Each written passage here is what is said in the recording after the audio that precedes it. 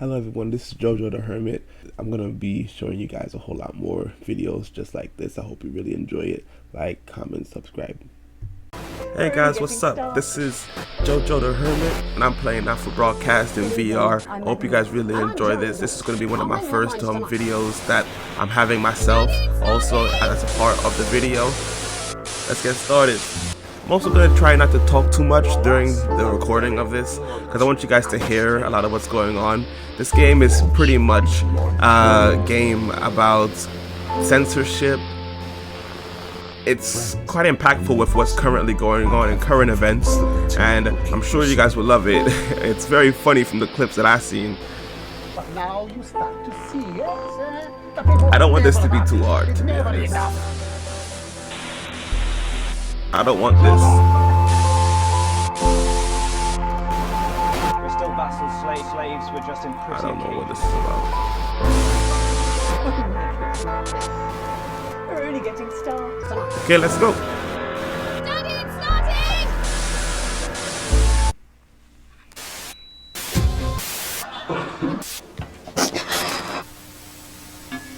That's all coming up on tonight's National Nightly News.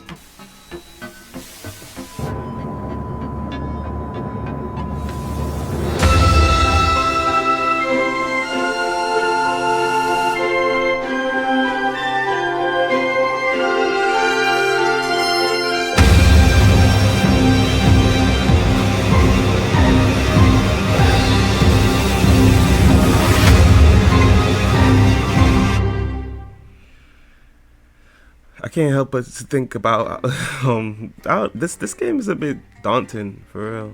I don't know what to expect going into this. Some people said that it was funny. Some people on Reddit said that it was scary. We'll just have to see for ourselves. Episode 1, y'all. Okay.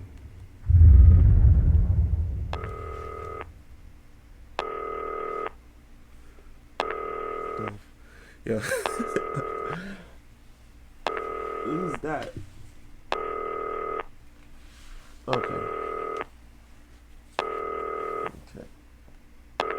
Hi David, I have a call for you. I'm just putting it through. Alright mate, Dave here. Listen, now I know you've only come in to clean up the place, but I've got a bit caught up, so you're gonna have to run the news tonight. Now don't worry, it's I'm a not janitor. hard and I'm gonna stay on the phone and help you. First, I'm gonna give you a quick tour of the broadcast room, so if you're not doing it already, look forwards towards all those screens. Right, look up at the top. That coloured bar is your audience. You want to keep the viewers going up and not down. Underneath that, you've got the screens. The one on the right is the broadcast screen. That's what the viewers are seeing at home. It's only a couple of seconds behind the master screen there in the middle. That's the one you control. Now, the 4 small screens on the left show the different signals coming from the studio, and you can choose between them using the numbered buttons on the vision mixer at the bottom left. Don't worry, I'll talk you through it and you'll pick it up in no time. Now, have a look to your left. These plugs control everything in the studio. I've left them set up for you, so provided you haven't fiddled with them, all you have to do now is throw the master trip switch and we're in business. Once you've got the power on, face the front again.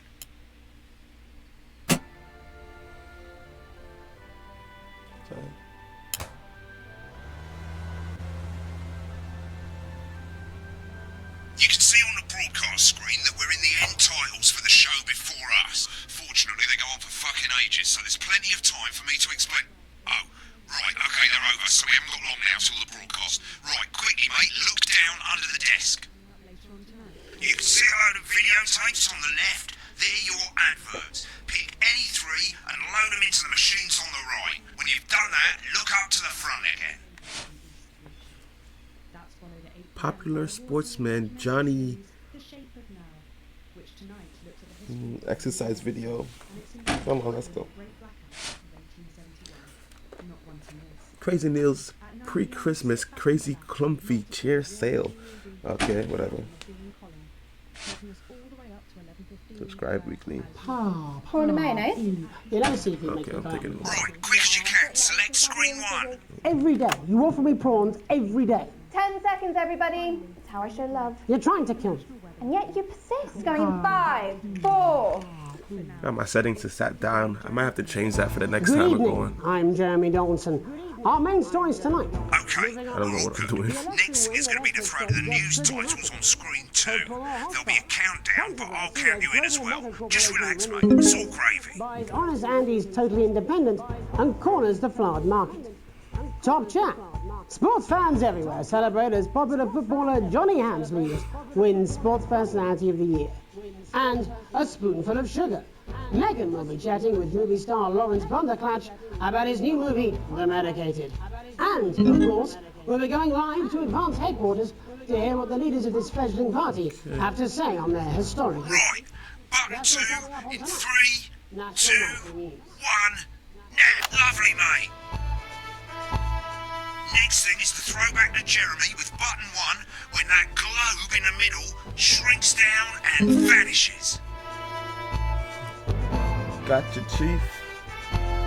Wonder which one he is. These guys look like a well set of lads, innit? I was in England for quite a while. Here it comes. Switch to screen 1 now. Lovely, mate. The votes are in and it's a decisive win for Advance. The landslide victory, with an astonishing 81% of the popular vote, is the biggest election win in living memory. Advance appealed to voters up and down the country with their bold promises of permanent change. But critics have accused him of a severe lack of actual policies and of being deliberately vague. The opposition parties have all conceded defeat to Advance's overwhelming mandate, but have yet to appear publicly. However, former Home Secretary... Right, it's going well. All you've got to do now is play the advert at the end of the segment. Make sure you don't play it too early or we'll all get fired. Now the clock at the top is counting you down to the advert. When it reaches 0, press one of the 3 play ad buttons over there at the bottom right. I normally play the first one Bottom at the right, first okay. break and so on, but you can play them in any order you Alright. want. I'll count you into it as well, but keep your eye on the clock. To hear the co-leader's acceptance speech. And 3, 2, 1, advert. 1 minute back, everybody. Jeremy, I need you to fill after the ads. What? Why? Wanker Snatch is running late. Oh, I thought I'd ask him about the election. Personally, I wouldn't try to confuse him with any big words. That's the same policy we use with you. I thought that was our little secret. It's all right, he doesn't remember anything I tell him. I'm deeply uncomfortable with your burgeoning friendship. Me too. Yeah. Build your collection week by week. And Hey, Well, let's yeah, go. we made it to the first ad break. You're doing great, mate. But this is where it starts getting a bit trickier. This next sequence is what we call a multicam sequence, because you're going to be cutting between multiple cameras to keep things interesting. A lot of it's down to personal taste, but here's 3 good rules of thumb. 1, try and keep the shot on whoever is doing the talking. 2, don't stay on the same shot for too long, 10 seconds at the most. So if you're on the person who's talking, try and throw in the odd reaction shot or pull out to the wide shot for a bit just to keep it interesting. 3, don't stay on reaction shots for too long. A couple of seconds is usually enough. Then the audience want to see who's doing the talking, yeah? Stick to these rules and you'll be fine. It's not as complicated as it sounds. You've seen programs on television, haven't you? Hey, what just They look happened? like Oh my those. gosh, you guys did not Might notice as well get that. screen 1 selected now. No need to wait for the broadcast to start. Try and stay ahead, mate. Quiet in the studio. your crunchy cubes. Thank you so much. There's a lot of talking in this game. It's giving me a hard time trying to concentrate, to be honest, you guys. Going in 5. Hope you guys like, comment, 4, subscribe. I gotta 3. click on one of these screens. I'm gonna click on homie. Welcome back to the National Nightly News. Later we'll be hearing from shock election winners Advance. But first Get up, ready to go to Megan on screen 4. is here with a star of both stage and screen. Megan? Thank you, Jeremy. Megan Wolf, culture correspondent. And today I have a guest who starred in everything from Shakespeare Right, to go to Blunderclatch on screen 3 when she says his name. by none other than Lawrence Blunderclatch. Thank you so much for coming on. Oh, my dear, I do hope you believe me when I tell you that being with you here today is among Switch to 2 for the wide now. May I say, having you here with us is among ours. Right, now just try and This is stay on trippy. whoever's talking. Latest movie, which is called The Medicated. the medicated. Yes. Wow, what was that like? Well, as I said to Peter at the Rat, That's Peter Jensen, the director. Give us a look at Megan's He's reaction. a wonderful chap. He really Lovely. is. Now back to Thunder I've worked with Twat. him on several movies, all terribly successful. Reaction. I said to Peter, what a wild ride this has been. And you know what, Megan? I really meant that. Wow, that is fantastic. Get back to who's am I right in talking. saying that Oh, the shit. character you play in this movie is quite an academic one? Absolutely right. A scientist. Was that a challenge at all? What exactly are you implying? But seriously, yes, you're right. It was a complete departure from my last starring role when I played Sergeant Brock Rockman in Bullet Man. You'll remember that that was the true story of one soldier's fight for a love that surpasses all else. A love, of course, for freedom.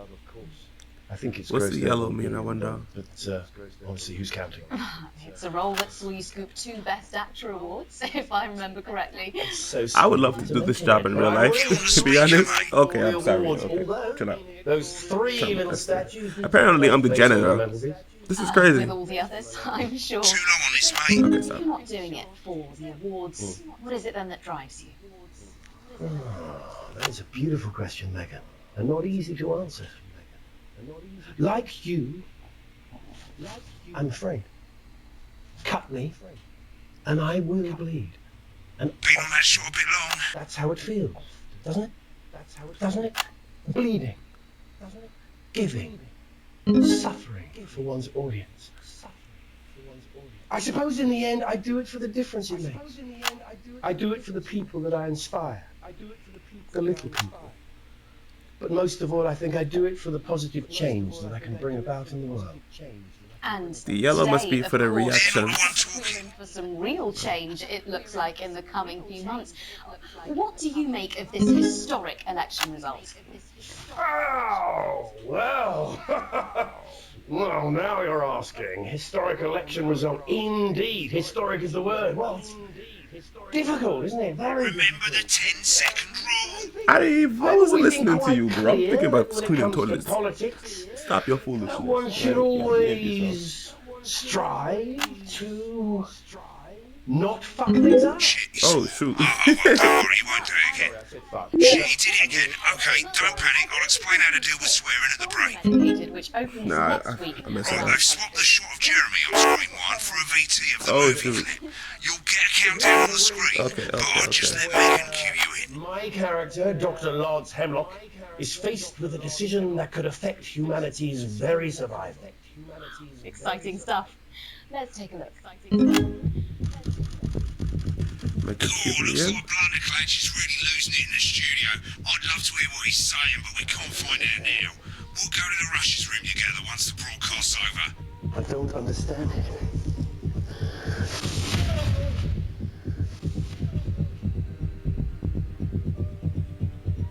It's not your fault. You think I don't know that?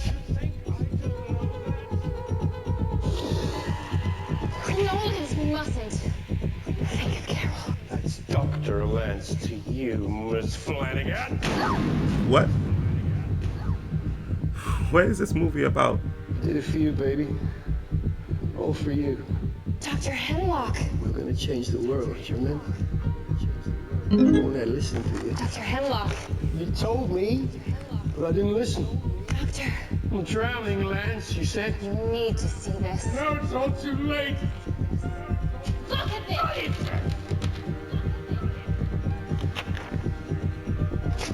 The virus. The sterility. This formula. This is the key. We could stop it all. Yes, we could stop it all. We have to ask ourselves. At the end of the clip, you'll want to play another ad. Remember to use the clock at the top to count you in.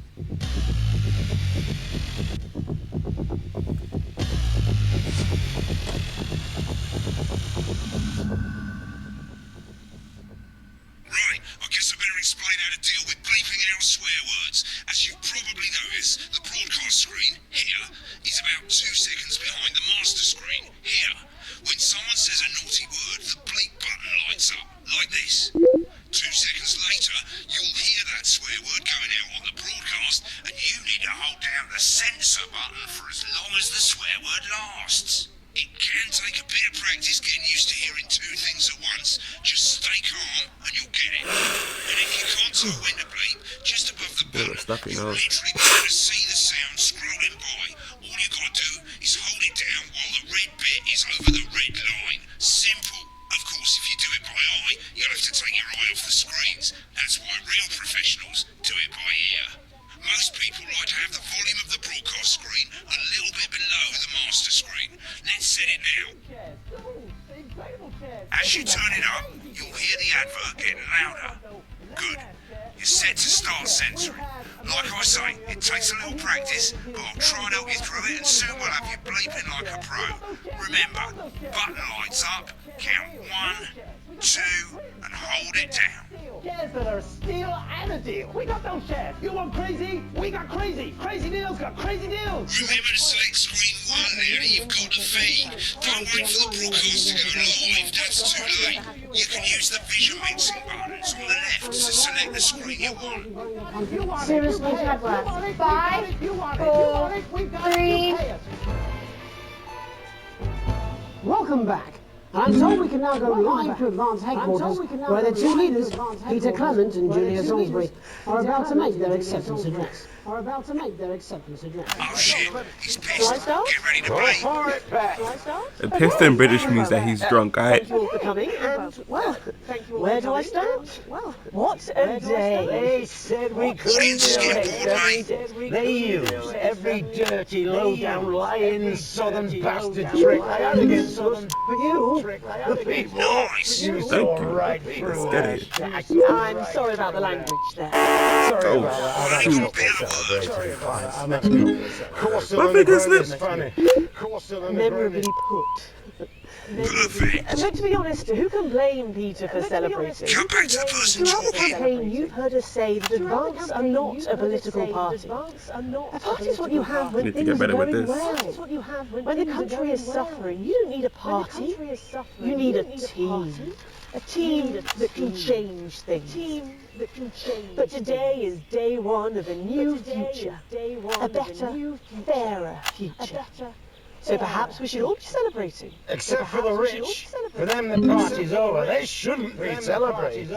They should be putting their shitting pants on and opening their dusty checkbooks.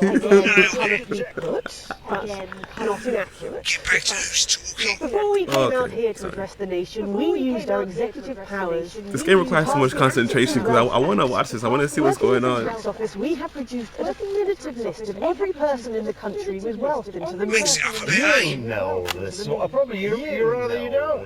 Because the likes of you and me are not welcome in their gated community. Tomorrow we will be introducing a sweeping reform of the tax system in this country. No more hiding wealth offshore, no more trust funds or creative accounting. A simpler, fairer, unavoidable set of tax laws. So all you bastard public like they're talking about- snobs have got no It's like they're talking about communism. And earlier today, we revoked. Can't invest in money, that's crazy. You want them back? You want Give us a to reaction like you shot. threatened before the election. That's fine. But first, you're gonna pay us. You're gonna pay back. Advance are going to turn this country from a nation of warring individuals into a team. To properly fund health and education. To raise the living standards of us all. The pundits said we'd have to raise billions. But you'll see when we've reclaimed what's ours, that's absolute ferret shite. So for you, He said. The people who pay you a pittance to serve them drinks in their private That was clubs. good. The people whose children you Nah, this job is something.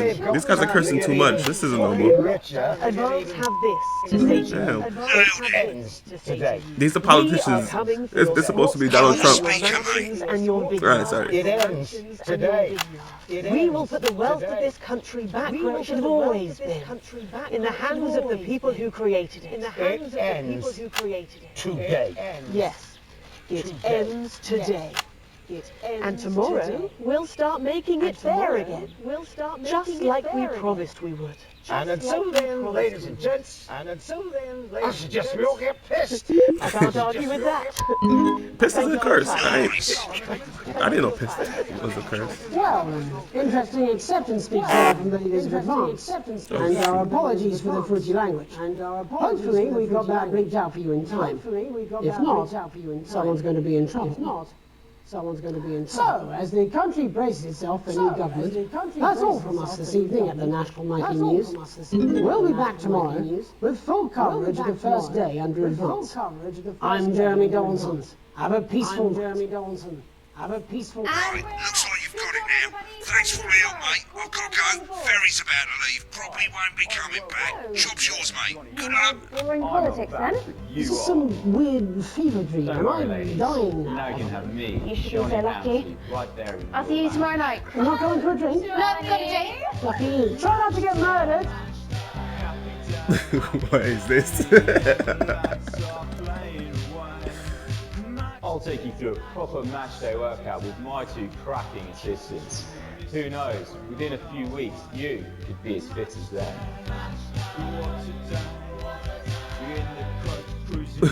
I'm sorry, but what is my watching?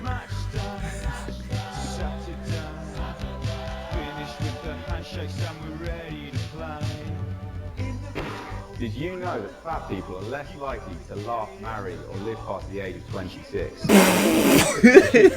Nah, chill. You said 26. That's crazy, bro. Johnny and your VHS slot.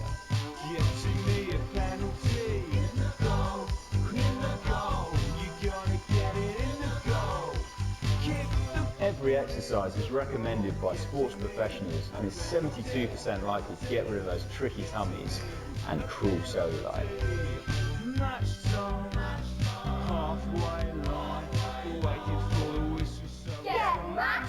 Yeah, they put a lot of work into this. I can't lie.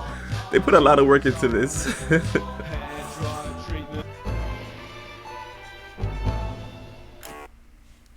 the program's finished, you'll get a broadcast report. It's 3 pages. This first page shows you how well the broadcast went.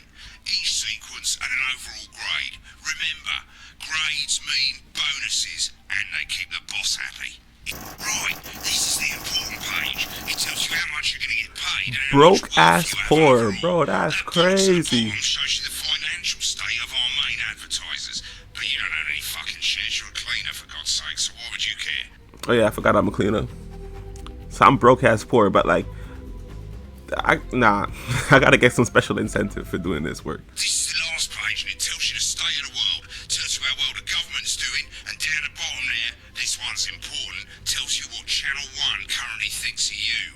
In other words, what the boss thinks. I think I'm doing good. Not bad. Alright, mate, welcome to the archive. This is where you can have a quick look back at what you've done and how it looked to the public. There's 3 sections, broadcast rushes. It would be nice if I could walk through this place. I can't walk in this environment. Yeah, I'm gonna have to edit some of that out. It's just a little tutorial. That scared me. Where's my furniture?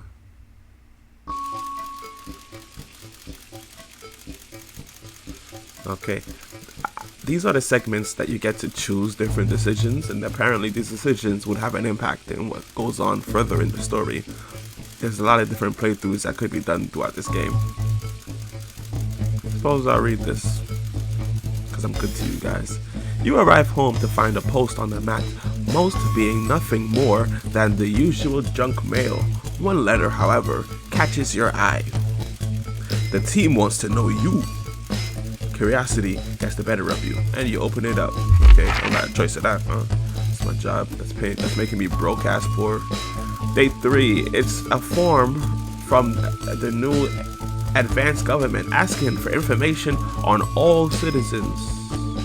The first page is filled in already. Your name, your spouse, your children. So they know this. Well, you lose. At least they got the basics, right? The rest of the questions are left for you to complete. They appear to be mandatory. Question number 1. Upon starting the new job, you would Upon starting a new job, you would be friendly and introduce yourself to your new coworkers. Be productive and get to work immediately. Ease yourself in and orientate yourself with your new workplace. Reminisce with friends about old jobs.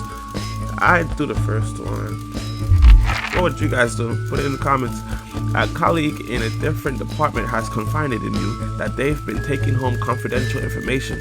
Now, a file of minor importance has gone missing. You would. See, this is one of those trick questions. Help your colleague cover up the violation? Of course you wouldn't. Recommend that your colleague reports it? Maybe. Promise your colleagues that you won't tell anyone. Report the violation to your supervisor immediately. It's kind of obvious, guys. They want you to be a snitch. An entire department was fired today for consistent underperformance. Your boss has put in place new targets that are significantly higher than the previous ones. You would leave work on time, stay late to ensure you hit the first deadline, I'm sorry for laughing. Leave work early and head to the pub to chat about the changes with colleagues. This is so British. Leave work early and head home to see your family. Okay, let me see the context of this. An entire department was fired today.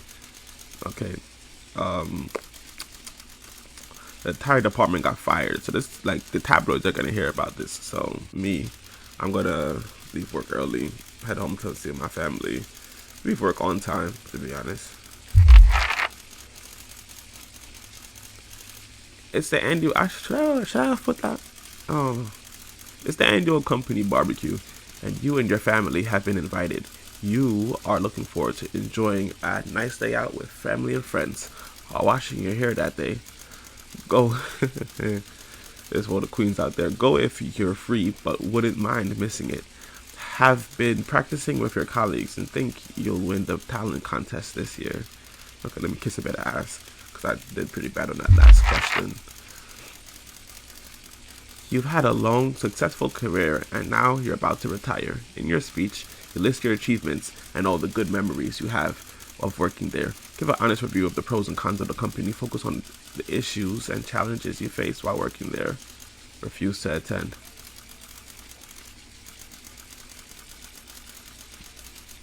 Okay. In your spare time, you like to relax alone, doing things like listening to music and making models. Attend political rallies and stand up for what you believe in. Encourage and support your children with their hobbies. Play in your local sports team.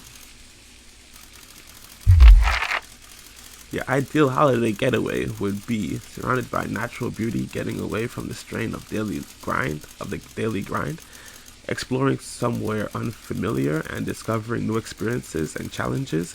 A structured day out at a theme park, bursting with thrills and attractions for you and your family. A romantic getaway with your partner in a tropical island paradise. Yes, please. It is most important that the government keeps people... Okay. What's this about now? This is trippy. Why y'all want to know this? It is most important that the government keeps people... Please, guys, put a comment down on what you believe the government should do for the people. This is tricky. I look at the suggestions and it's saying, should we all be equal? Yeah, for sure. Most important. Should we all be equal? Should we all be happy? Should we all be free? Should we all be safe?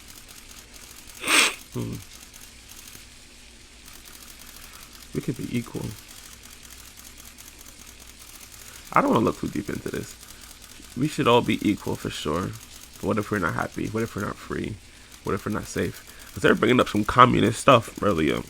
I'm telling you. I work for these guys though. That's the dilemma. This is such a British, like, decor. Let me move on. Thank you for your cooperation. Sign my name. Sell my soul once again. Okay. Day 4. Wait, you skipped all them days? I thought I was going to be having fun. What's going on? It's late. Let me read this again. Day 6 at Family Matter. It's late. Sam and the kids have gone to bed. You're just drying up a favorite coffee cup, a worn out souvenir of your first trip together. The prints faded by the goofy face still making you smile. Prints faded, but the goofy face still makes you smile. I knock on the window. Whoa, okay. There in the garden, clutching a gaudy neon green suitcase, is Chris, Sam's sibling, who I suppose is my wife. As soon as you let them in, they sit at the kitchen table, visibly stretched. Chris takes a deep breath. I'm so sorry for bursting in so late, Alex. I must be Alex. Chris stammers. But I need a favor, and you're the one. The only one I can ask. No problem, what's going on? Are you okay? Should I go get Sam? Don't seem like he wants his sisters to know that he's here. Why he knocking on the window like this? What's going on, man? You must have seen all this crazy advanced stuff. The Assets to Wealth Act, they're calling it. The Assets and Wealth Act, they're calling it. Taking people's hard-earned money to fund the lazy. It's BS. You've never seen Chris this agitated. I'm not saying the top 1%. I'm not saying the top 1% or whatever don't have stupid money, Chris added hastily, but they can't afford it. People like me, we're going to lose everything. That's awful, but I'm not sure how I can help. You were always the well-off one in the family. I'm sorry, but taking from the rich to help the poor doesn't sound so bad.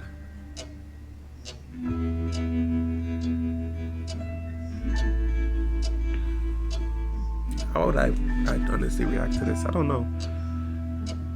That's awful, but I'm not sure how I could help. Yeah, if they're taking away everybody's assets, I'm not sure how I could help him. He got money, he can help himself. I'm sorry, but taking from the rich to help the poor doesn't sound so bad.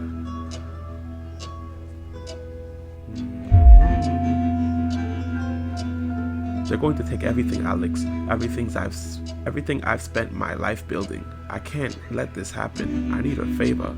Chris's eyes find the floor tiles. I need to borrow your passport, my friend. I'm trying to go on vacation with the fam. Stop it. My passport? Why? For real?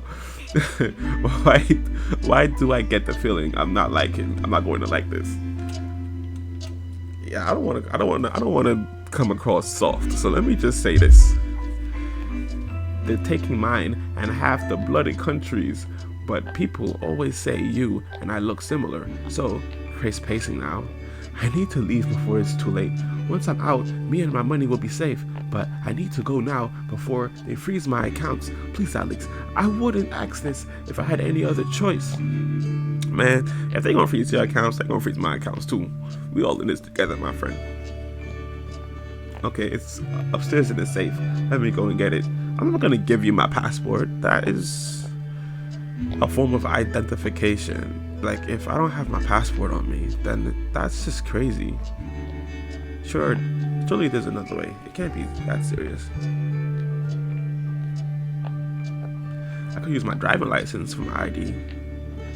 If he gets his passport, he could leave out of here. But this, like, things are getting a bit rough. Let me help him out, perhaps. What's gonna happen now? You climb the stairs to your bedroom, careful not to wake Sam, who is cocooned in the duvet. As usual, duvet is like a blanket, guys. You open the wardrobe, unlock the safe, and retrieve the passport. A sleepy voice breaks the silence. Alex, what's going on? Nothing, sweetheart. Don't worry about it. Go back to sleep. Chris is downstairs. They're leaving the country, and they need my passport to do it. What? I should tell her.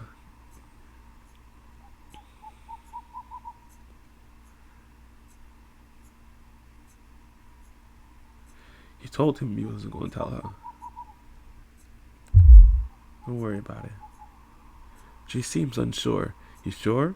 What are you doing in the safe? So look like I'm trying to leave, man. I'm trying to run for the hills. About to head west. I'm sure it's nothing. Don't worry about it. Oh, I'm sure it's nothing. Don't worry about it. I'll be up to bed shortly. Chris wants to borrow my passport to get out the country. Seems they're going to lose a lot of money.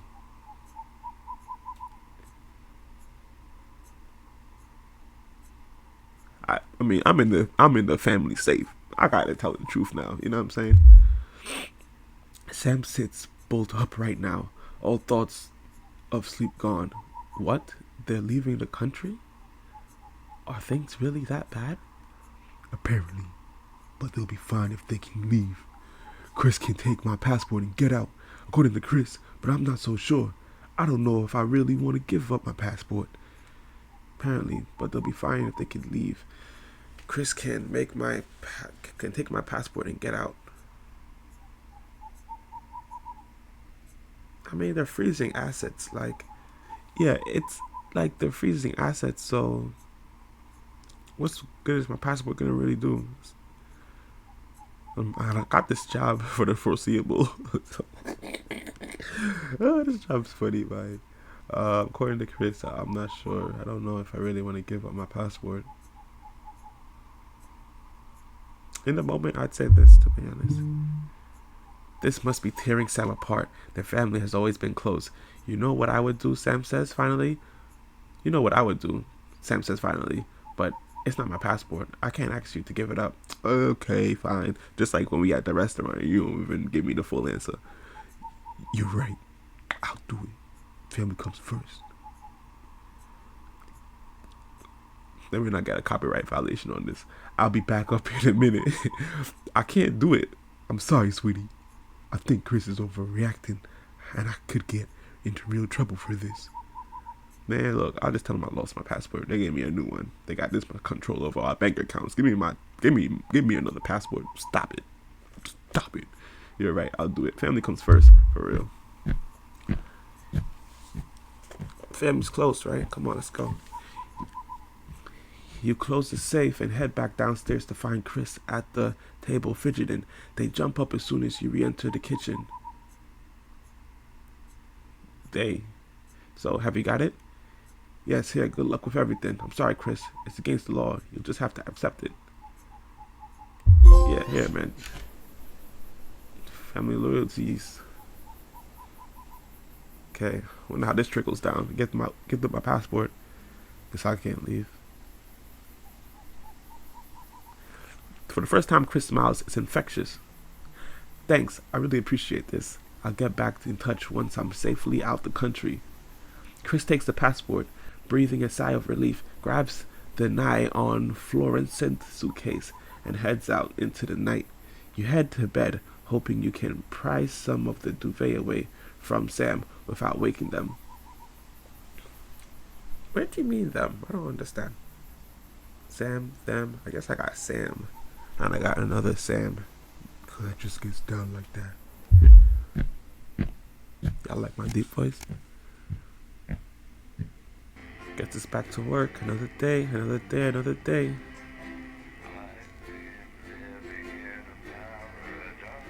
That's a weird song. Oh.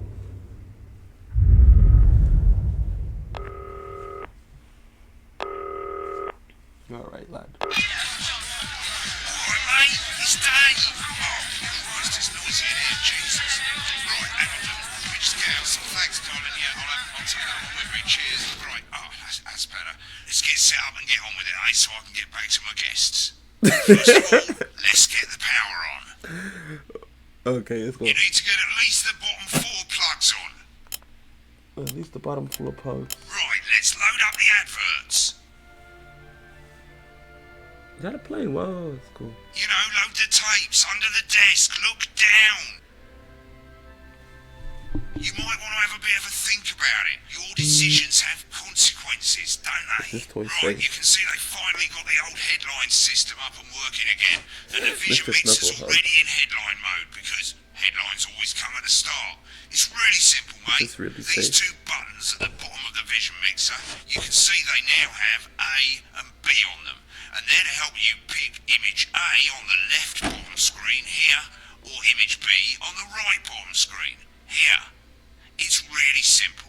This little clock here will count down the number of seconds you have to make your decision. Provided you make a decision in that time, you're fine. And you can change your mind as much as you want until the clock reaches zero. But if you don't make any decision, you'll be fired before you even get to make another choice. I just want to say one more thing, mate. The pictures you choose to show of these people, well, that's how the public is going to perceive them, and that's going to affect their lives. So like with the adverts, choose carefully. No, And we're off. Good luck, mate. If I get time, I'll call you back in the next break. Yeah, I'm coming, darling. Yeah, he's like, yeah, coming, darling. Right, this is my job now. Okay. Got an advert inside. 10 seconds, everybody. Not the best source of consumer advice then. Don't blame me when it explodes. Going 5, 4, 3.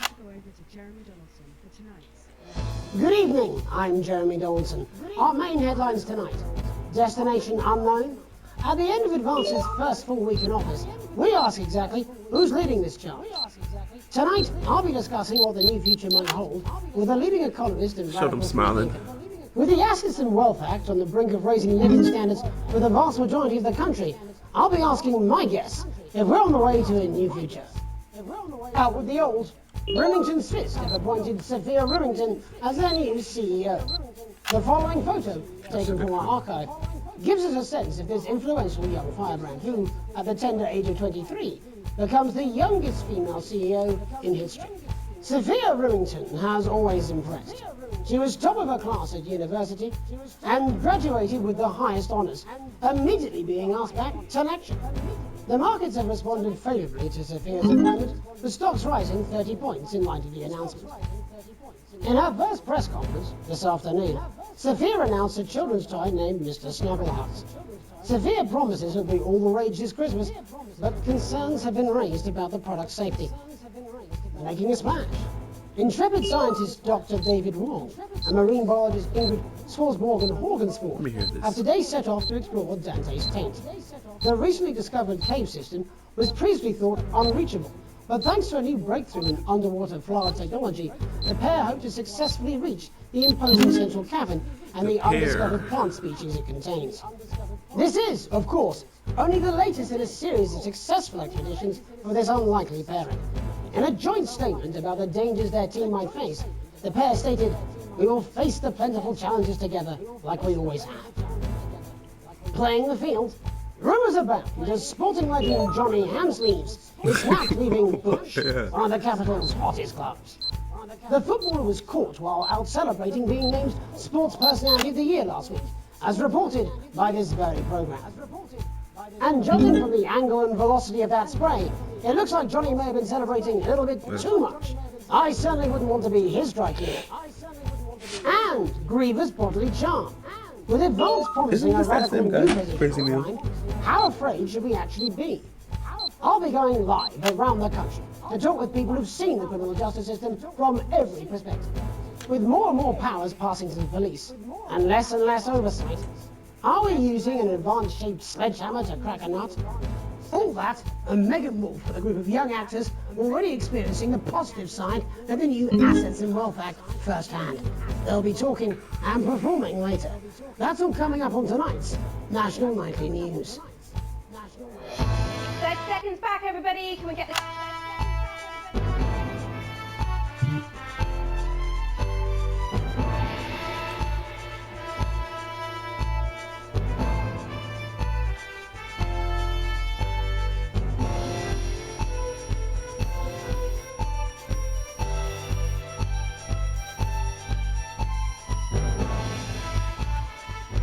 Alan James is right.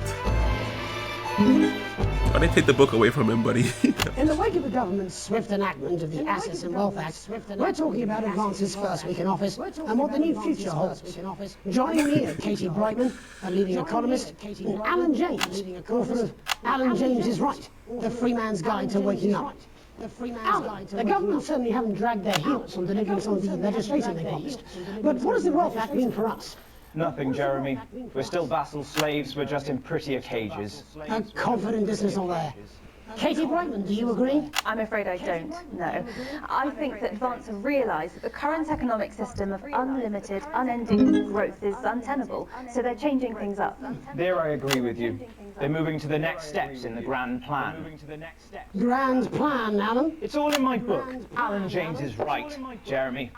We're to become the great herd. Ignorant, sterile, and short-lived. That's what they want. Or perhaps Advance have just realised that if we carry on the way we are, we will destroy ourselves and this planet in a mad orgy of consumption, if you'll excuse the colourful metaphor. Yes, orgy is the right word. Only it'll be the overlords having an orgy on our poor broken backs. It's all Alan James is shamelessly self-promoting. Katie, how do you think the rest of the world responds to this new approach? I think they're He's watching tight. carefully. Advance are the most destructive Why do you threats take the his world book power again? That's has crazy. since the last Great War. Yes, Katie's right. War is inevitable. Thank you, but that isn't And this what will not be a war like we've ever seen before. We're talking millions of deaths. We're talking high-tech weapons that can level entire cities. We're talking... Out of the wrong orifices? Mock me all you like, Jeremy, but when they murder your parents and they poison your food and they take you away to their camps for hypno-brainwashing, we'll be laughing then. That might be a great way to sell books, Alan, but you know full well that isn't going to happen in a democracy. Democracy is dead. Yes, Advance are radical, and change is always frightening, but the truth is that the Wealth and Assets Act has made more than 90% of the population wealthier, and is on target to produce a permanent end to poverty. Bollocks! But what this young lady doesn't understand, Jeremy, is that these are the same people. Maybe they've rebranded, but it's all a little circus act to keep us from seeing the talent behind the curtain. That's where you're wrong, Alan. For a start, they've mobilised the youth vote like we've never seen before. You say mobilise, I call it grooming. The grooming of an entire generation to walk happily into eternal bondage. They're like pedophiles. But based on the facts, Katie, what are your predictions? The Assets and Wealth Act is only the first step. Advance now have a historic budgetary surplus, and as well as properly funding our public services, they're already funneling unprecedented amounts into scientific research and the arts. Or, as I call them in my book, Frankenscience and opiates. Like opiates, see? Can we get back to the issue at hand, please, Alan? This is the issue. It's all coming from the water, the chemicals. They're pumping it full of belief juice. Don't get me wrong, I want to see these changes, but only if they're sustainable. If Advance lose their power after spending half of I feel like Home's saying something right though, but that could be this is a bit stupid. But he got a book called Alan James is Right. About their puppet show. All right, we're running out of time. Quickly, Alan, what does the future look like to you, Alan? A bleak space where we've all been figuratively sodomized into submission. Of course. Katie? We might be on the eve of a brave new world. God knows we need some change, but we need to be cautious. Yeah, she's the op. He's a good guy. Two very different visions of the future there. Alan James, Katie Brightman, thank you for joining me. When we come back, I'll be investigating law and order before Megan meets some beneficiaries of the Assets and Wealth Act. That's all coming up tonight on the National Nightly News. 1 minute back. You know, I think they might do some good. I hope so too, Jeremy. How much are you being paid by them then? Shut the fuck up, Alan. I've never heard so much shit in my life. Well, we'll see who's full of shit, won't we? Alan, I can explain it to you, but unfortunately I can't understand it for you. Well, I don't know what she meant by that. Ups and downs to help make things. Alright, mate, Christ, I'm absolutely fucking fine, I tell you. How's it going, actually? Fuck it, I don't care, I hate I gotta eat on this. Oh, bloody hell, I love this tune, though. Alright, mate, see you later, bye. Shit, you will. She's good. You know she is. I've got a word in, that's all I can do. 10 seconds, everybody. These little junkies go to the big bird, caught you with water. If that sticks, I'll destroy 5, 4, 3. Welcome back. In our second segment, we're going to be taking a deep dive into the state of law and order in our country. Advance have already tasked what they are calling a solutions team to move this serious social problem to the top of the list. Tonight, we go behind the headlines to meet the people who live with the criminal justice system every day of their lives. First up, we have Gregory Judge, a lawyer who sees the problems close up on the front line. Can you hear me, Gregory? Yes, I've got you, Jeremy. Thanks for having me. What's it like on the front line of the hard face of the cold hand of justice? Well, as you can imagine, Jeremy, we are massively understaffed in this country. We're working every hour we can just I thought they got too much staff, yo. on our desk. Which must affect the quality of That's why they got folk 150 years old getting Social Security. Jeremy, there just simply isn't Yeah, enough vampires being on done Social at a Security, systemic yeah. level to relieve the problems. It sound like Adam James, Ministers. Jojo the Hermit, right? What are you doing?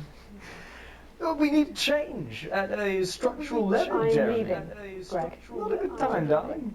It never is it? I'll be at my mother's. Wait. No, the problem isn't a local one, Jeremy. It's nationwide. Just give me 5 minutes. I'm talking to Jeremy Thomas. And you picked this time in? That's crazy. No. Well, the affairs of the Justice Department that we should be concerned about. Hello, Mr. Donaldson. Hello, Mrs. Judge.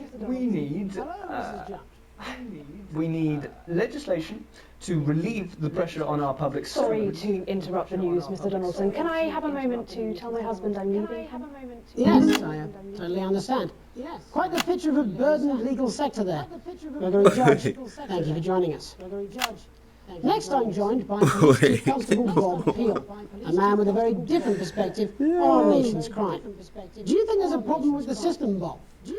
I'm sure we all do, Jeremy. I'm sure we all long for a return to the days. Staying concentrated on this is too much. I wonder how the person felt when Will Smith slapped Chris Rock in the face. Without the risk of being terrorised by some thug with a knife. Or gosh. So you feel the streets simply aren't safe anymore? Where have we gone wrong, Bob? Well, that's not a simple question, Jeremy, but I think it all comes down to moral decay. We've diluted our culture and lost touch with what it means to be a citizen of this once great country. Also, as the vicar noted in Sunday's sermon, we probably shouldn't have banned hanging. And to what do you attribute this moral decay? So like a true pink man. Mainly. It's all in the Bible. Look, Leviticus clearly states that... Oh, bugger, hang on a moment. It's like Kendrick Jeremy, Lamar bloody now. Gibbs escaped. Delia, could you give me a little help, please, dear? Yo, what is... As I was saying, Bro. Jesus didn't like immigrants much, did he? And just to be clear, you think it's the immigrants who are responsible for the moral decay? Absolutely, Jeremy. Back in your box, Clive. Back in your box. Delia, I really could use a little help with this. Oh, sorry, darling. I was saying I shouldn't have been that. watching this. So why am I... I'm sticking to my job to such an extent. Back in your gift space. And whose responsibility is it to make a change, Bob? I'm sticking to my job to such an extent. God, this is crazy. How can you post this shit? Hold on just a moment. Oh, Clive, this simply won't do. Naughty, naughty, naughty boy. Mummy said... Clive, I am not having this again. Mummy said, get back in your gift space. Naughty, you beast cut. As I was saying, Jeremy, moral decay. Crime is the responsibility of the criminal, no one else. Look, everyone has a sob story, but we don't all end up as barbarians, do we? Look, when our daughter Alice comes home with an A-, does she go on a killing spree? No, she takes 3 of her pills and hides under the stairs like a normal child. Thank you, Bob. Bob Peel there. Really locking down. What is this? Yeah, it's too much. And finally tonight, hopefully uninterrupted, it's time to get to the heart of the matter. Tony Dawson has recently been released from prison after serving 3 years for aggravated assault, burglary and menacing a swap. He's agreed to talk to us today, which is also, I believe, his birthday. Many happy returns, Tony. Cheers, Jazz. Call me Titwank, Tony. Everybody else does. No, I'm not going to be What doing he said? that. What he said? Tell us what it's like in prison, Tony. Titwank, Tony. Prison's a mixed bag. Structure's quite nice, but it's a constant battle against institutionalisation, as you can imagine. And obviously, Titwanks are quite hard to come by. I'm picking up that you're not alone there, Tony. Bro, Titwink. You talking about getting a titty job, bro. A bunch of lads. Okay, well, we're trying to get back to that party as soon as possible. Titwink Tony. First, let me ask you this. Do you feel the time spent in prison Tit wank. I have not heard that term, yo. Tit wank Tony. I don't think it's as easy as that, Jez. Easy now, lad. Sopen! I think asking that is an oversimplification. It sounds like it's getting quite busy there, Tony, but let's try and soldier on. Since leaving custody, have you been able to find a new job? Yeah, all the boys are here. Big Chris, Little Chris, and Vampire Chris. This one, yeah? Yep. 1 sec, love. Plays on the news. 1 sec, love. Rehabilitation's difficult with the current system, Jez. Nah, this is crazy, yo. Inherently unjust. This is crazy. So, do you feel tempted to... I'm sorry, who's this guy? You are joking. Chrissy Free Bollocks has only got Mr. Fancy, oh. Not now, fellas, I'm on the news. It seems like we've caught you at a bad time. The little boy? Nah. It's getting a bit busy here. He's still laughing. Yes, we seem to be losing the signal here, Tony. Fucking way, lad. Whoa. Well, we're just trying to get that signal back. I think we... Yes, Tony? Tony, I think we're listening for 2 seconds. How does this happen, Tony? Can you hear me? Well, we seem to have lost our train of thought there a little. Hopefully you, the viewer at home, have managed to gain a broader understanding of the serious and complex issues around law and order. After the break, Megan will be live with some plucky young thespians. Don't go away. We'll be back after these messages. 1 minute back, everybody. I ain't got long and I'm quite drunk. It's been a great night. In this next section, there's Too much going on, yeah. I'm overstimulated. This is too much. Hey, let's go. On the Vision Mixer, and the public will love that. Don't worry if you don't know, you won't get punished for it or nothing. Just try and stay in the groove. Also, one last tip: when the music starts, turn down the broadcast volume. Right, enjoy the music bit. God, I love music. God, I'm so pissed. I think I might go and throw up in a bit. Yo. 10 seconds, everybody. That's too funny, bro. Going in 5, 4, 3. Welcome's Black, I'm Megan Wolfe, and on tonight's Culture Spot, I'll be chatting with one of the first beneficiaries of the Assets and Wealth Act, a team of inspiring young people from Scritchford Sixth Form College, who today received a grant from Advance to take their play, They got them all in that little tiny couch. on a tour of local secondary schools. Welcome to you all. Well, let's start with you two, Harriet and Charlotte Winstanley-Hamilton. Girls, you must be thrilled. We are, Megan. We're overwhelmed, to be honest. And I believe you two are sisters, is that right? Yes, Charlotte's my oldest. I'm the older, more popular one. I'm joking. Harriet and Trey were really the ones who came up with the whole idea. So, Harry and I were shooting the breeze in the cafeteria, and I said, hey... Shooting the breeze? What do you mean by that? So I went to look for a drama teacher. But she's been laid off due to budget cuts.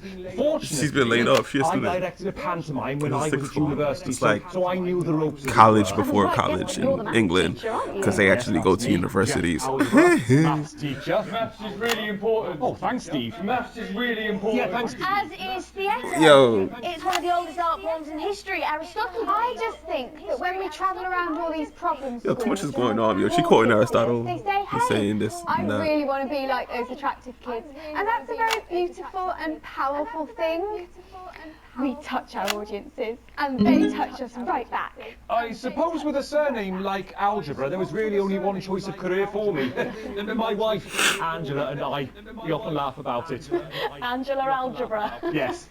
Angela Algebra. Yes. We just want to bring a bit of song and joy into people's lives. And teach people about the difficult issues. The issues in the play are what really matter. And I think you're going to be showing us an extract from this play, aren't you? That's right. To put into context, I play a young first year who's having some troubles at school. Her character doesn't actually have a name, yeah, because in a way she's like all of us. It's like a metaphor. Maybe she's you at home, or like maybe she's you, Megan. Maths is really important. Yeah, thanks, Steve. Put it in, coach. Yes, thanks, Megan Steve. face. Right, Right, well, I'm going to have a little This chat game with is funny, you yo. while you run off and get ready. I can't wait to see it. Nah, it's hilarious. That's it, that way. So, Jeff, when did you first hear about the grant? 2 days ago, a letter from Advance arrived at the school. Now, the headmaster thought it was all a prank, but his secretary retrieved it from Promise the bin not to say and too brought it much. to Just me. watch this. How did you react? I also threw it in the bin. But then, Harriet and Trey rescued it, and they rang the number at the bottom of the page, and next thing you know, we're on tour. Wow. Well, I think we can all guess which way you'll be voting from now on. Do you know what? It's funny, because Angela and I don't usually vote. We're not very political. I'm a mathematician, of course, and she's a paraplegic, mainly. But we did used to watch that Peter Clements DIY show back in the day. Right, guys, I just want to say certain things should really not be laughed at, right? But I'm gonna give one special exception, okay? If you're in England and people are doing something known as British banter, it's supposed to be funny. So this guy said his wife's a what now? And so we thought, why not? Let's have a go with this whole democracy thing. Okay. And here we ballywell are. Good stuff. Fucking brilliant! So, let's have a look at a short section of Hey, Friendship. Missed that one.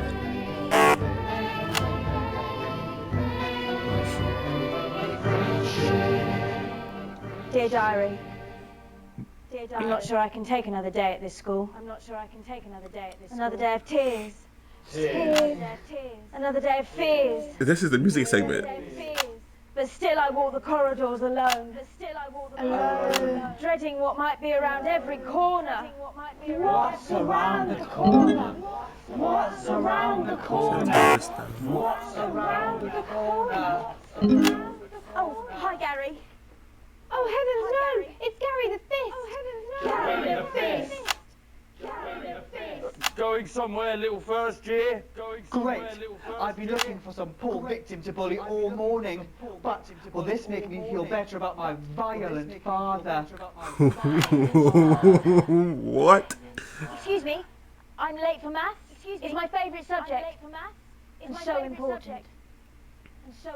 Maths is important. Maths is for losers. What? Maths is for losers. My arm's stuck, coach. Keep going, for fuck's sake! Right. Oh my gosh, bro, you're the teacher. Stop it. Now, give me your lunch money. Like, I don't expect these guys to curse, bro. Why am I truly What kind of society is this? Not today, Gary the Fist. Not today. What do you mean not today? Who are you? What do you mean not today? My arm's Greco. Brilliant, keep going. Right, who are you to stand up to me? I'm Gary the Fist. And you're just a sad little girl with two gay dads, who's all alone. That's where you're wrong, Gary the Fist. These are my two new friends. Vanessa is captain of the netball team. Yeah! And Blake owns a motorbike. Yeah. Wait, sorry. But I can't fight all three of you, and I don't have any friends of my own.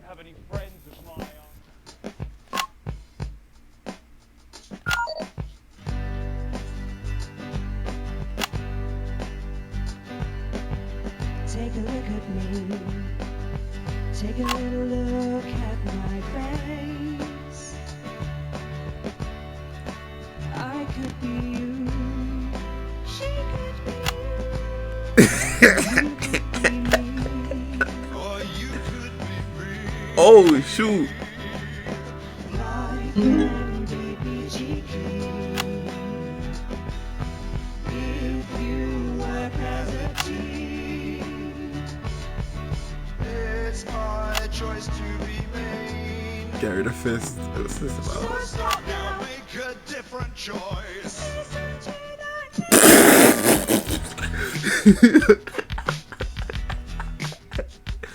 Hey, listen up, I won't take no crap.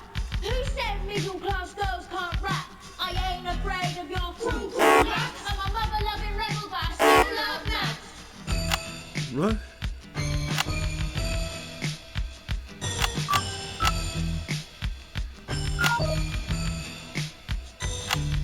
Hey, kids, I'm Gary the Fist. People think that folks like me probably shouldn't exist, but that's just prejudice, and I'd do better if you knew the way that I became Gary the Fist. I'll keep that in nicely.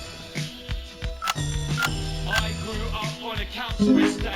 The park was hip, but the flats weren't great. My dad used to come home drunk and late, and he'd hit my mum for dinner, he had to wait. Bro, that's chill out. My dinner? It's not ready. Where's my dinner, woman? Don't make me ask you again. Hitting women is wrong. Facts, thank you. I guess life's pretty hard on a council estate. Life's pretty hard on a council estate. Life's pretty hard on a council estate. Life's pretty hard on a council estate. Life's pretty hard on a council estate. Life's pretty hard on a council estate. Life's pretty hard on a council estate. It's so damn hard on a council estate. Life can be peachy. Yeah. If you Just work as a team. it's your choice to be me. What's this about? I don't know. Nah, homie can sing, bro.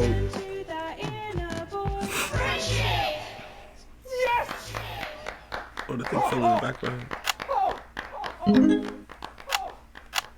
Well, thankfully that's all we have time for tonight on the National Nightly News. Join us tomorrow night for all the headlines from across the country. My name's Jeremy Donaldson. Have a peaceful night. And we're out. Oh, that was brilliant! What the little fuck was that? That was art. Yeah, that's funny. I've got a 14-inch cock, but I think it's so.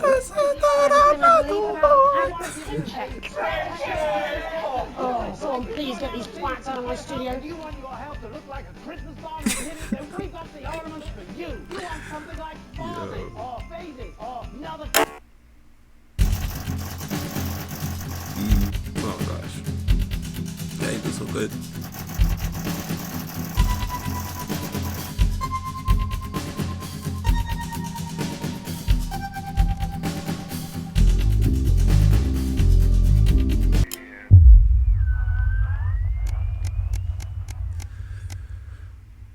Another story or a late night? Another story. You get to the theater slightly early and Sam's already there waiting, dressed to the nines. You smile widely as you join hands and take your seats in the private box. Why did that guy who just sounds sung? I don't know if y'all heard that faintly. But this guy singing, he sounds like that guy.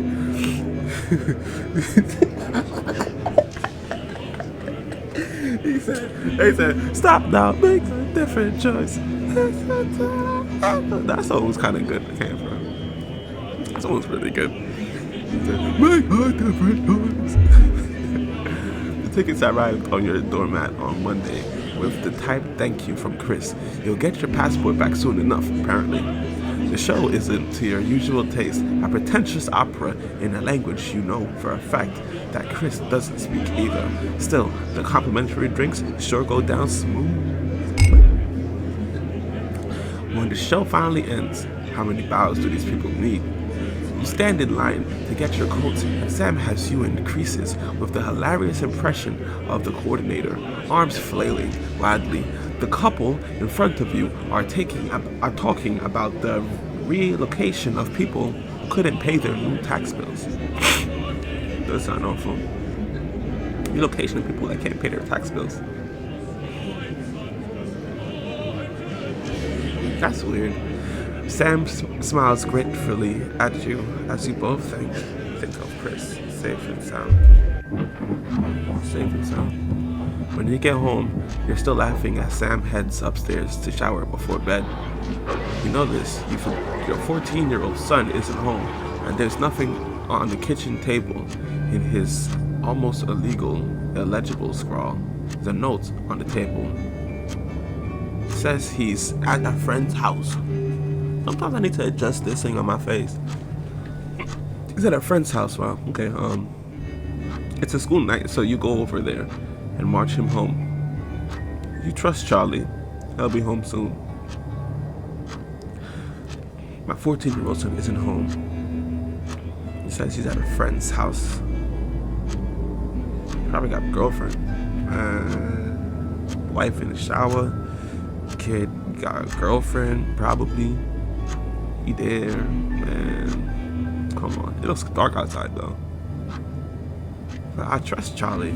That's my son, I trust him. It's one night. He got to start taking responsibility for his own decisions sometime though. What's the worst that could happen? I don't like how that sounds. Anyway.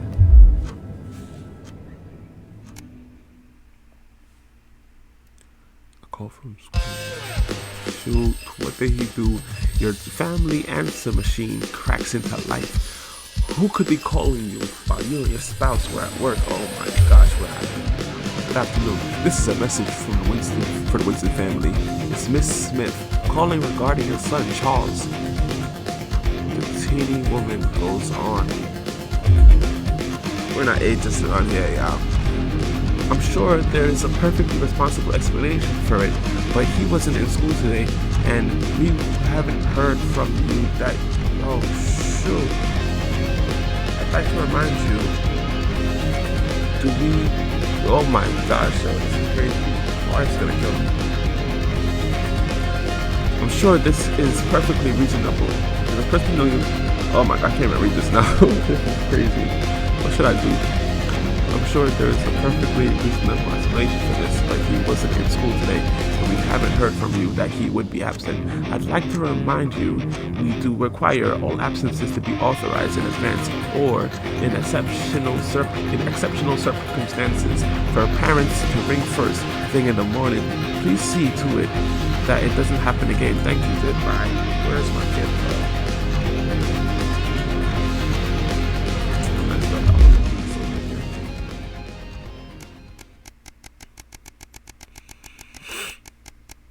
Where's this kid? Oh, I messed up. You're leafing through the pile of accumulated posts.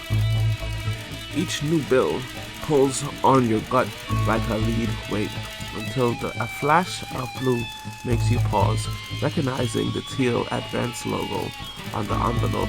You tear it open. Dear Winston residents, this is your second reminder letter regarding the Assets and Wealth Redemption Scheme. Please submit your passports to your nearest government office as soon as possible in order to register for the scheme. You cannot receive your share of the national rebate without submitting these documents. We're going to be having a rebate. You know there would be consequences, but that doesn't make it any easier. Where's my kid, bro? We work as a team, and we are rewarded as a team. Forward together. Julia Salisbury. Peter Clement. Oh, that's them folks, bro. Bro, where the hell is my kid? Let's just say that's all that matters.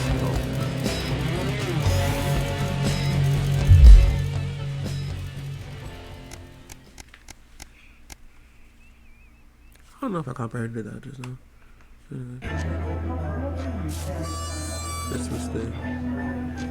Tight Christmas. You can't help but crack a smile as you look around the table. The snow has settled on the grass outside.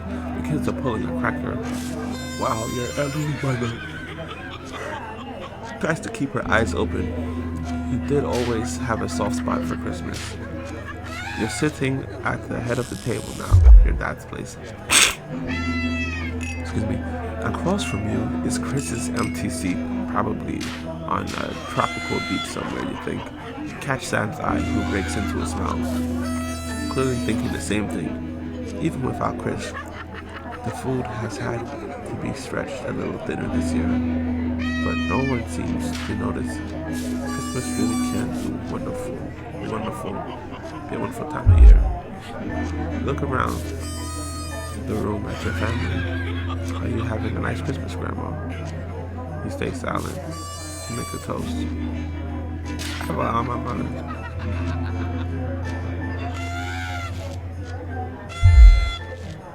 The mother, in an increasingly rare moment of clarity, looks towards the empty seat before speaking. Sam, is Chris not coming? He winked as he passed Charlie.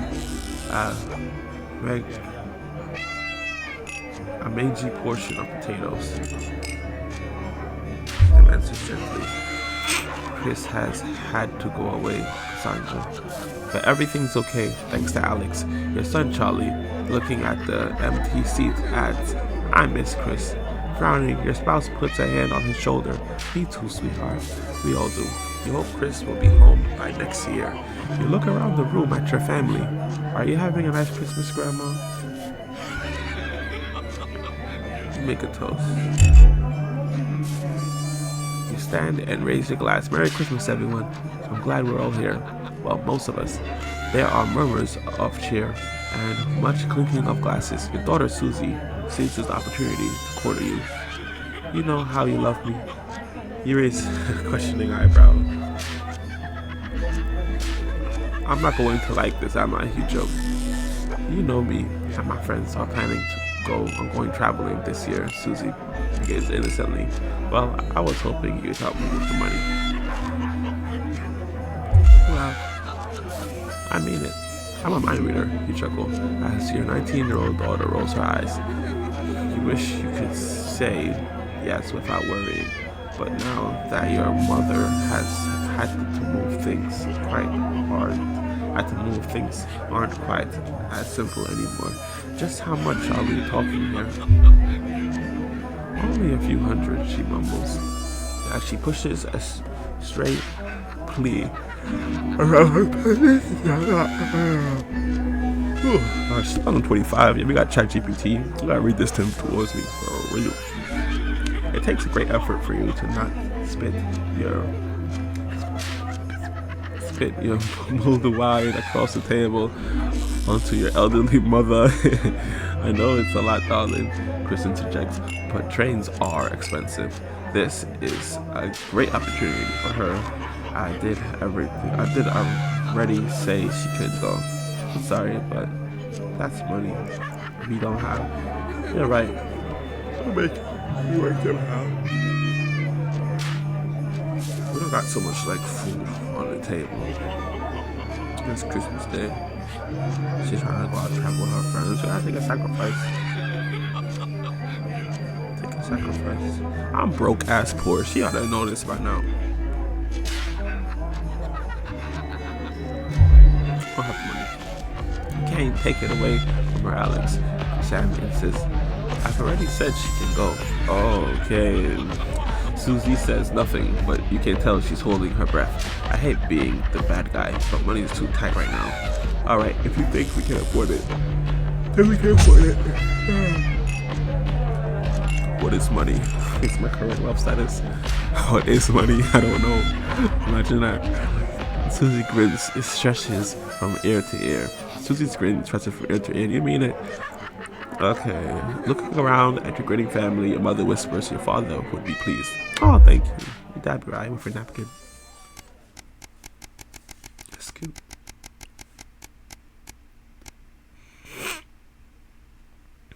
A long weekend. This is another story.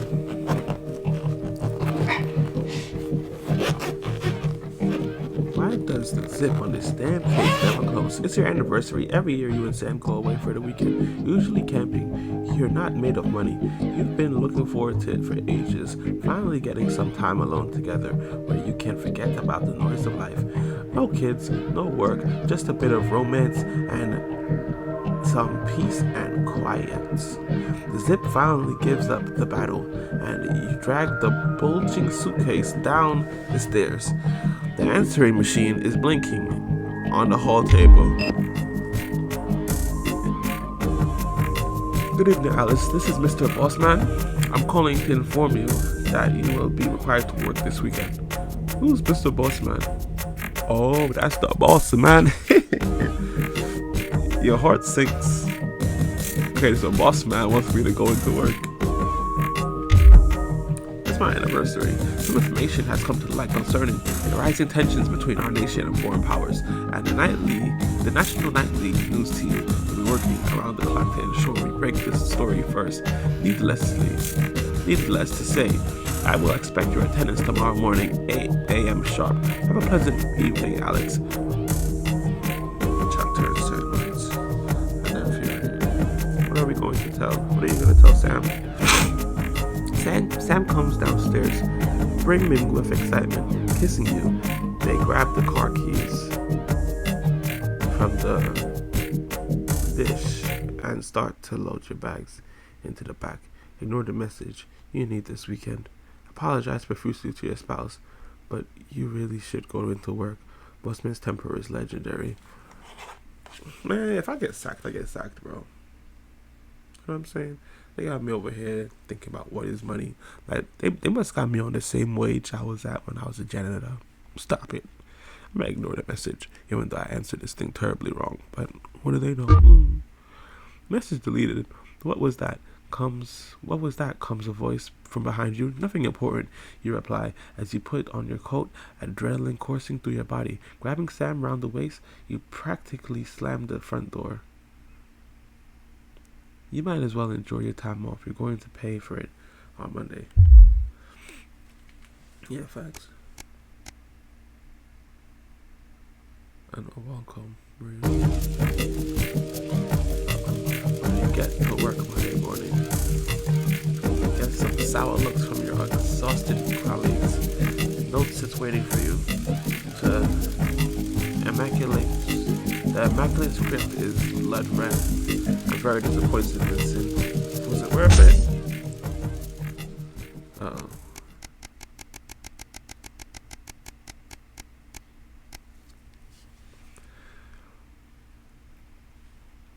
I think let me get some bad choices in this thing.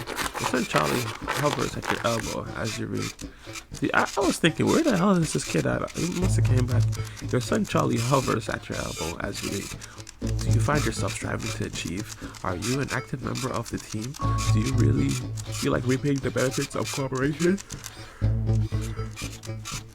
Join the advanced go-getters today. Forward together. This doesn't sound like the youth club he told you about. Charlie grabs a flyer from you and thrusts the form into your hand. So I can walk there straight from school, and Ben's sister can't drop us home after, so you won't have to do anything.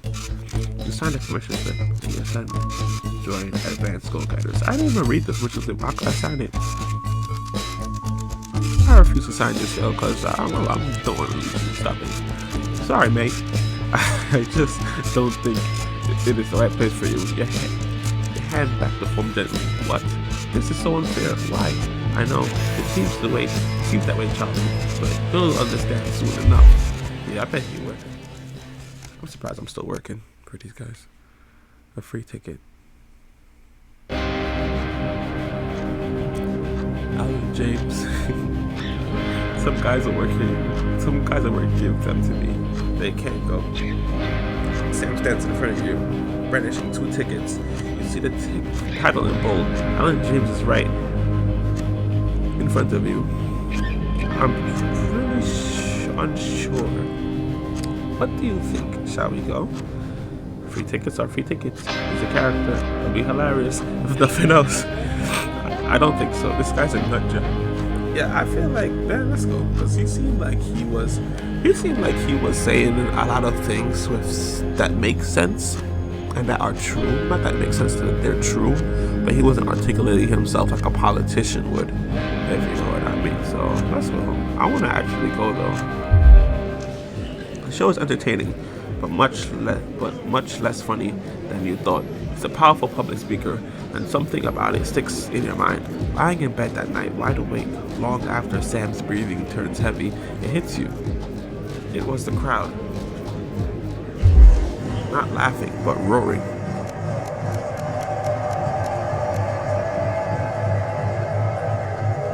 Profitable partnership.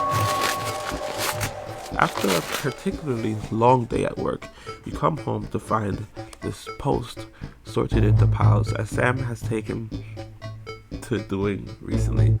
Most of it is the usual rubbish. But a letter with the increasingly familiar Advanced logo and urgent respond immediately plastered on the front in a correspondingly urgent red font grabs your attention. Let's get it over with. Dear Winston residents, this letter is to inform you that the Advanced government has taken another step forward in our fight for equality. Whenever rich, powerful Caucasians say that we're gonna fight for equality, it always turns left, bro. Like, stop it. You don't remember this being in the manifesto. What's this law anyway? By nationalizing the largest private corporations and redistributing the resources among the civilians of this great country, the Partnership Bonds Program ensures that wealth created by okay, I need some money, come on. I ain't gonna sell my other kidney. Every household will become a partner in one of 3 carefully selected institutions chosen by Advanced for consistent high performance and financial security. Please note, all returns are based on public opinion and cannot be guaranteed. Please select one of the following. Okay, I have to invest in one of these stocks now. Let's get some money, let's get it. Is this still from Crazy Neil? Crazy Neil Deals Limited. Who's Crazy Neil? Is that guy, right? I swear that's that guy. Pleasure Corp. Our business is your pleasure. From sport to travel, or I'm going with Crazy Neil. Who's this incorporated? Whether it's cosmetics, clothing, or couture, we see the beauty in all our customers. I'm going Neil. Neil, right?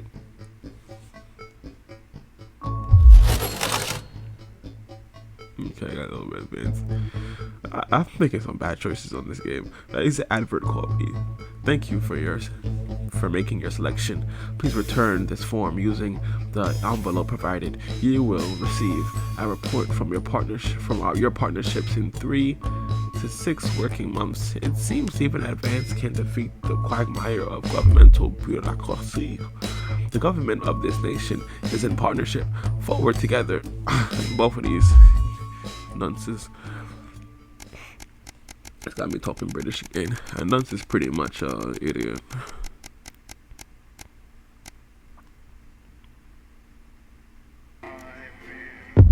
Guess I impact that. Oh, it's raining outside. Look at this guy again. This must be our vacation. Good evening, Alex. It's Boozman here, your boss. While you're powering up and getting the adverts loaded, I thought I should just tell you that we've had one of those public information films from the government, and it's mandatory that you play it. You still have a free choice for the other 2, so read those tape labels carefully, but make sure you play the advance advert, preferably at the second break. Right, that's the lot. Have a great show. Cody Pip. My God, that mother was nasty. Yeah, well then. Apparently he has a complicated relationship with his fish. No. Sorry, are you saying he chose his imaginary friend in the sky over you? I don't know why I talked to you. You're probably just a really awful date. 10 seconds, everybody. Like I said, all of you. Did your personality actually slip out? Bricks. Going in 5, Gotta stay vested. 4, 3. Good evening. I'm Jeremy Dawson. And I'm Megan Wolf. Our main stories tonight. Uncooperative. A mysterious symbol has appeared overnight on thousands of buildings throughout the capital. Tonight, in an exclusive live interview with Prime Ministers Julia Salisbury and Peter Clement, I'll be asking what this mysterious symbol might mean. After 3 months of record-breaking approval ratings, could this be the daring first move of a silent resistance movement? And what would that mean as we go into the future? We shall overcome. Trapped in Dante's taint for more than a month now, Doctors Ingrid Sporsborg-Horgensvoord and David Wong announced today that they're considering 2 possible options. With 2 of the finest minds in science working together, hopes are still high for the eventual return of the team to dry land. While both options are still on the table, support seems to be growing for a daring escape attempt. If a group of fungus experts can't fix the most advanced craft ever conceived by man, then who can? LaBeouf avoided. As the last Mr. Snugglehogs is found and destroyed, we ask, how could we have been so blind? Fortunately, this station wisely chose not to advertise Mr. Snugglehugs, and the subsequent disappointing sales turned out to be a miracle, as only 7 children were horribly injured by the lethal toy. How much worse could it have been? Thankfully, we'll never know.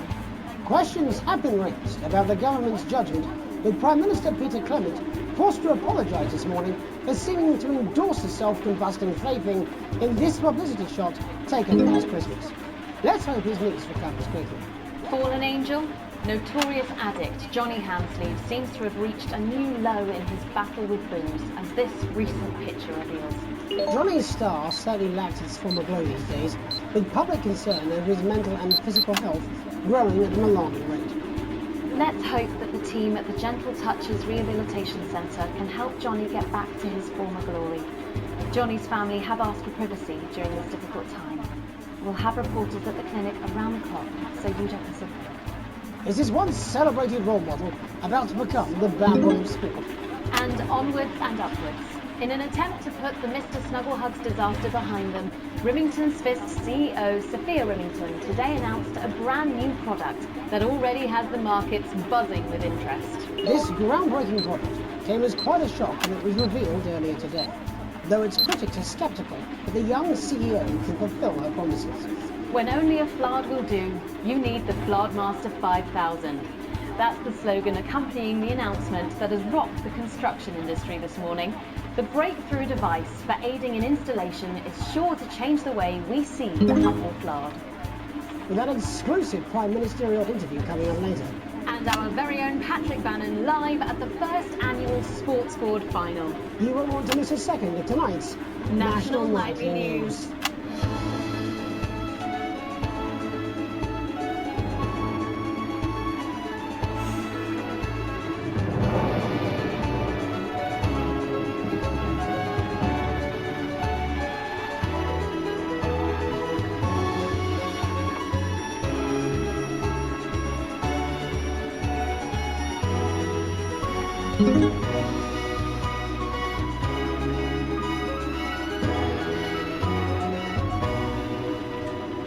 But first tonight, while Advance is certainly proving popular with the majority of the country, who've seen their wealth and standards of living increase considerably, for some, the transition has not been as pleasant. That's right, Megan.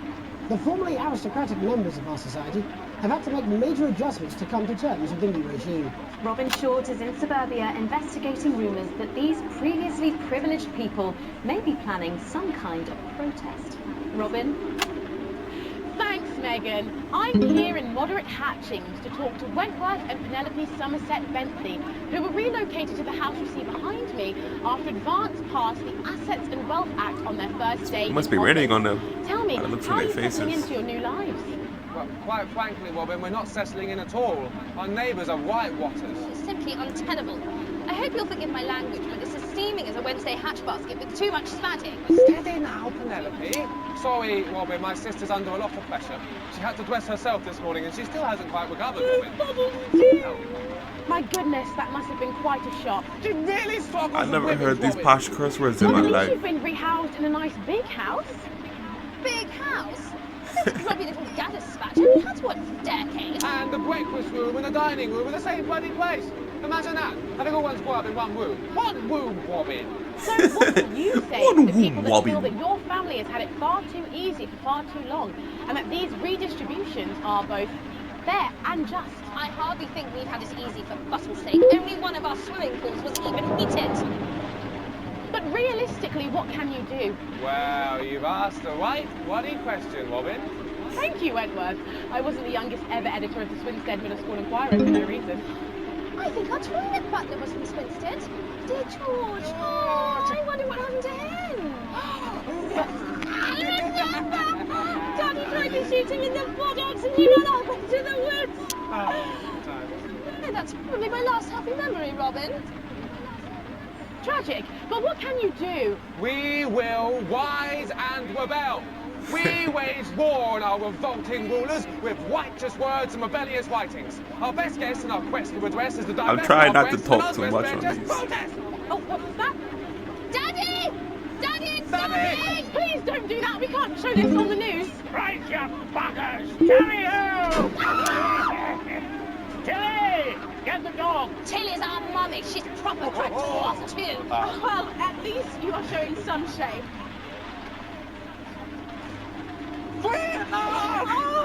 Somerset Beckley, glad to meet you. See, the protest has started already. Nice sharp work, boy. He gets that from me, you know. And forgive me, what are you trying to achieve here? It shops the male genitalia and some male penis, guys. Oh, shoot. Penelope, we are nude, not rude. Slacking. Sorry, Daddy. The world's coming to shit, mate. What's going on? We won't roll over and run away. We will revolt. We will rise again. Yes, we bloody well will. Start that pip pop. Are you okay?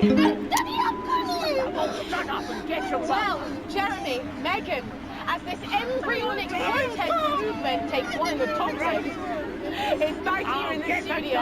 I'm Robin Short, struggling surreptitiously in moderate hatchings. Thanks, Robin. Well, that's certainly a story we want to be keeping an eye on, eh, Megan? Speak for yourself there, Not really. Jeremy, but I've seen enough sharp work to last me a lifetime. I'm sure you have. But can a naked protest movement ever really catch on? It doesn't seem like the way we do things in this country. But as I'm sure you're aware, Jeremy, this country is becoming a very different place. Yes, but seriously, who's going to run around naked in our weather? Hopefully not you, Jeremy. Yes, well, there wouldn't be enough canvas for the slogans.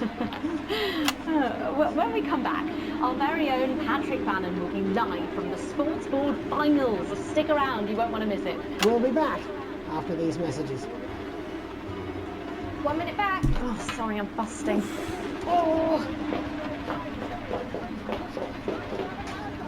She's funny. Yes, I know. It's very endearing. She wants your job.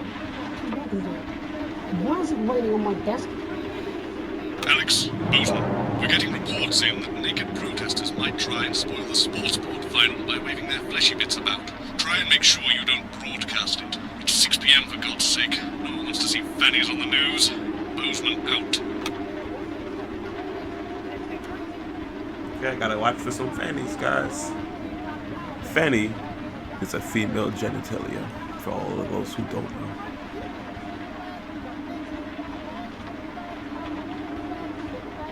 So this is what I'm invested in.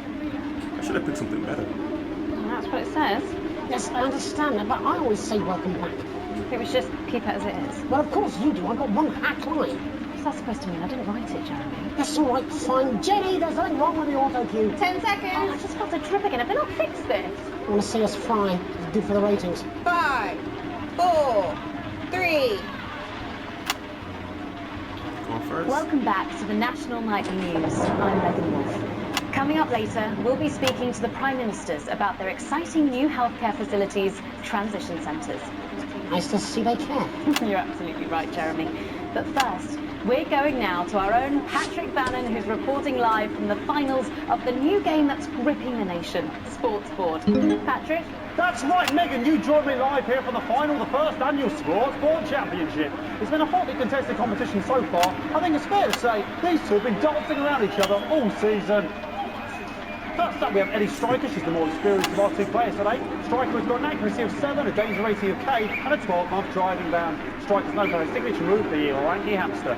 And facing her tonight, hoping to prove himself with a career record of 12 outs, 14 finishes, and a divorce pending. It's Mr. Wingspan himself, Tommy. And a divorce pending. Just waiting on the ref now. The slapping ceremony taking part. Still going on. Striker, of course, first to start as she won the trivia round earlier on by some margin. Harris, perhaps the brawn and not the brain. Stupid. Eddie Striker. Nice start there for Striker. She's determined not to let the nerves show. Not up to last time. On to Mr. Harris now. Tommy. using his arm to pick up the ball. Not a bad shot there from Harris. Back to striker for shot number 3. All right. She's gone to sort of throwing under her legs. Not bad if you ask me. To Harris. Bit of business with the ref, but it got sorted out. Back to Harris now. A ball in the hand is worth 2 in the bush. I'd say that's fair, but what do I know? Oh no, and Harris is not going to be happy with that. So really not a good start there for Tommy Harris in round 1. We can only hope that round 2 treats him a bit better. But first, of course, after the argument with the ref section, it's time to change ends. Now we have the ceremonial changing of the ends.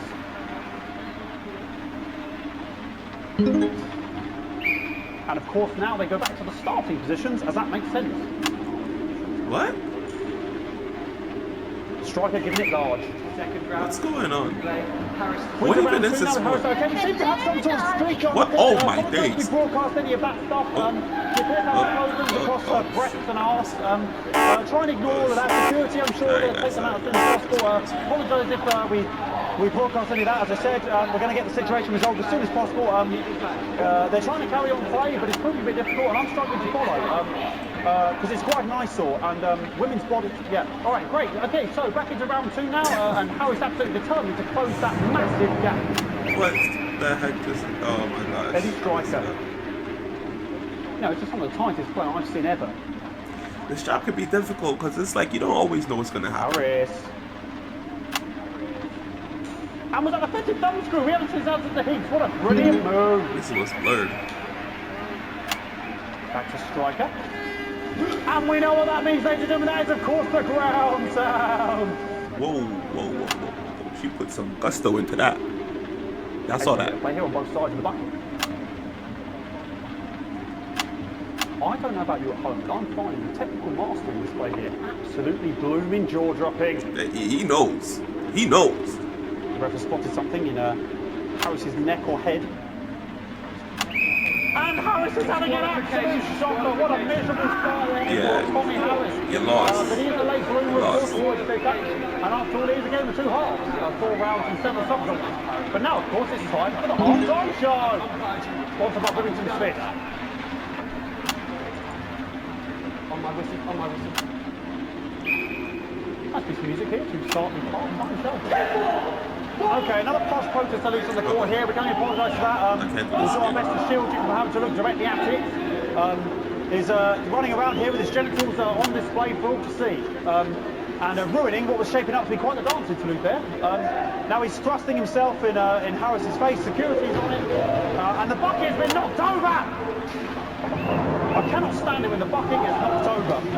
Hopefully he'll get taken out now. Genitals flying around for all to see. Really, if you ask me, not Sunday morning television. And out of there, hopefully taken away, never to be seen again.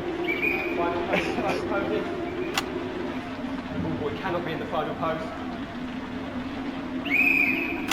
And a lovely finish there on both sides of the bucket. I wouldn't like to call that one. And as we head into round 3, I'd love to know what's going on in these 2 players' heads. But unfortunately, because of science, we can't. Thank you, thank you, thank you.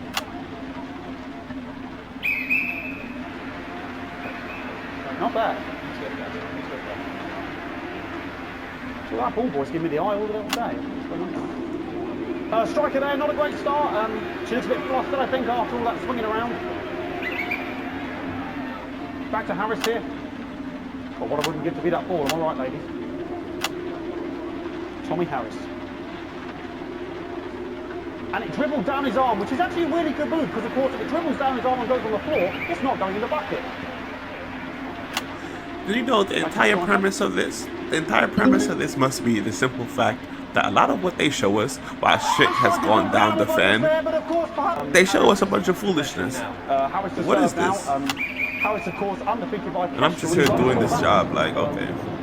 Here we go. Tommy Harris. That's all right. At least contact caution from the referee, who's being, if you ask me, a little bit harsh. Eddie Striker. They better not give me a copyright. And she's letting the nerves get to her. What the hell was that? You hate to see it, don't you? You cannot believe it. Oh, for God's sake. Okay, like, I don't even know. I don't know what I'm going to be doing about this. I mean, sort of breasts and genitals for all to see. I mean, there's only so much to do. They're sort of everywhere, aren't they? I'll try and carry on. The players are trying to carry on, but of course it's difficult because these protesters hoping we can get them taken off soon so we can carry on with the match. What's going on here? Yes. We want our money. Yes, very good. Take them away. Bloody wasters. Absolute wasters.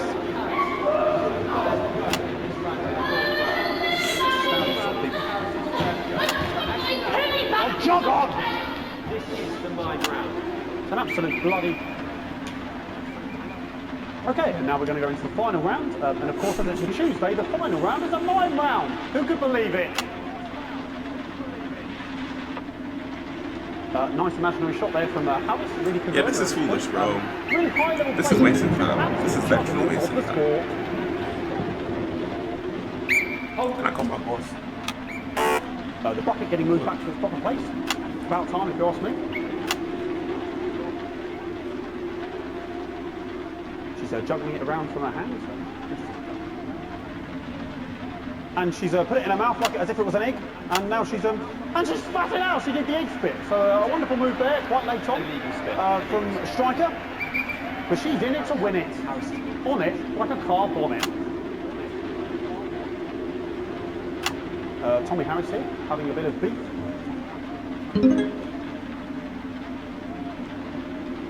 And he's peeling it as if it were a banana, which is an interesting move. Not sure if he has any potassium or what's going on today with that.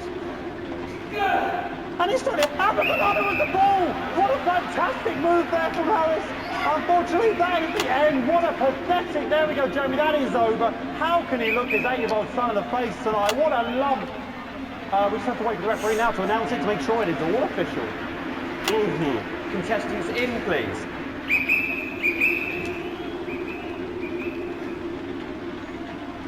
And the winner of the first annual Sports Board Championship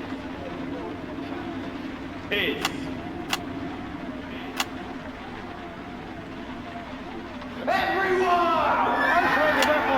Once again, a win for everyone, including me as my 15th win in the Sports Board Championship. I'm going to be celebrating tonight with my wife and children. Another wonderful victory for me. Here come the onside security to collect their medals, their 6th and 7th respectively. And thanks again for watching the Sports Board Championships. What more is there to say? I'm Patrick Bannon, looking forward to celebrating tonight. And all I always have to say, Jeremy, is back to you in the studio.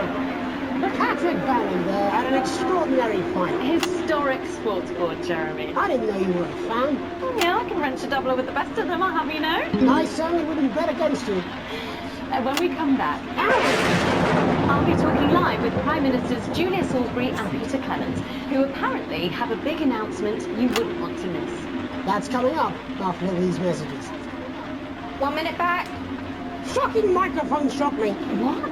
Fucking microphone just shocked me. Where's that sound guy? Everything okay? Oh, the mics are just trying to kill us now, apparently. You'll be fine. You're unshockable. I'm immune to your cheap flattery. I'm wearing you down.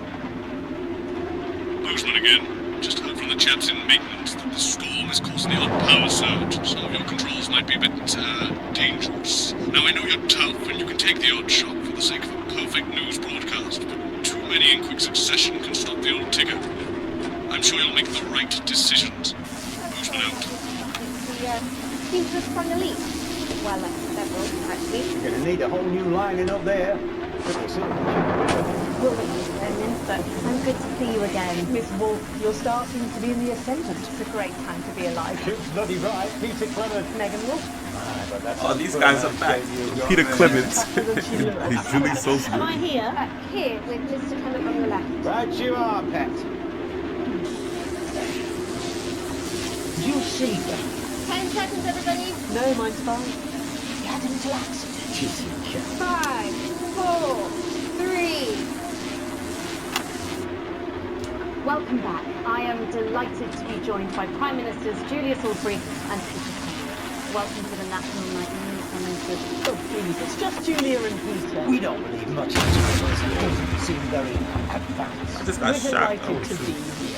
Well, firstly, I should ask how you feel about the graffiti that's been springing up across the capital. Should we be worried? Oh, no, you definitely shouldn't be worried. Well, not unless you've got a fatal paint allergy anyway. But yes, it does seem that there are still some people who haven't been able to help. You know, People have yet to benefit from the many advantages of the new future. And you know, Megan, as my old mum used to say, there are some pissants who just don't know how to be. And we're working hard to reach these people, find out what they're angry about and how we can help. The door to my government is always open. Something's flipping on you. I felt like that too. We didn't come here to talk about what may yet turn out to be some alternative arts project. Which we no doubt will have funded. When we want to talk to the nation about something far more exciting. Yes, your office briefed us that you have an announcement to make, and there will be exciting news to do about it. Let me ask you a question. Okay, it's not usually how it works. What scares you? I mean, really scares you? It's death. Talking about death. We're all afraid of our deaths. It's part of being human. Sorry, are you saying that advance has cured death? Yeah, that's definitely a dot there. But while we may not have cured death, we hope we found a way to make it much less scary. And much less painful and much less expensive. Look, which is me close-up camera. Okay. When I was 13, my man came and got me from school. He was to go to the hospital. My granddad, he collapsed that morning. So we'd all to say our goodbyes. And I went in to see him. He was all frail and pale. I was scared because I'd only seen him the week before, and he'd been fit as fiddle. He said to me, Peter, he said, it's the right time. I don't ever want to be a burden to the people I love. The last time you saw him. Nope, 3 days later he was back home. He lived with us for 9 miserable years after that.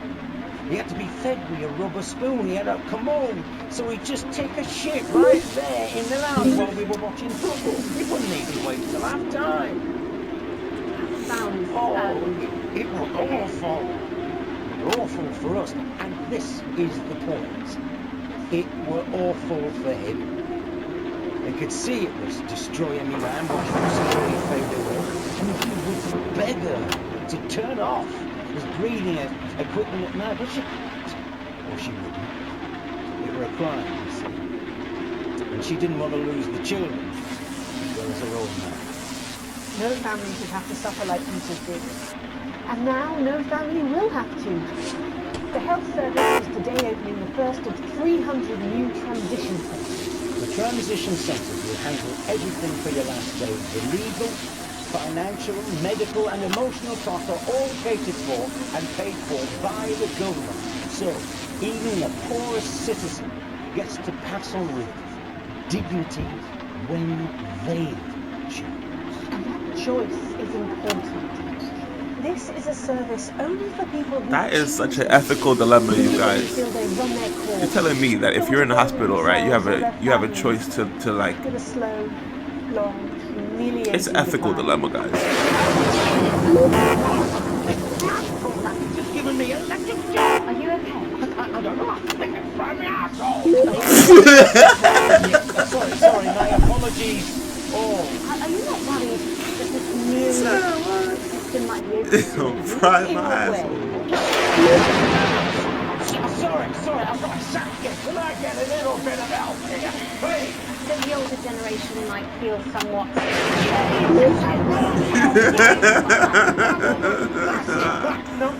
Yeah, these are the last days, guys. It's the last days. Oh shoot, I missed Might it. feel somewhat coerced. coerced into spending their final days eating gourmet food and drinking fine wine and luxury spas and gardens. Look, I am perfectly capable of...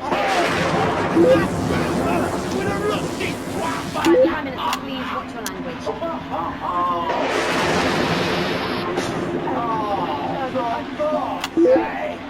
ourselves sorted out. Right. We're launching a government information zone tonight to tell your viewers everything they need to know. You really do move at a breathless pace. It's hard to believe you've yet to be in office a year. Go on, Nicholas. We're only getting started. I'm on my notes. Thank you very much for being here. Right, yes, that's all we have time for tonight. Thank yous go out to our guests. Congratulations to all the winners of the Sports Board final. We'll see you tomorrow night at the same time. My name's Jeremy Donaldson. You look like he's tired of this. Have a peaceful night.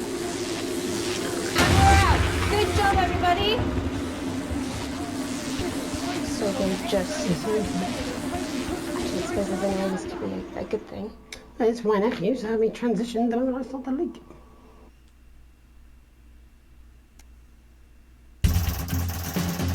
This didn't go so well.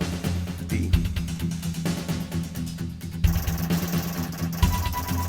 A slight dock in pay. What's my check now? Selling a kidney. Oh my gosh. Again, I'm selling another kidney, guys. Oh my gosh.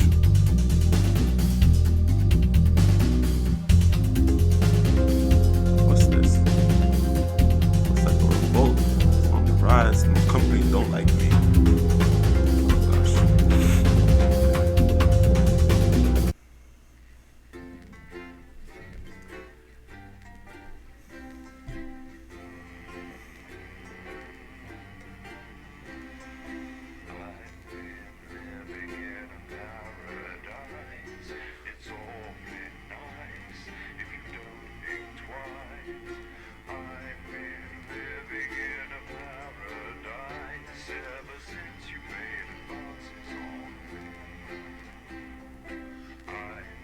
This song is quite a deep one.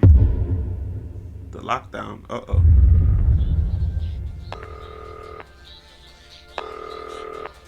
What is... Alex, thank God you're alive. It's Jenny, the floor manager. Are you okay? Alex, you need to get it together. Look at the broadcast screen. Just look at it. That's all we've been putting out since you went down. You have to fix it, now. Look left, Alex, out the window. See? They're all over it, little bastards. You're going to need a full charge to clear that many off. Hold down the big button until it's fully charged. Then release it to zap the little fuckers. Looks like it's this, right? Not enough charge there, Alex. Hold it down until it's fully charged. Then release it. Excellent, Alex. We're broadcasting again. They must have built up while you were napping. Usually it only takes a tap on the button to clear one. Look, there's a lone one climbing now. Zap it off before it starts to mess up the signal again. Quickly, Alex, fry it! Great.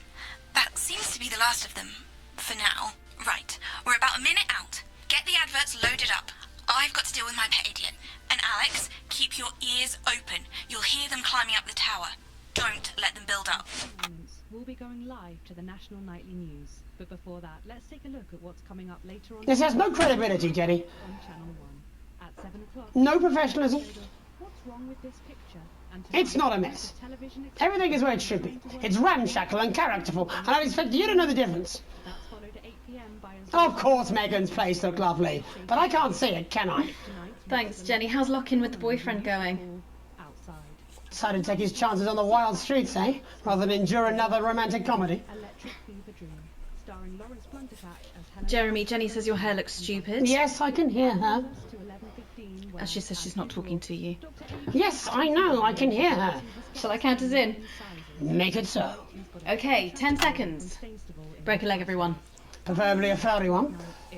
Okay. I don't know what the heck that's about. 4, 3. That must be the Snuggle Hugs business.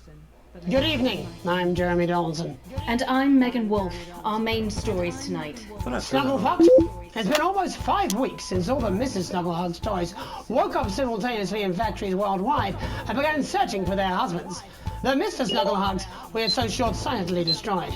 And now, as this photograph suggests, they may be changing tactics. Built to surprisingly traditional gender stereotypes, the Mrs. Snugglehugs have been arming themselves with a variety of household implements. All the more reason to make sure that cat flap is taped up good and tight.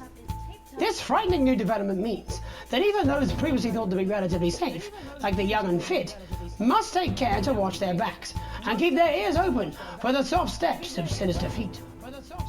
Going stir crazy, with no signs of Mrs. Snugglehug's batteries running out and the government lockdown now in its 31st day, domestic relationships across the country are taking some unexpected turns. Dramatic reports are beginning to emerge of uncharacteristically bold behaviour in homes across the country. And we're not talking about the model planes that occupy so much time in the Donaldson household. With dating options limited, many house sharers, in particular students, are finding solace in co-tenants they'd previously rejected as unfuckable, indulging in an activity that has become known as snuggle-thugging. Locked and loaded. Shane Calligraphy Johnny Handsaves seems to be taking his own unique approach to being locked in. Since checking into rehab, not much has been heard from the former role model, but this latest photo leaked by another resident today seems to confirm that all might not be well at Gentle Touches. Poor old Johnny seems to be back to his old ways, taking what looks like to me the electrifying mixture of zap, crackle, fizz and buzz, or as I call it, Thursday. The shape of things to come? In their own version of a lockdown for more than 45 years now, the descendants of Doctors David Wong and Ingrid Sporsborgen-Horgensvoord and their unfortunate team today managed to get a personal statement to the surface using flagellized imaging equipment. Many of the Sporsborgen-Horgensbrood, as they've come to be known, have certainly captured the public imagination, with a recent vote naming Helvetica Sporsborgen-Wongensvoord the most likely to survive a massive electric shock. Greetings, Upsiders. This is Times Sporsborgen-Wongensvoord reporting from Dante's Taint on our 3,756th day in this miserable fucking cave. Every day is the same. Oh, is that something new on the wall? Of course it isn't. It never fucking is. And Mum and Dad talking about science all the fucking time. Who cares about science? I'm young. I want to do young people's things like vandalism and teenage pregnancy. But every eligible partner in this undersea toilet was grown from the same fungal front as I was, so that's a fucking turn off the stove. Why haven't you come to save us yet? We're practically human, like... Oh, shit, Dad's coming. It's hard to believe they've been down there so long now. But everyone knows time moves differently underwater, Jeremy. That's why baths take so long. That's right. And as anyone will tell you, the deeper the bath, the quicker the relativistic forces of temporal causality will have a measurable effect upon the fixed dimensional parameters of your environment. Yes, I've said that many times. Patience, please. Okay, with the lockdown becoming ever more rigorously enforced, having a passport is becoming increasingly important, Alex. The government caused controversy today by announcing a fresh charge of passport fraud with an imaginative form of punishment for those found guilty of this brand new but incredibly serious crime. In what's being called a draconian measure, the government has reinstated the ancient right of trial by custard. Just like in the old days, if you float, you're executed on the spot. But if you sink, well, you'll go well with profiteroles, Jeremy. And Advance speaks out. With the snuggle struggle proving a test to governments around the world, Advance HQ released a curious statement this afternoon. In the accompanying release, they asked us to stress that they have been listening, and that this should be taken as a response to how the people really feel. We've certainly done our bit on this show to contribute to the political climate. But let's not forget, how we behave in our home lives is what really matters. Let's hope it's not just me who filled out that questionnaire, Jeremy, or we're all in trouble. Let's play that statement. Evening. Apparently, we need to have a chat about playing by the rules. So, the other night I were at my local park for research purposes, and there were a bunch of lads having a kickabout without a care in the world. And not only did they refuse to let me join in, they wouldn't even let me have a swig of their white stripe. Laughing and white joking stripe. they That's were, such a cheap little like bear. there weren't a national crisis on, until one of them little pink demons followed them home and kicked the shit out of their nan. So, I've got two things to say to you young, fit folk. One, stay at home. It's not for you, is to protect your Aunt Mabel and Bill next door, and 2, always share your booze with your Prime Minister. Thanks. As my old man used to say, there's only 2 types of folk. Them who will help you across the road with the shopping, and them who will kick you in the fanny and nick your macaroni. So don't be a pasta snatcher. Stay at home, have a brandy, and this will be all over before you know it. Thank you. Delectable stuff. Later tonight, Jeremy will be catching up with brave roving reporter Patrick Bannon, while I check in with 2 friends of the programme who find themselves stranded at opposite ends of the country. And then, in part 3, there's going to be a quiz. Presumably because there's nothing more important going on that you might like to report on if you were, say, a news programme. And in a moment, we'll both be asking Sophia Rimington how such a trusted brand can have made such a terrible manufacturing mistake. With what it describes here as help from popular psychic scientist Delia Lywell. Oh, I like her. No, you don't. Why do you do that? That's all coming up on tonight's National Nightly News.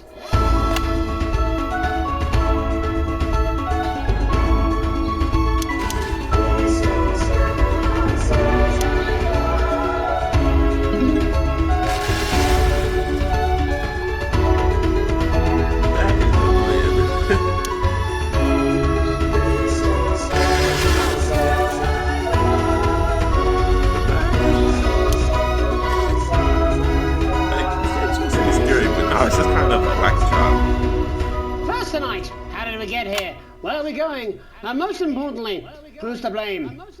Joining us from her ranch in Arlingsfield, Milkirky is the CEO of Rimington's Fist, internationally respected business Bengali, Sophia Rimington. Thank you for having me, Megan. I'm a huge fan of your work.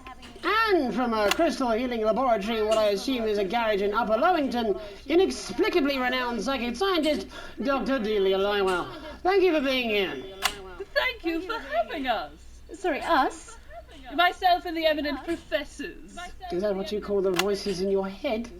I've always seemed to attract dead scientists. I don't really know why. The money? They express themselves to me through ethereal algebra and quadratic predictions. It's all very technical. No, it isn't.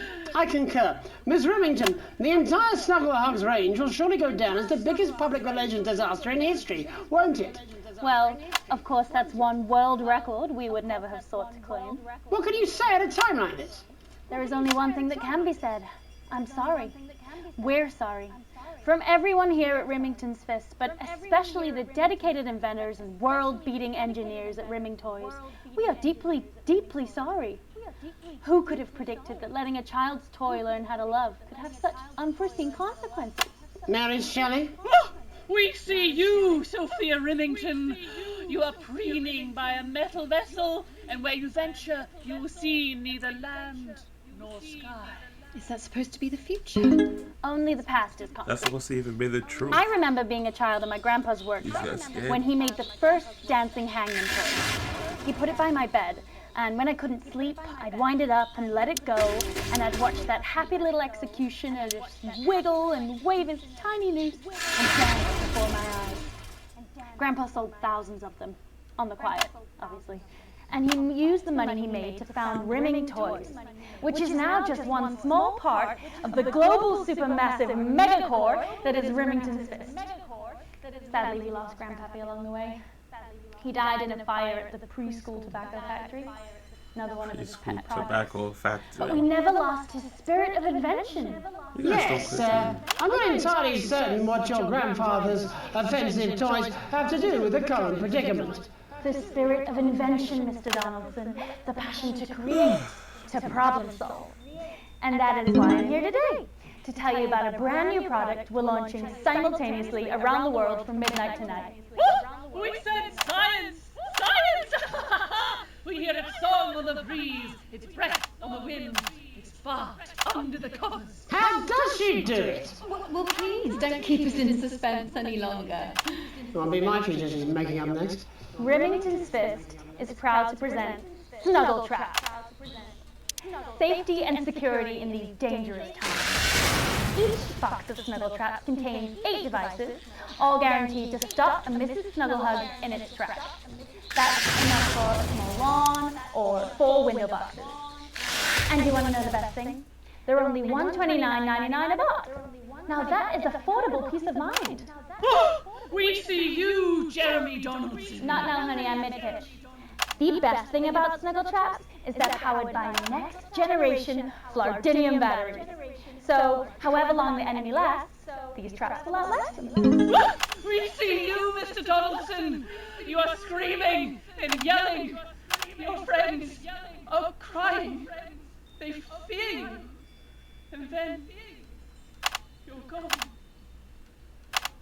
Oh my god, I just got chills. Yeah, no, right? Did anyone else just get chills there? It said Jeremy's gonna be I gone. think it's more concerned. I think I'd be more concerned about these traps. Quickly, before we go to the break, these appear to be attractively repackaged landmines. Are they dangerous, say, to children? Oh, hell yeah. These are not toys, but they're explosive fun. Sophia Remington, Dr. Delia Lywell, thank you for joining us. When we come back, we'll be taking a look at the situation across the country tonight. Don't go away. We'll be back after these bandages. Was that all right? Oh yes, Doctor, that's Both exactly sides what we of have. She seems very nice, that young Miss Remington. I think she'd make an interesting dinner guest. Do you think so? I think I'd rather spend the evening shoving Delia's sacred crystals up my sceptical arsehole.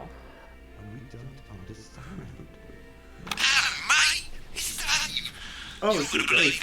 What's up, man? I've decided to come home. For real? Listen, I'll call you back at the next break and we can talk about how I get me job back.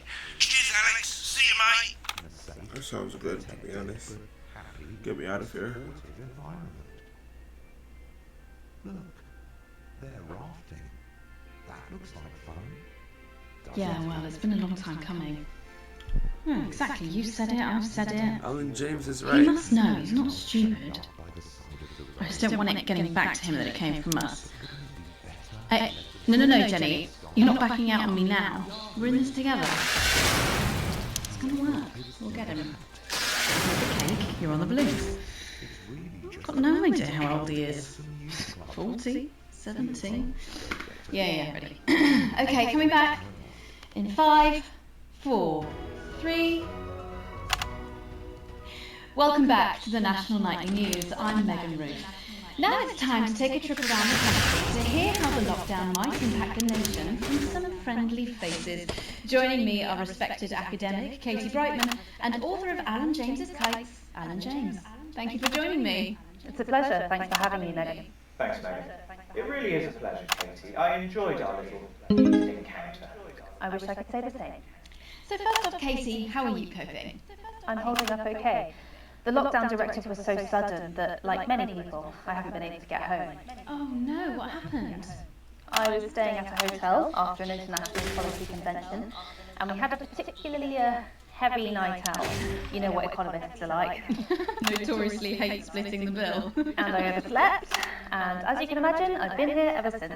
But there are certainly people much worse off than me. Exactly. My tour has been cancelled indefinitely, and I've had to refund every single ticket, even the cheap seats. Oh, Alan, I'm so sorry to hear that. Yeah, people are being quite rude about it. They don't seem to realise I've already spent it filling the beach house with beef. The crisis claims yet another victim. So this is just a reminder that my book, Alan James's Reich, is now available in paperback. Alan James is right. What was that? You're unbelievable. So, Katie, how do you think this might affect the economy? Should we be worried? Very, Megan. Not to sound dramatic, but this could be catastrophic. Unemployment has skyrocketed, and frankly, it will be a miracle if a lot of businesses can survive this. There you go, scaremongering again, spreading this latest liberal hoax. That's what they want. They want us quiet. They want us compliant. And they want us inside. A hoax? How on earth can you say that, Alan? Well, I haven't actually seen one of these supposed toys. Have you? Well, no, but... Did you know 3,000 people die every year from regular toys? That's a lot of people. And this is no different. You're just as likely to be hunted down by a yo-yo or a tennis racket. He makes an excellent and persuasive point, Katie. Don't listen to her, Katie. The press is the enemy of truth. She's agreeing with you, Alan, you absolute shit! Well, then I must be wrong. Alan, are you now recanting your statement that these toys aren't dangerous? People are saying they're just like normal toys, and that simply isn't true. Corrupt media lies. Katie, how do you respond to Alan's claims that Mrs. Snugglehugs might be dangerous after all? I suppose I guess I'm agreeing with him. Thank you, Katie. I appreciate your support. A lot of folks are saying this Mrs. Snugglehug situation will all blow over, but it won't.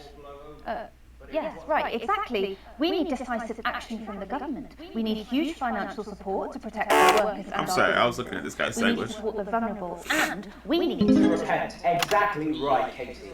We brought it down ourselves with all our liberal indulgences like car, cake, and healthcare. We need to act now and begin sacrificing our firstborns, or to push a beloved family pet. Absolutely, Alan. If we can all successfully come together as a community and perform the ritual, hopefully we will appease the great ancient. Katie, could it be any worse? What the heck did he just do? Luckily, over the past few years under Advance, they've invested heavily into health, so the system can actually bear the strain. Is it lucky that the Llama Lords have unleashed a horde of man-made monsters on its own people to conceal the enemy within? Will you just stop for 5 fucking seconds? The Global Alliance of Fish People are amassing an army. Wait. I know I just... Bro, they're in the same room together.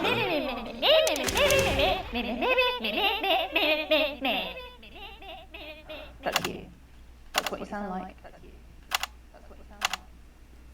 But...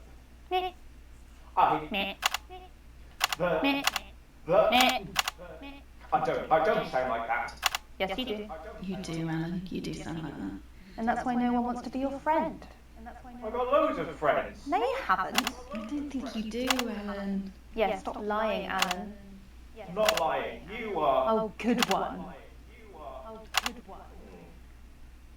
Well, I'm telling. Alan James. Alan, you know what they say about matches? Alan, I get my needle. From two of the territory's leading minds. Any moment now, I'll be heading over to Jeremy, who is going to be bringing us an up-to-the-minute report of the status of the nation. Over to you, Jeremy. Thank you for what I'm sure was a reasonable debate, which really contributed to the national conversation. Next, out on the streets, someone who's always doing exactly that. It's Patrick Brannan. Are you there, Patrick? Hello, Jeremy. Yes, hello, I'm here. I'm here live. Apologies for the quality of the broadcast today. Couldn't find any cameramen or women brave enough to come and join me, so I'm out here on my own. Right, and can you tell us what it's like out there? Yep, I can. It's as you can see behind me, the streets are currently completely deserted. But my question, Jeremy, is just how long? I mean, could there be danger lurking just around the corner, waiting to end the fledgling career of this young, promising journalist before his full potential is even realised? Will he die, underappreciated by many? Thankfully, if you ask me, very, very much underpaid. I don't think there's any danger of that, Patrick. What's that on your jacket there?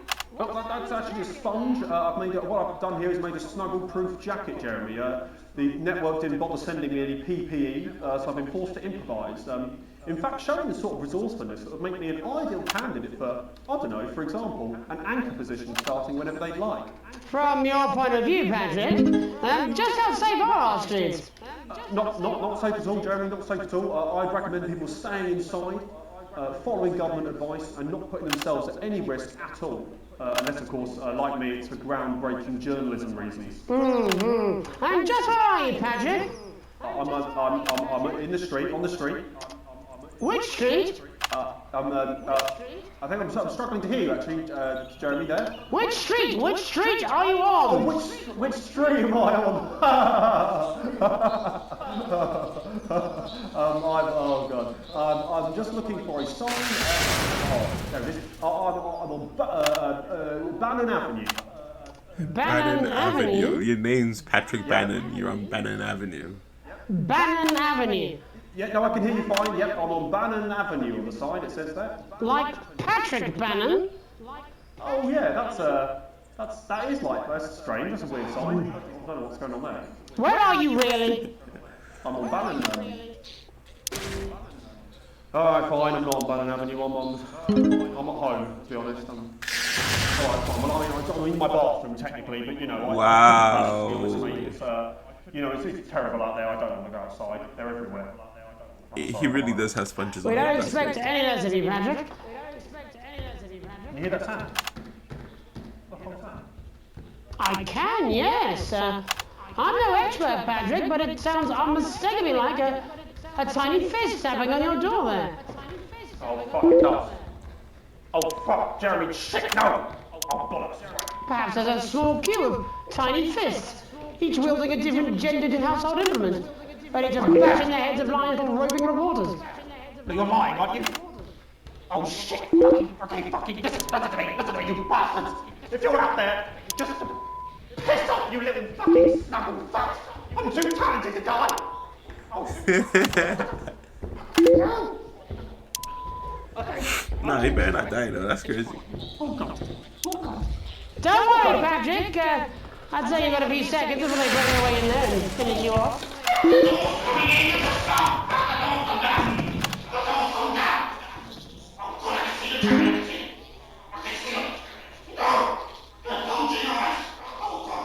What do you see, Patrick? What do you see, Patrick?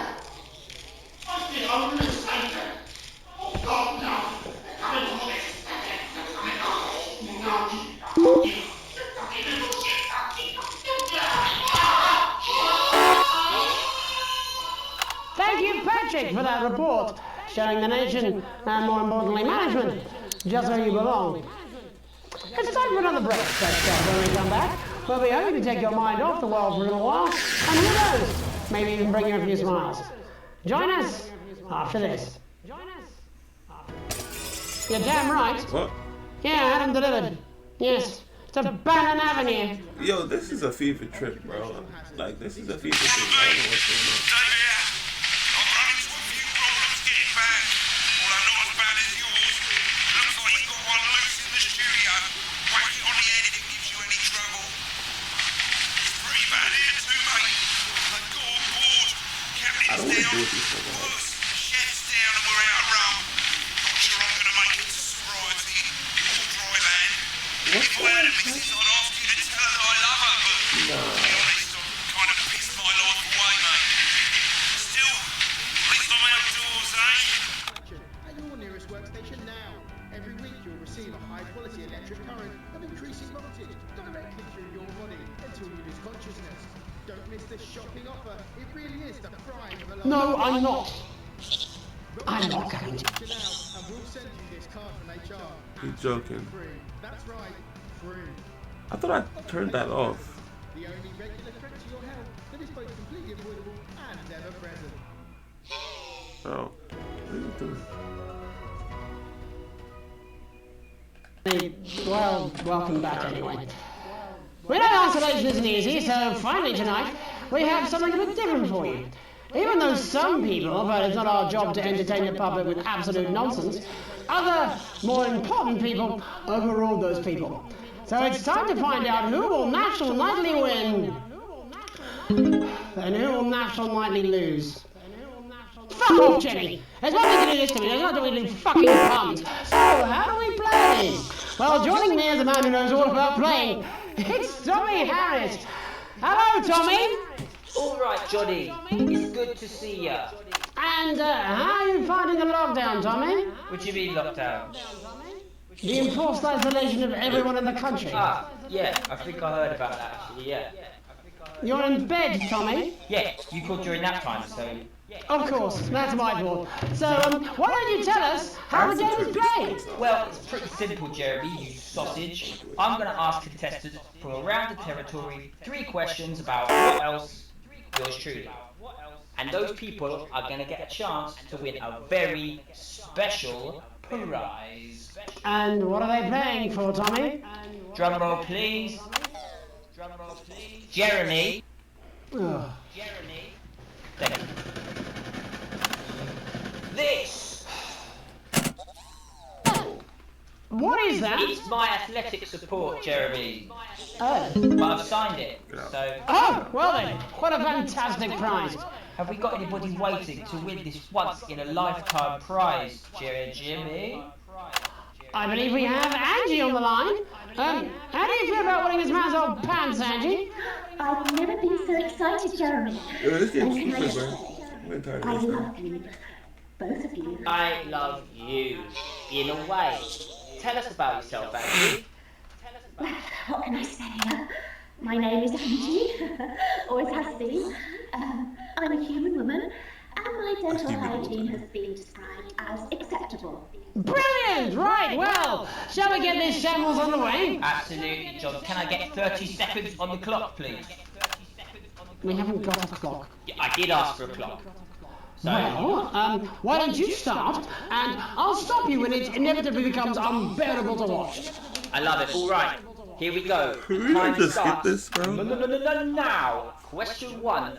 When is my birthday? The 13th of August at 7:19 a.m. That is absolutely correct. Question 2. What is my favourite colour? Crushed praline 4.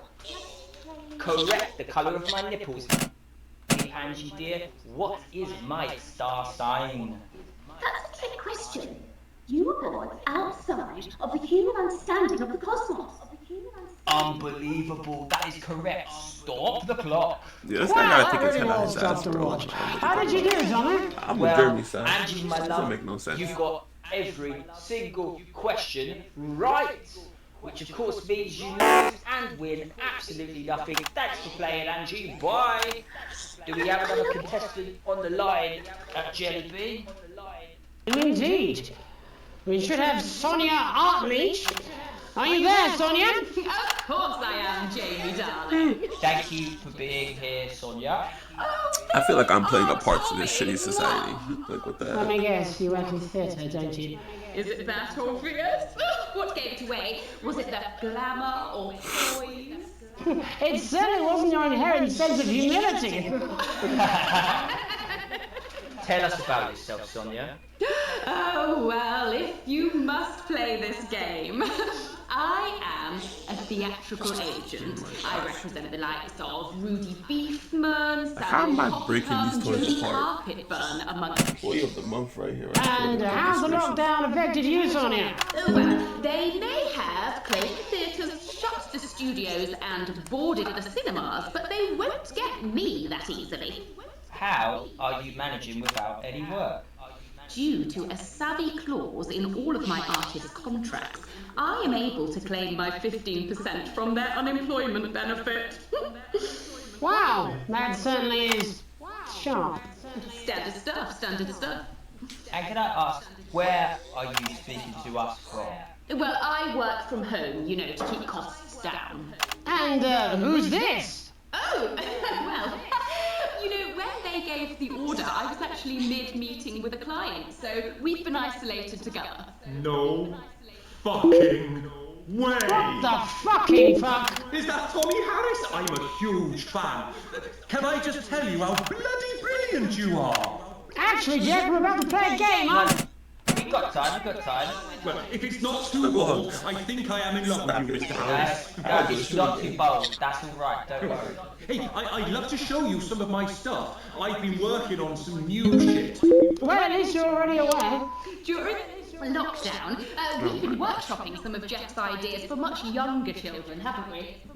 People still let you near their children, do they? That's right, yeah. I've been developing some shows for younger children. Well, we'd love to see it, wouldn't we, Gerbil? Absolutely dying to. Right, so, what do kids love? Timely child support payments from their absent fathers. Shallow and overproduced musical numbers? That's right.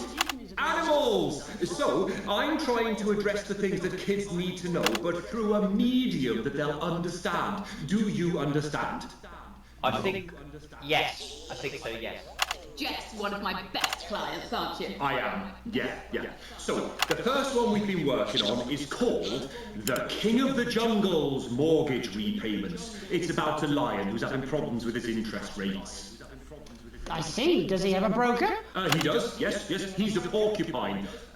How did you know that? Well, your work is universal, darling. It speaks to people. I'm going to say something to you, mate. I think you're onto something here. Oh, the bear, Oh, yes, right. This one is much better. So this one tells the tale of Mr. Bear. Now, Mr. Bear is a very sad bear because all of the other bears don't think that he'll amount to much, and they tell him that his plays are lazy and derivative. I think you're onto something there. Like my YouTube Now, channel. Mr. Bear is a tragic figure. Picture this. He's at his lowest ebb. The trees are closing in. He can't even face his salmon, can he? But then he meets someone that will change his life forever. At this point, we don't need God to come down from the sky. He meets Because I don't even know what that is about. I really don't know what that's about. Octopus, who takes him under his wing and says, "No, Mr. Bear, don't He's tired be of this. sad. You're not like all the other bears. You have this ambition and these dreams." Such fucking dreams. I think I love you, Jeff. And what you need, Mr. Bear, says the octopus. An 8-armed gesture or something. What you need to do to find happiness in this crazy old forest is you need to set yourself more realistic goals. It's called Mr. Bear Lowers His Expectations. Wow, you really have taken yourself to new depths. And what do you want children to take away from this? Oh, fuck shit. What? I said a more realistic worldview. Are you alright, Jamboree? It's Jeffrey. My name is Jeffrey Donington. No, stop. How does it end? I thought it was We need to know how it ends. Well, all the animals learn a thing or two about inevitable mediocrity. And Mr. Bear settles down near to his parents' cave, stops trying to make his band happen, and he goes into bear telemarketing. Becomes a bear maths teacher. And we end... We end on a big musical number. Oh, there's dancing. It's very repetitive, so it's catchy but not too challenging. Well, if you like, I could go and get my boombox. Yeah, I might be able to... Hang on. Can we get Angie back? Why not? The more the merrier, as they say at orgies. Right, I'll just fill then, shall I? Coming up in a moment, it's the world premiere that nobody saw coming. Lights! Or wanted. At all. I can only apologise in advance for what we're all about to endure. You turn this shitting thing off. Well, there's all sorts of creatures down on the farm. Like wise old Mr. Octopus with way too many arms. There's Mr. Pig and Mr. Cow, they're always in good mood. But that's 'cause they don't know into food. All these guys are in the same place together. What's that over there? That's where your hopes go to turn into despair. Mr. Bear, what's that over there? That's where your dreams go to die. Mr. Raccoon wants to go to the moon. He'll end up as a bus driver soon. Mr. Porcupine thinks he'll read the news at 9. He'll end up as a janitor who stinks of turpentine. Mr. Tiny Mouse thought he'd own a massive house, ended up in a bedsit where he can't control the louse. Mr. Horse thought he'd go into professional sports, now he's an alcoholic and he's on his 3rd divorce. Mr. Bear, what's that over there? That's the place your life becomes an endless questionnaire. Mr. Bear, what's that over there? That's where your hopes go to die. Lower your expectations. Maybe you could get a job in telecommunications. No matter how you try, you'll never reach the League of Nations. The best you'll get is middle rank in trading operations. So lower your expectations. You'll never win an Oscar, so there's no congratulations. The future that is coming will not meet specifications, and no amount of visualization will save you from your own deterioration. Mr. Bear, what's that over there? That's a tramp who thought he'd be a multi-millionaire. Mr. Bear, what's that over there? That's where self-esteem goes to die. Mr. Bear, what's that over there? That's the disappointment that is waiting everywhere. Mr. Bear, what's that over there? That's where your dreams go to die. That's where your dreams go to die. That's where dreams go to die.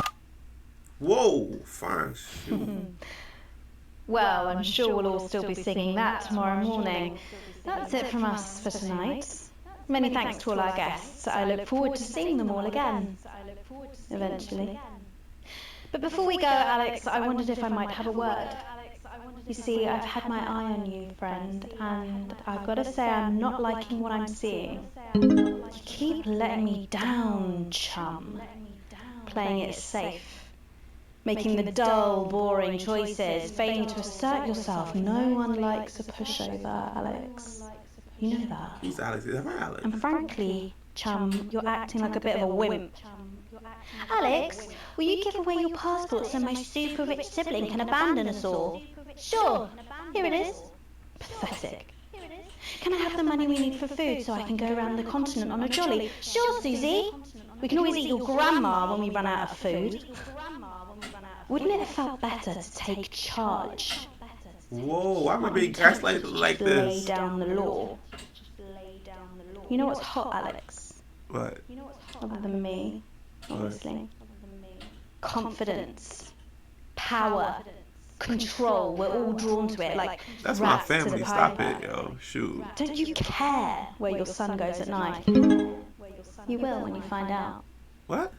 Look, far be it from me to try and lead you down the dark pathway, although sort of is my whole raison d'etre. How much they pay you to do this, yo? But imagine, I bet you're not selling a kidney. just for a moment, that none of this was real.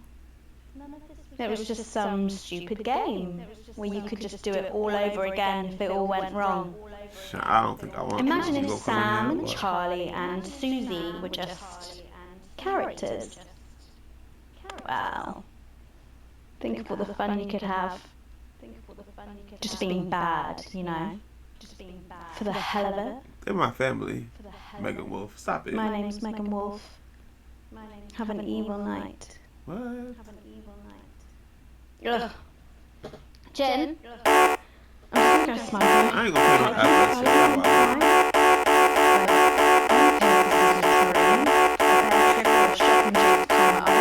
no to be dressed like a swag, doshing out wristies for a 20.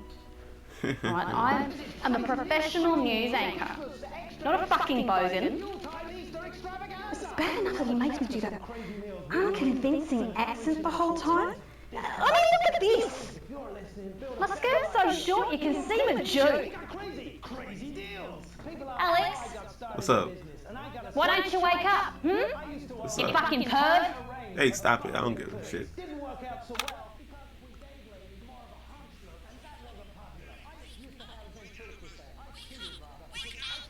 What's going on? Huh? Alex, wake up! Oh, nah, yo. That was a dream. Yeah, I was feeling, I was so shook. I was so scared because I thought to myself, oh my gosh, is that it? Is that honestly it? My company still hates me. Okay. I guess I'm feeling a bit of guilt because I gave my passport away, huh? Anyway. Back to the bad wallpaper. Ooh, what's this about? I just want to say, she did bring up some interesting points. Where is it my son's scoring at nighttime? Like, obviously, I don't mind my daughter going on vacation. I know that we're broke, but still, like, if we're going to be broke, we might as well flaunt somebody. Have something. if we're just gonna be staying broke. Like, shoot, I'm selling a kidney, for God's sake. That's a lot of money.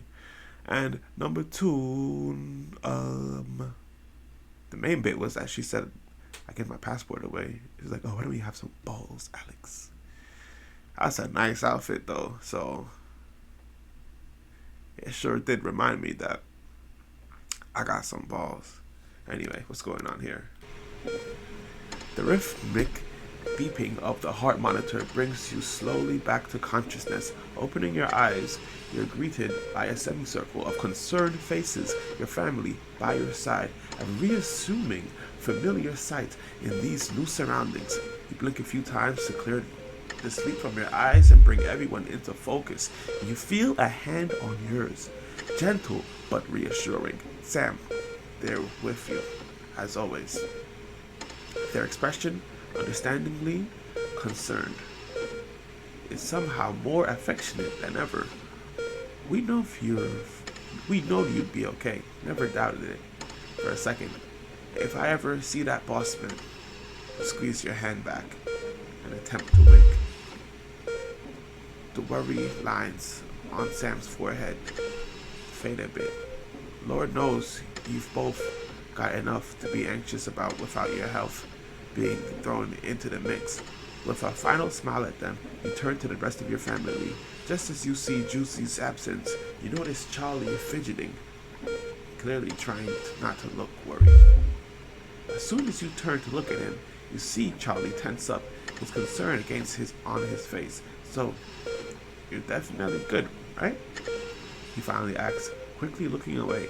Of course I am, buddy. There's nothing to worry about. I'll be fine, Charlie. Leave the blanket alone. Nothing to worry about. Charlie looked at you and grins, one of those infectious smiles that spreads around the room. It's always good to have him in your corner. Your smile fades as you notice your mother staring listlessly out the window.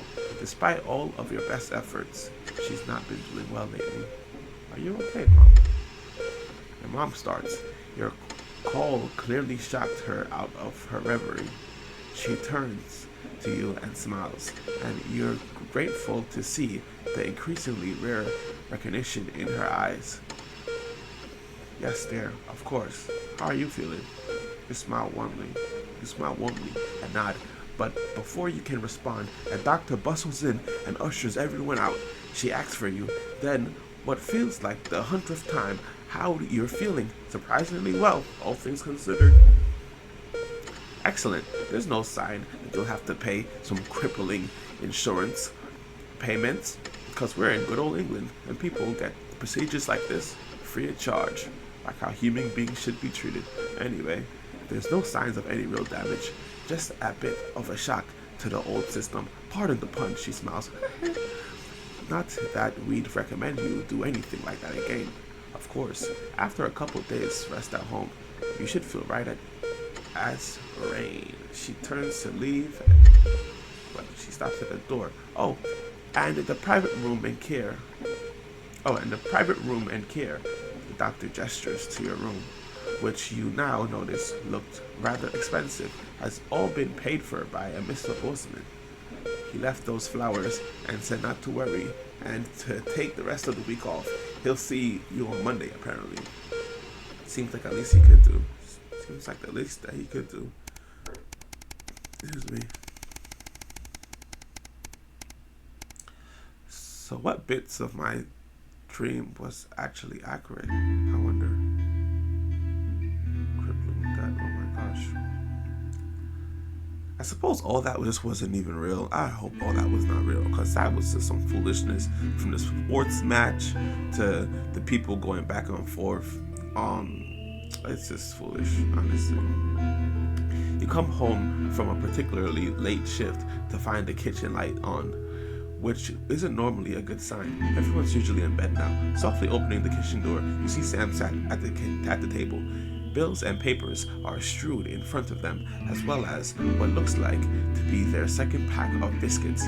They give you a quick kiss as you take a seat next to them. Sam frowns and goes back to the bill they're holding. Hey, sweetheart. Just looking at the numbers again. They look to the door. They looked to the door to the pantry, now converted into your mother's bedroom. We've been doing our best, but I think Cassandra really needs a nurse to look after her now. Suddenly the bills are all you can see. I've been staring at the... Sorry guys. I've been staring at the numbers all night. Tears in their eyes. Sam takes your hand. There's just no way we can afford it. I'm so sorry. The kitchen table swims before you. Oh, shoot. Sam stands and pulls you into a firm embrace. But all you can think of is your mother and how you can't afford to help her. What would your dad be thinking now? Is this the utopia Advance promised? You stare at the door and your mother's makeshift room. Tomorrow you need to tell the kids and book the appointment at the transition center. What? The transition center is where they're gonna go kill her because she's sick. What else could you have done? Fuck. Crippling death. That must have been the omen. That must have been the dream. What it was all about.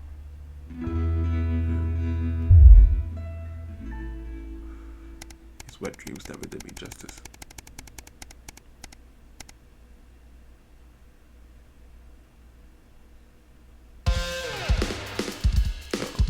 You're watching TV with Sam when Charlie comes home from the evening. School finished a while ago, but he's been home late more and more recently.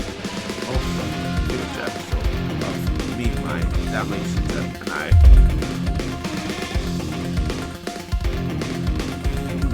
After it ends, you say goodnight to Sam. You got an early start in the morning.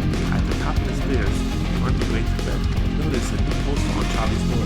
It's homemade, but the image is distinct. A fist secretly in the ocean spray painted on a black background. And now, well-known symbol of Disrupt. It's a rebel.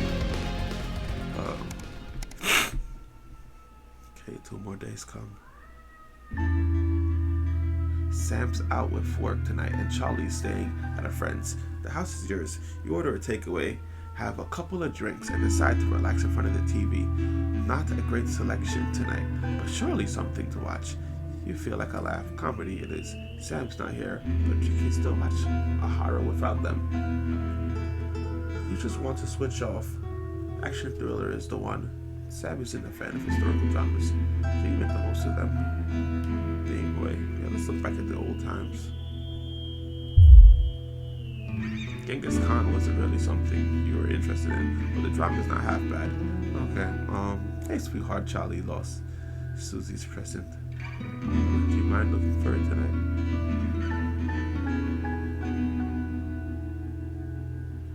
So Sam left a note saying, hey sweetheart, Charlie lost Susie's present. Would you mind looking for it tonight? Okay, I will try to find Charlie's present. As you hold it closer, you're surprised to find the gift's actually an engraved lighter for Chippy.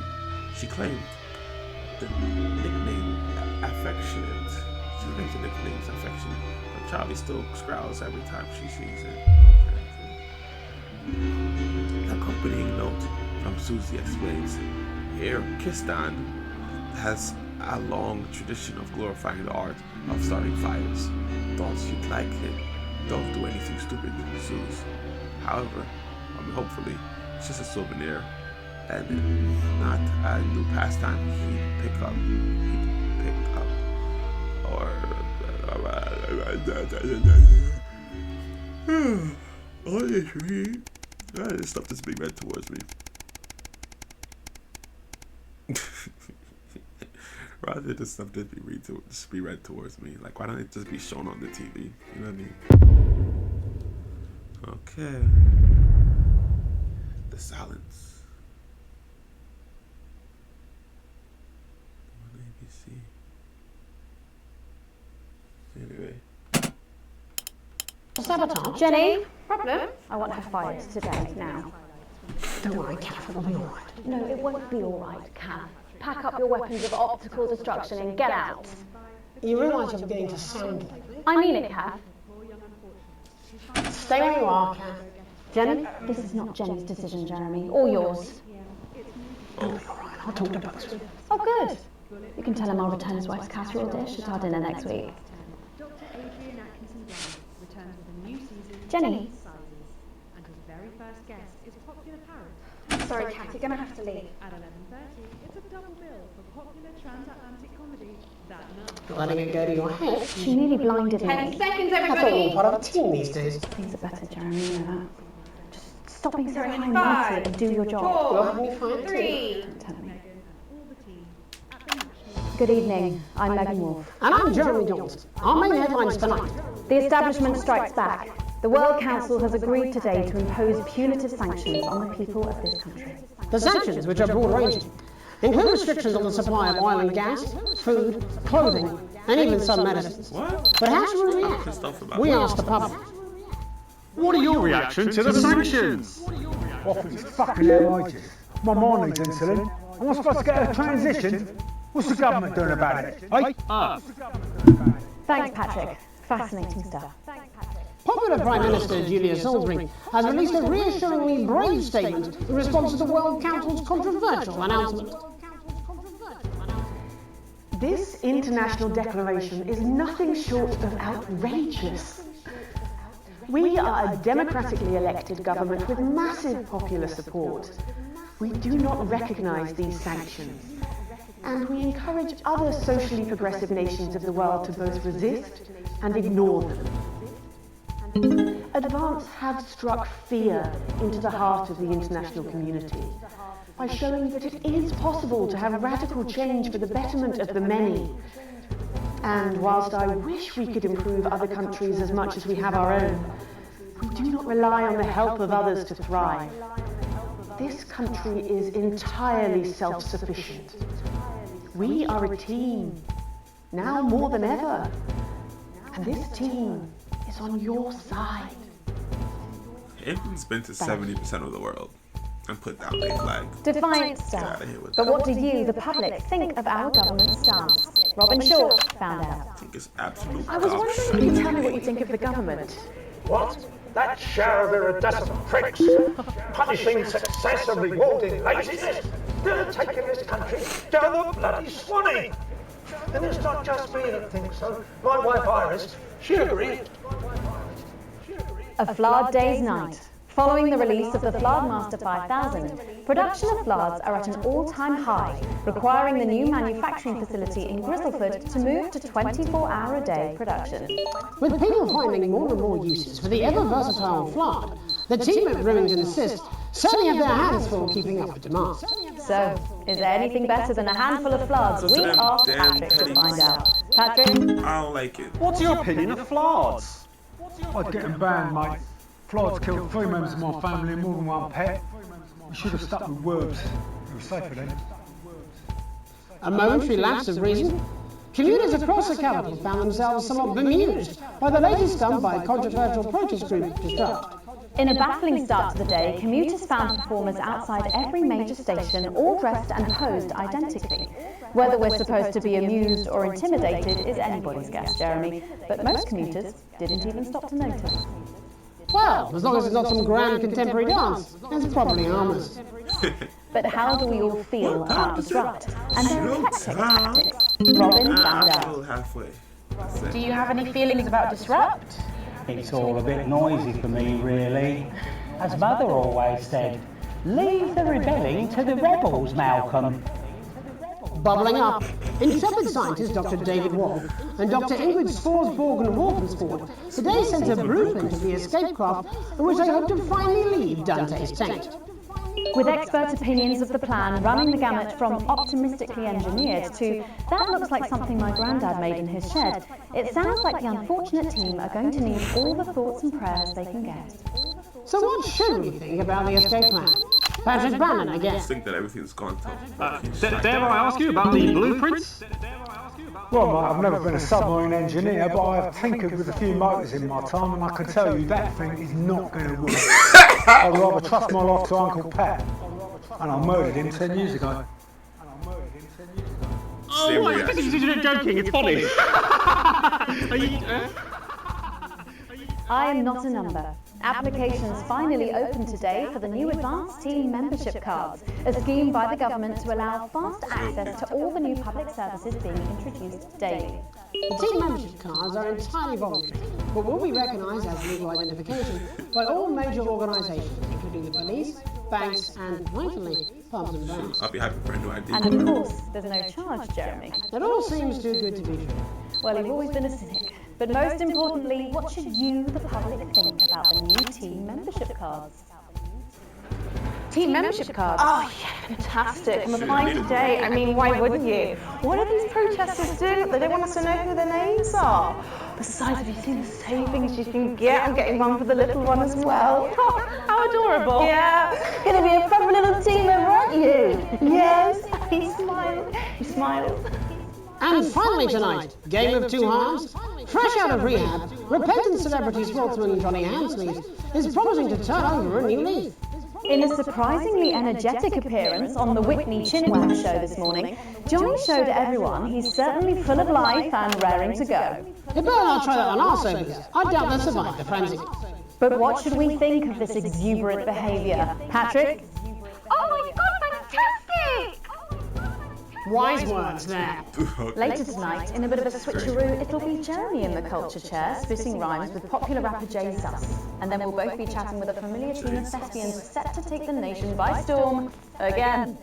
That's all coming up on tonight's National Nightly News.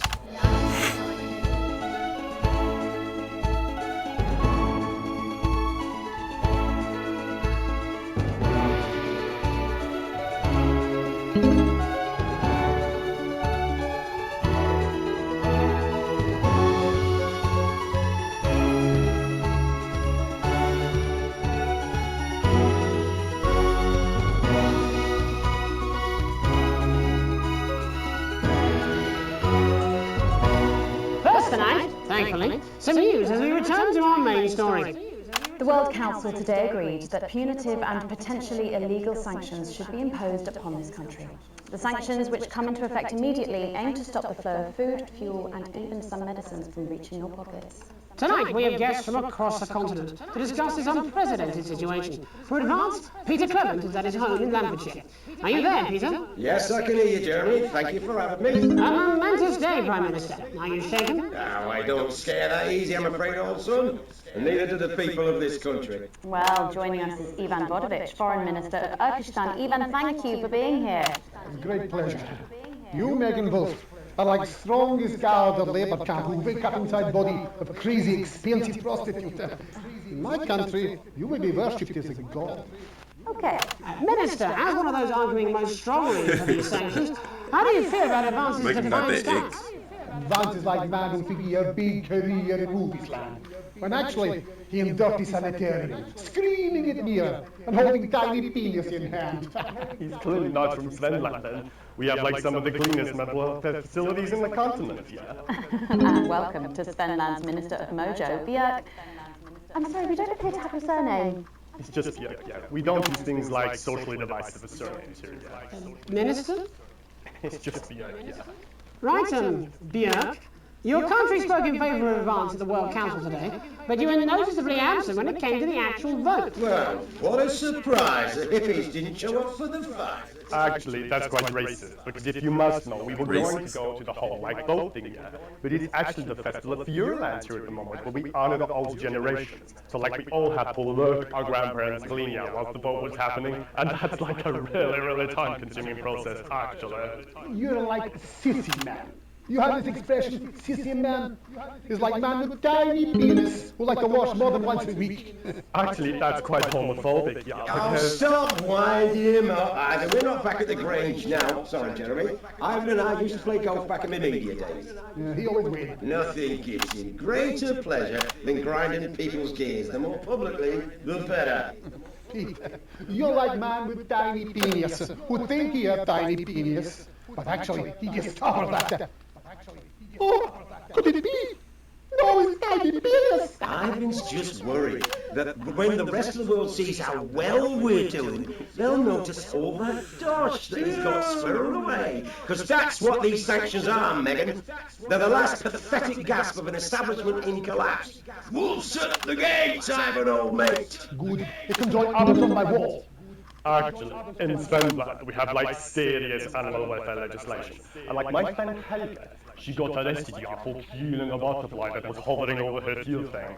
I mean, in English, jam sandwich. I just know a girl called Jam Sandwich. She was a right cracker too. Wonder what became of her. We seem to be wandering a little from the news here. Human interest, Jeremy, the real people behind the headlines and all that. So if you're watching Jam, give us a call. Yeah, let's see if we can't organise a reunion. Chris, I'm not sure about that. I'll have to run it past Mrs. Clement first, eh? Peter, you like man trying to empty ashes of mistresses into oncoming vent. Soon you have tiny penis and beard full of secrets. What's a In Svenland, we don't really go into all that restricted monogamy stuff here. We're kind of fluid, actually. Okay, well, it seems that we are running out of time. Yes, so before we go to the break, briefly, if you would, gentlemen, with the people of this country facing shortages and Possible shortages and power outages.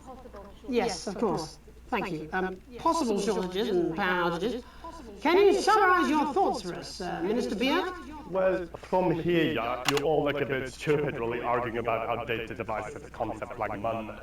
In Finland, we replaced currency with a system of bodily fluids back in the 1970s, and that's like a really hard to sanction, actually. Thank you, Minister Potterfield. Your country is like man who thinks he invented perfect trap for giant mutant-haired bear. When really, he's just standing in the field Holding his tiny penis, yes, thank you. What's wrong Finally, with Prime Minister Clement. Let me talk to your viewers here, Jeremy. Don't worry, everybody. Don't be afraid. Don't even lose a wink of sleep. We knew the rest of the world would react this way, and we're ready. As my old man used to say, you can't make a shag pie without blocking a few toilets. Thank you, Prime Minister. Reassuring words there. We'll be back after these messages. 1 minute back. Hey, Peter, I over your way this weekend. You fancy a quick 9? Yeah, sure, front or back. That's what I hope you're asking Megan Wolf for me. Sees how you lead me. Megan Wolf. Well, you have to be more careful. It's all part of his long-term plan to get fired live on the news at 6 in front of the nation. Someone warned him it's going a little too well. Hey, that's what we like. This is important. New government censorship should show up in blue. Same as regular censoring. Keep an eye out for the advanced blue waveform.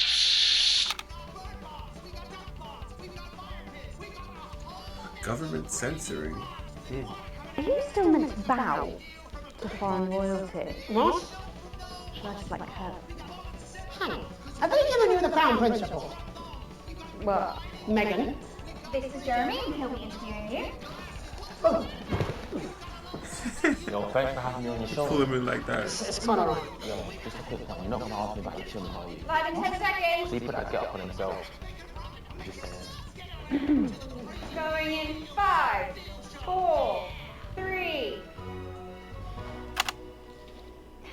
Welcome back. I'm Megan Wolf. Later, we have an exclusive first look at a theatrical sensation everyone's going to be talking about. But first, it's time to go over to the culture spot with lovely old Jeremy Donaldson, who's joined by a very special guest. Jeremy? Thanks, Megan. I have the honour and privilege of being joined by hip-hop royalty. He's been called the son of the streets and the father of truth. Not sure how that works, but whatever. Let's welcome Jesus! Thanks, Jeremy. Yeah, it's a real honour to be here on the show, the news. You know, as a kid on the streets, I used to watch it from a window of the shop, so to be here right now is crazy. You used to watch the show from a window in the shop. You've had quite a journey to be here today. Can you tell us about it? Well, you know, I try not to, well, you know, the past is the past. But yeah, man, the streets is all I remember. Like, My mother donated me to a charity shop soon after I was born. Elderly lady took pity on me. You know, she let me sleep on a pile of crime fiction until I taught myself how to walk. Wow, that's quite the childhood. And she died tragically. Right there in my arms, man. You know, I remember a tear falling as she lay there next to the used homework. And in that moment, I became a child of the streets. I was just 18 months old. 18 months old, she died in your arms. What a... This guy's chatting fables. You're known for your direct and honest lyrics. Was your style informed by your troubled past? Well, like I said, I try not to talk about it. It's just too hard. Of course. But my first album is about the story of the first 4 times I stole, so I wouldn't starve. A small group of infants came to see me as their de facto leader. They call me Mr. Cheese Slice. We were like a family. So I would see. Recently, you've been quite outspoken about the government. Yeah, fuck the government. Fuck Advance. Fuck Peter Clement. So I gotta blur all this. What is it that you object to so vehemently? Well, you know, they stole from us. They're taking our money and spending it, man. Redistributing it? Actually, homelessness has been all but eliminated in the last couple of months. So? Surely that's a cause close to your heart? Yeah, nah, of course, man. Very much so. I just mean, like, why do I have to pay for it, you know? You don't. People have been rehoused on property seized from the historically wealthy. And that couldn't have been you, could it? Look, yeah. I worked hard to be here. I built this from nothing. And I deserve to be rewarded for that. Would you say you worked harder than, say, a farmer or a care worker? I don't know. But if people are taking something from my music, choose to value it, buy it, who's to say I don't? And no one can take that away from me. Not even to help, say, vulnerable children? Mr. Cheese Slice. What is it you're trying to say? I just don't understand where you've placed yourself politically. I mean, is it ideological or is it tactical? Well, it's more of Or like... maybe it's hereditary. Stop trying to tie me in knots with your words, Jeremy. I let the music speak for itself. And the people agree with me. Well, that remains to be seen. But you have given me a very easy segue out of a conversation that I promised I'd you rather trust was P. much Diddy, more painful bro. for This me guy's not than like it was for trust you. him. So here he is I would not rather with trust P. Diddy. his hit song, Mrs. Lovelow's Tears. Oh no, I'm going to do something a little different. It's a new single I've been working on. Oh, so this is unapproved, is it? Yeah. You love it? Excellent. Don't worry, we've got a state-of-the-art censorship system. What's the worst that could happen? So here he is with a new song. Oh, we're lucky. It's Jesus! First, you're gonna pay up. You're gonna pay back.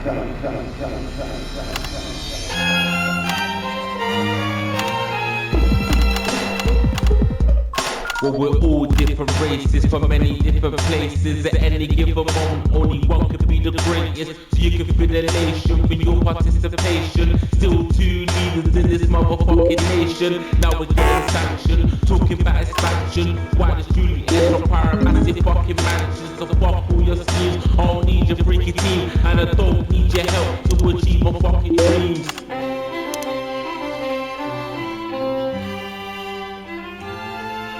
So don't make a fuss when you find you're one of us.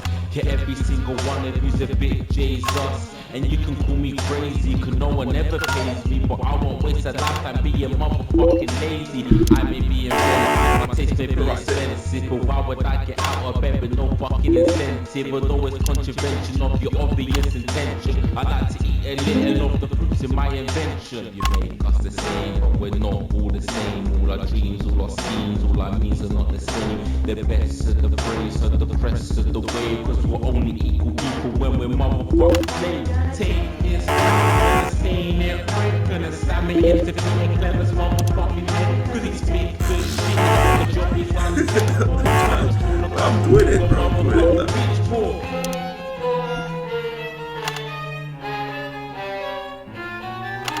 So this is for the snub ones, the push and the shove ones, the folks that feel the burden of their motherfucking loved ones who had plenty like a motherfucking Bentley, the ones who now finding that their bank accounts are empty, the ones with aspiration, who had to flee a nation, the ones who built a business out of dreams of perspiration. There's all sorts of people, the good and the evil. It only takes a glance to see we're not all equal.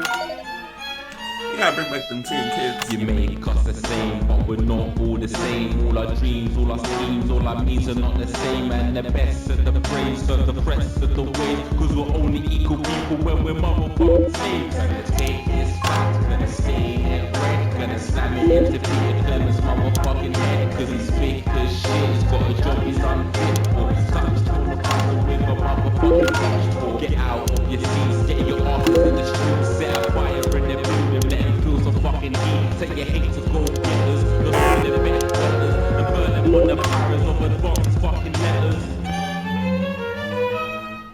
Gonna take this fact, gonna stain it red, gonna slam it into Peter Clemens' motherfucking head. Cause he's fake as shit, the job he's unfit for. Such torn apart with the motherfucking pitchfork. Chase that me, you don't need a fucking team. And advances little dances aren't as harmless as it seems. Cause they're stale and corrupt, then you're angry corrupt. Then your hearts and your minds and your fists to destruct.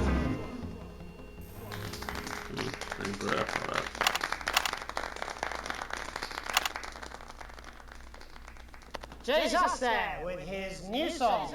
Thank you so much for joining us in the studio. I'm sorry. I'm out of agreement with you, but I'd just like to offer you an apology. I've just been told that there was some kind of issue upstairs, and an attempt was made to censor some of your notes. What? Are you joking? I'd just like to say to you and everyone at home that this was a mistake. This is absolutely ridiculous. Here at the National Nightly News, we pride ourselves on remaining neutral, unbiased, and independent of any outside interference. You have my word. We will never censor ideas. Back to you, Megan. Well, a bit of dangerous language there, sorry about that. Well, thank you to little Jeremy Johnson for providing our culture spot. Coming up, we'll be speaking to a couple of familiar faces about their upcoming dramatic outing. Don't go away. We'll be right back after this. Just a reminder. See that little VCR? That little tape. Past that break. It's just a mix-up, I'm sure. Now, promise me, I really do have to ask Oh, stop it. My father's going to hear about this. I understand. So my father's going to hear about this. This is unbelievable, Megan. I don't know what you're talking about, Jeremy. The abundant, nutritious food we grow right here in the town. So I'm bringing my marks down till I can see now. Your entitlements book will be coming to you by post in the next few days, and it will let you claim enough food for the week every week at one of our many new distribution centers. Everyone will get their fair share. That whole segment with the snuggle hugs and things busting through the window, the sun really weird, pineapple flying in the sky. That was only good. Now everything's back to normal. Jeremy, do you remember Mr. Algebra? Vividly. And Mr. Harris, and this is Ms. Radon. What? Philippa, please. You're back together again, eh? Who'd have thought it? Perhaps a lower-order demon. This is awfully exciting, isn't it? Right, okay then. We're going live in 10 seconds, opening on camera 1. 5, 4, 3. Welcome back, and no, you're not mistaken. Sitting across from us are some very familiar faces. You really are too kind, Megan. It was only a yogurt commercial, But I'm still proud of it. Here to talk about his new show, we're joined by National Treasure Tommy Harris, the National Visitors Philippa Radon, and National Deficit Jeff Algebra. So lovely to have you all. Tommy, would you like to tell us about the show? You know what? I'd bloody love to. It's about me. It's about my life. And where did the idea come from? So, right, picture this. Their legs akimbo, mid-session, sweat is pouring out of me like an immense hog. And then Cindy comes in, she says, Pete's on the phone. That's Peter Clemens. The Prime Minister. Yeah, Pete's actually a really good mate of mine. Oh, is he really? Yeah, no, he comes to training sometimes. He's a really good goal sweeper. Anyway, so yeah, Pete, he says, Toby, he thinks my name's Toby, see?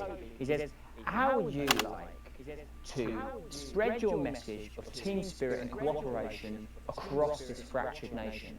How would you like to really make a difference in these desperate times? What did you say? These guys are plants, yo. So, Jeff, the question on everyone's lips is, what in God's name are you doing here?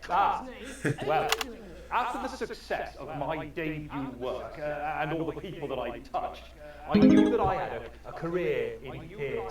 Yeah? I've always been an admirer of Tommy from afar. So when my manager phoned and said I'd been offered the gig as director, I was ecstatic.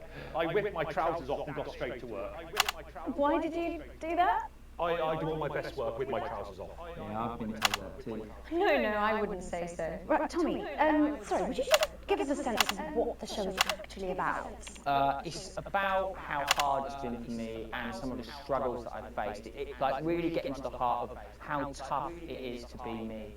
I call it Tommy Harris. Jesus, that was hard. Catchy. We actually have some clips of the process of the show. Do you mind telling us what's going on? Yeah, so the show is built around two things that are very important to me. It mixes scenes from my life as well as epic fantasy retellings of scenes from my life. But Dad, you promised you'd come to my graduation. I'm sorry, son. You're an embarrassment. But Dad, you promised you'd come to my graduation. Back, demon! Back to the hells! Back to the hells! Philippa, what's it been like co-starring with Tommy Harris? I've always dreamed of treading the boards at medium-scale regional theatres, Megan. And for once, this show really gives me something to sink my teeth into. What's different about this show, then? Tommy, Mr. Harris's show really lets me show my tremendous range as an actor. I've always suffered from typecasting, forced to play the same tired characters in every god-awful yogurt advert or godforsaken soap opera or, God forbid, a pantomime. But, you know, this show has really let me just go there. Jeff, the viewers at home will be dying to know exactly what is it that you bring to the show? Good question.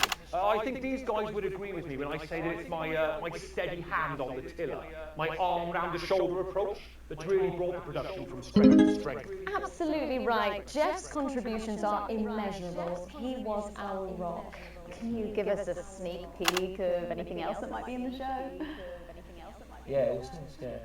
Yeah. We've got lots of exclusive first-hand experiences of Tommy's time in the underground sports board scene. And some epic fantasy retellings of Tommy's time in the underground sports board scene.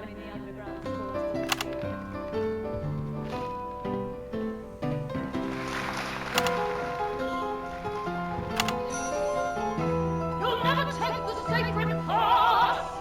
And am I right in saying this was officially commissioned by the government? Yeah, all paid for by the taxpayer, which, you know, to be honest, is actually a lifesaver, really. Yeah, so the taxpayer paid for this, and the government is here behind these guys. Which frankly would have been a travesty. And they're not even qualified. This is like Quavo telling us to vote for Kamala Harris. You do this every night. Absolutely. It's a metaphor. For what? Yes. And the public are footing the bill, are they? Too bloody right they are. Between the cost of my tour bus and the dry cleaning of my ties, I'm barely scraping a profit here. Amazing. And where can the folks at home come and see this for themselves? We're performing all over the nation. And people can see it for absolutely free, all courtesy of Advance. Isn't that incredible, Jeremy? Yes, it's unbelievable. Jeez, please, So much man. for coming. Next time we see you, no doubt, you'll have These guys taken our stink. jobs. That's all we have time for tonight. Join us tomorrow when I'll be interviewing the world's most attractive horse. I'm Jeremy Donaldson. And I'm Megan Wolf. And from all of us here, have a peaceful night. Jeez. That's the ad. Let's get reset for tomorrow, please. Hey, we must stop bumping into each other like this, eh? Oh.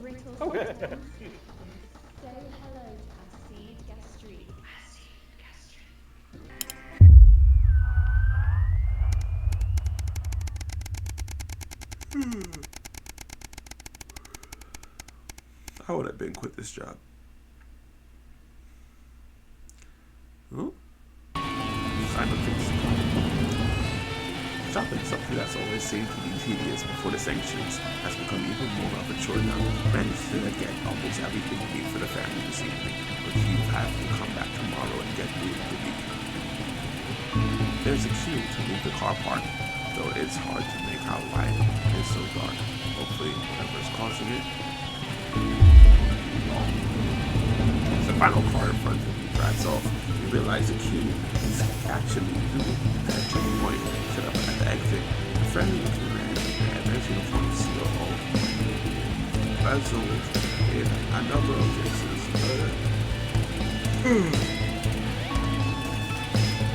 Put my car window down. Good evening. Nothing to worry about.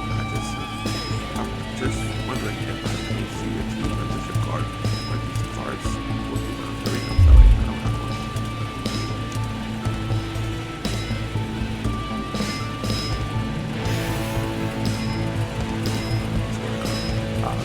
That's not a problem.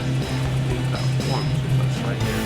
And we're more than happy to sign up. I guess there's coming behind. And no one is clearly received a short end of stick and stuff to make it work. Well, I suppose I might as well. Let's see here. I thought these cards were required. I thought they were required. Well, strictly speaking, they're not. But there are also loads of benefits to having them. And there's no reason not to get them. They smell faded a bit, but when he puts a hand up, he scratches the back on his neck for a moment. He leans over you. His presence now seems absolutely intimidating. You make a good point to sign me up. No thanks. It's not something I want right now. Almost instantly, a friendly demeanor is gone. His expression is one of stern disapproval. Well, obviously, I can't make you sign up, but I wouldn't strongly recommend you do. I would strongly recommend you do. Soon, we wouldn't want people to think you had anything to hide, would we? He takes a step back and gestures for you to drive on. You're sure you see him writing something down in his rear view mirror. Mirror.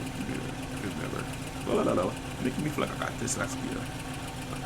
As you head home, somewhat more hurried than before, very advanced, very keen on everyone joining the team.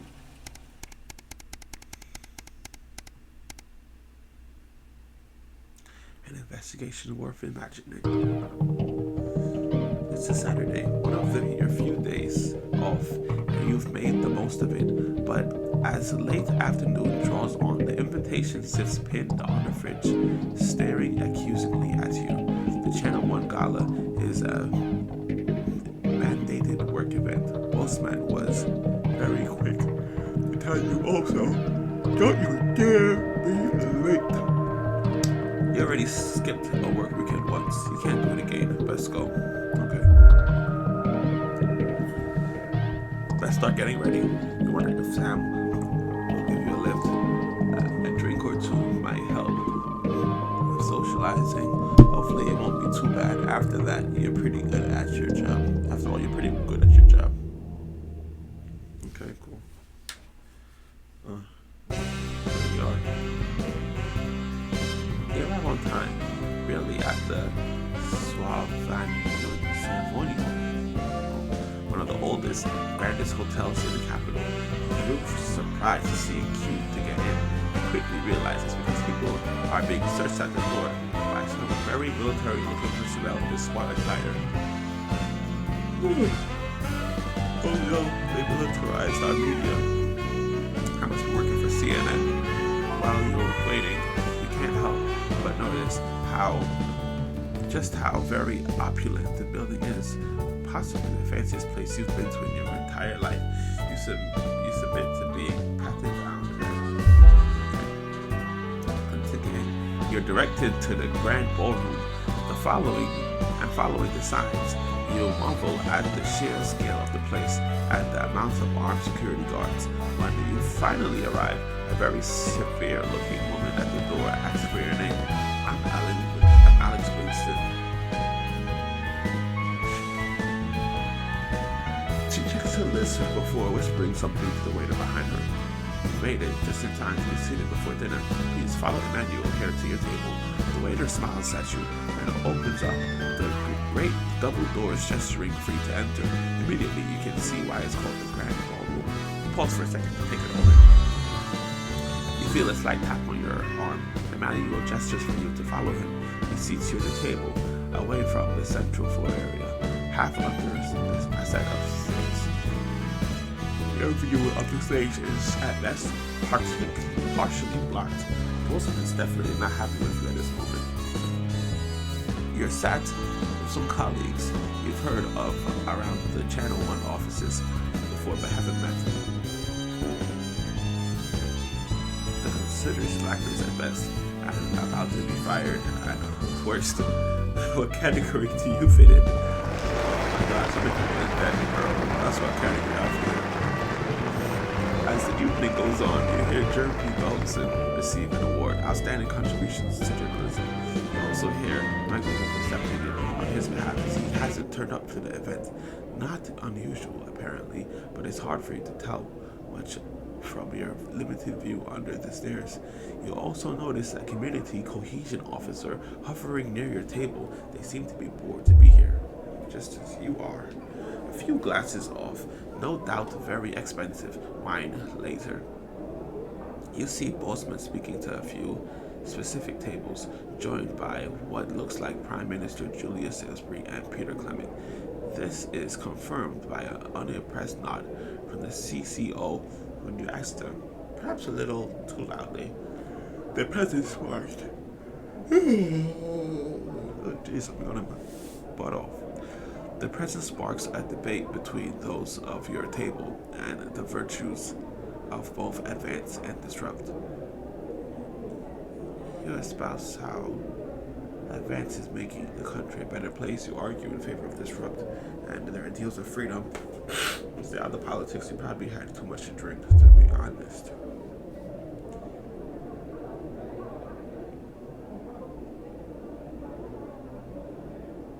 Yeah, I'll skip the next meeting.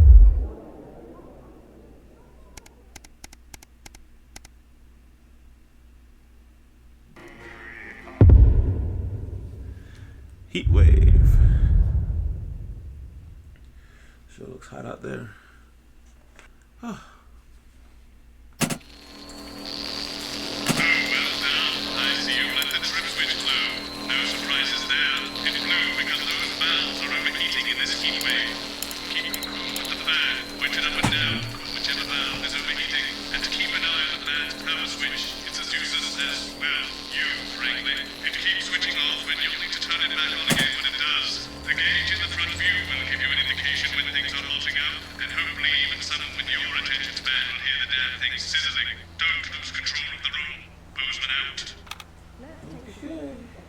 I'm sweating like Peter coming in an Uprising's here. Okay, we're working on it. What, you've got someone to hose down the sun, have you? Yes, they've just strapped on their wax wings. Classical illusions are no substitute for air conditioning. You know, I genuinely thought you'd be in a better mood today. She's not even here. Yes, but he is.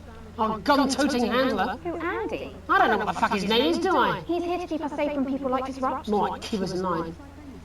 Get guns. Give me the willies. 10 seconds, everybody. So, we've got any actual real news tonight? Well, the world's on fire. That good enough for you? Going in 5, 4, 3.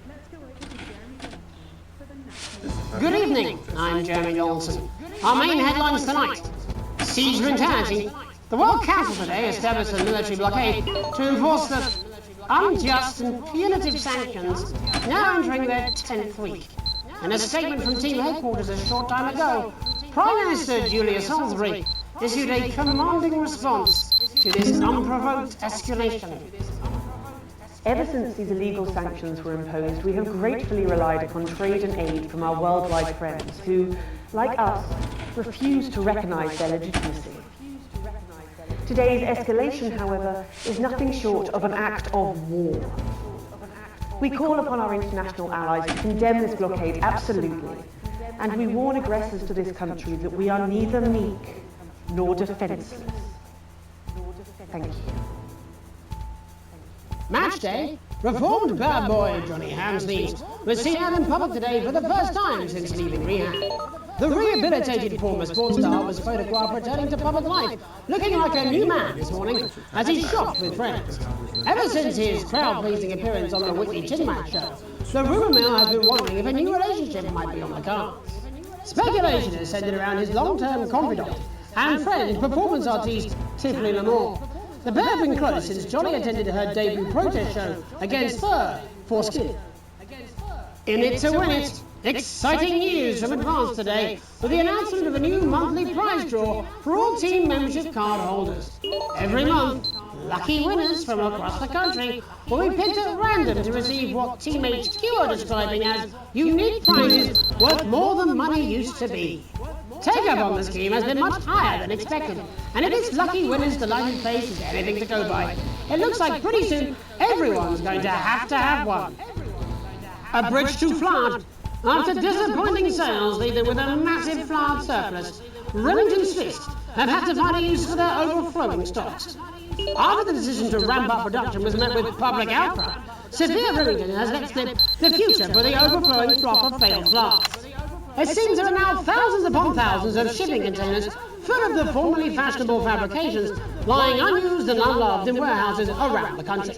An official spokesperson refuted this claim, saying many of the crates also contain corporate whistleblowers, endangered species, and long-lost priceless religious artifacts. Back to basics. It seems the team trapped in Dante's Taint could be facing a problem too great even for them, as escape plans are scrapped. An image transmitted from deep within the cave system shows the doctors moments after they receive the news that they have lost public support for their reckless escape attempt. Could this serious setback prove fatal for their already troubled homeward venture? With all hope lost, even in defeat, these two appear to have stuck together. But can any professional respect survive the prospect of an eternity underground? Most collies can't even handle a shared fridge, Megan. Life during wartime. As if we didn't have enough aggressors on our borders, internal problems are growing for the government as radical activist group Disrupt caused chaos in Parliament Park last night. Scuffles broke out after the protests, resulting in multiple arrests and the injury of 3 community cohesion officers. Advance have yet to comment. As grassroots support for the movement grows rapidly, especially in those areas Advance have not yet been able to fully regenerate, people across the country are starting to fear a return to the bad old days of inequality, division, and multiple television shows about buying houses.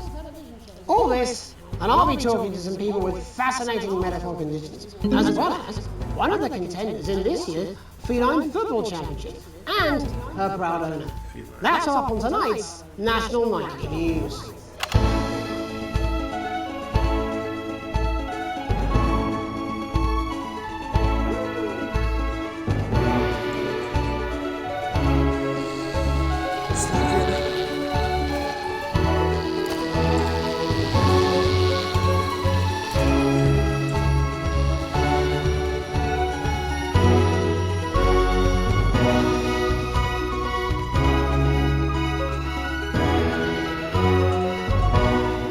But first tonight, our team of correspondents has been dispatched to every corner of the country to see how the people of this great nation of ours are coping with this unprecedented hot weather.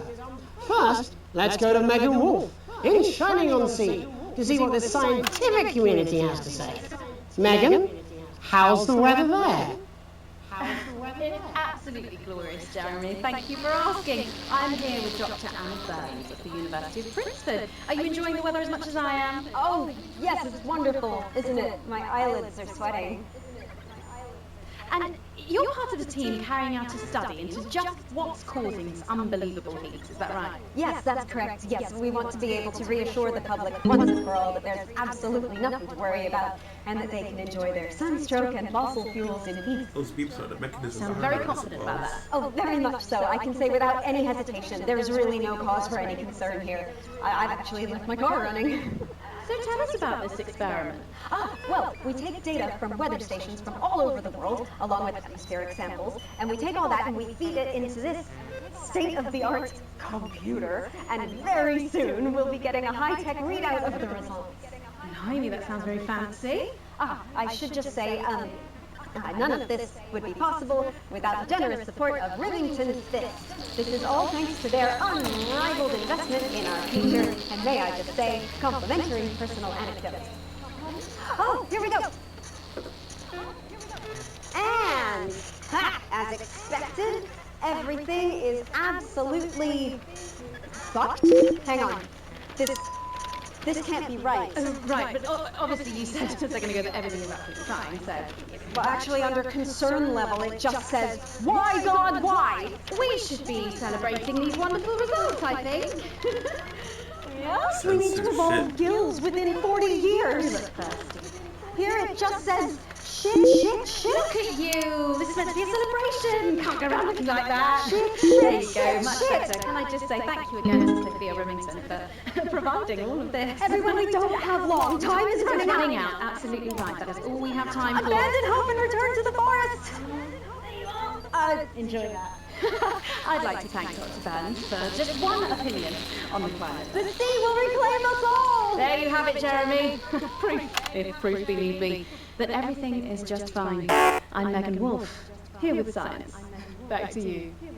Megan Wolf there, attempting to do some actual news. Next, heads over to Robin Short, who's in Scritchford with some of the winners of this week's team membership lottery. Robin?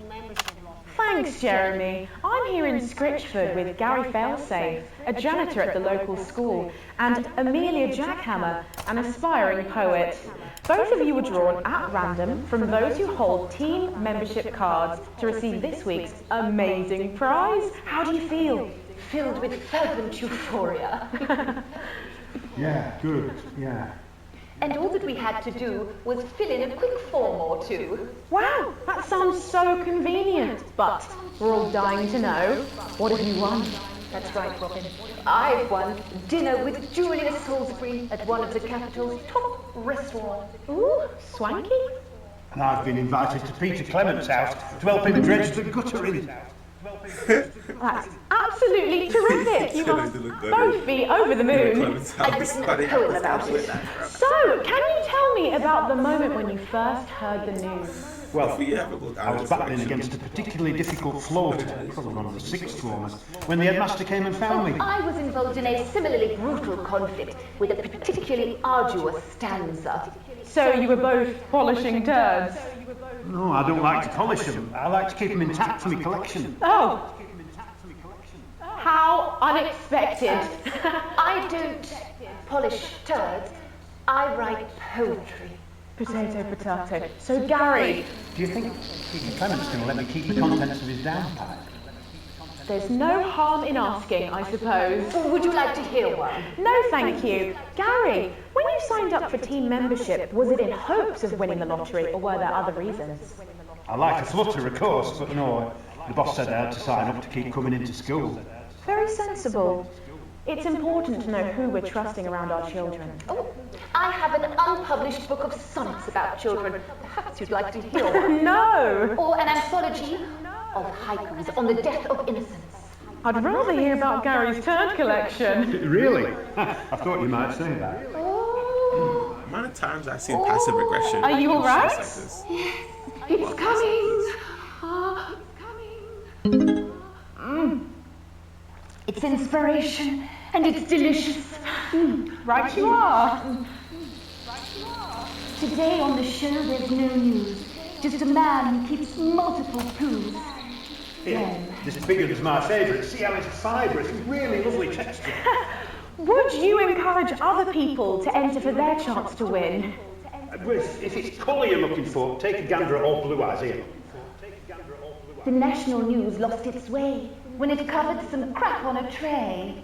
Some of these are quite rare. Maybe that was unfair. And that's all we have time for today.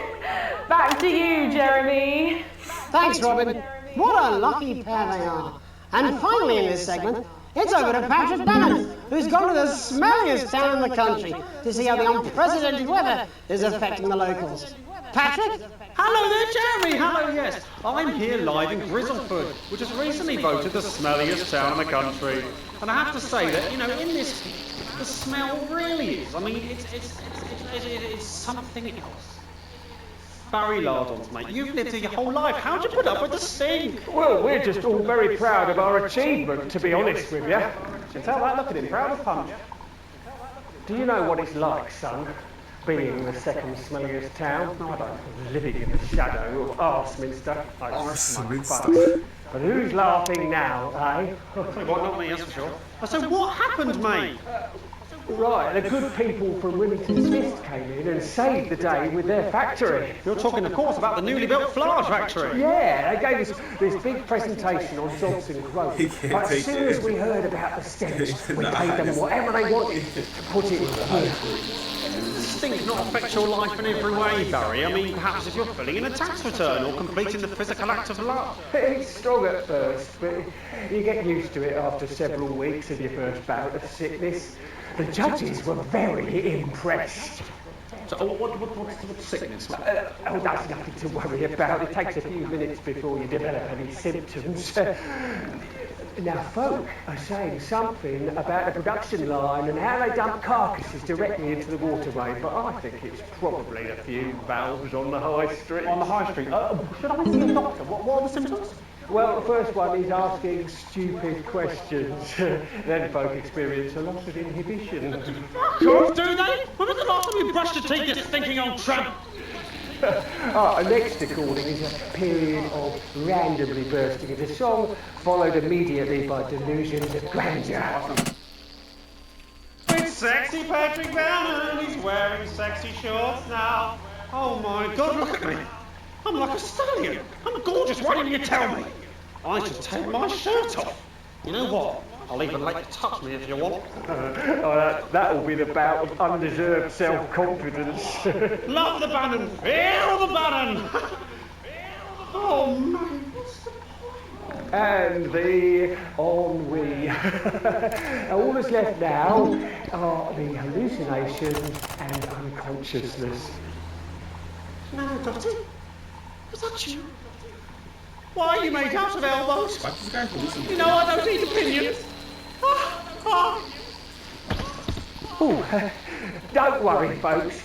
Once he wakes up, he'll be just fine. We'll just find a place to stick him where it won't matter how many times he evacuates his bowels. Right, that's all here from Grizzleford, a town that's really making a stink. I'm Barry Lardons. Back to you, Jeremy. Thanks, Barry. With a naval blockade being set up around our coastline as we speak, when we come back, I'll be talking to 3 members of the general public who appear to be here purely for medical reasons. Don't go away. Unless, of course, you've got something better to do.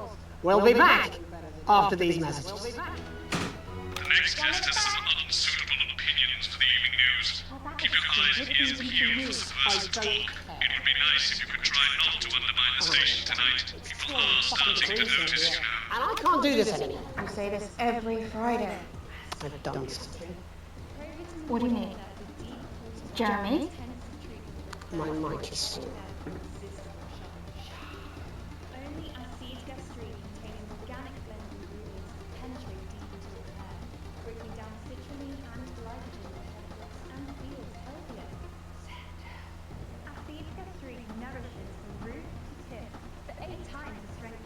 That's what I'm talking about?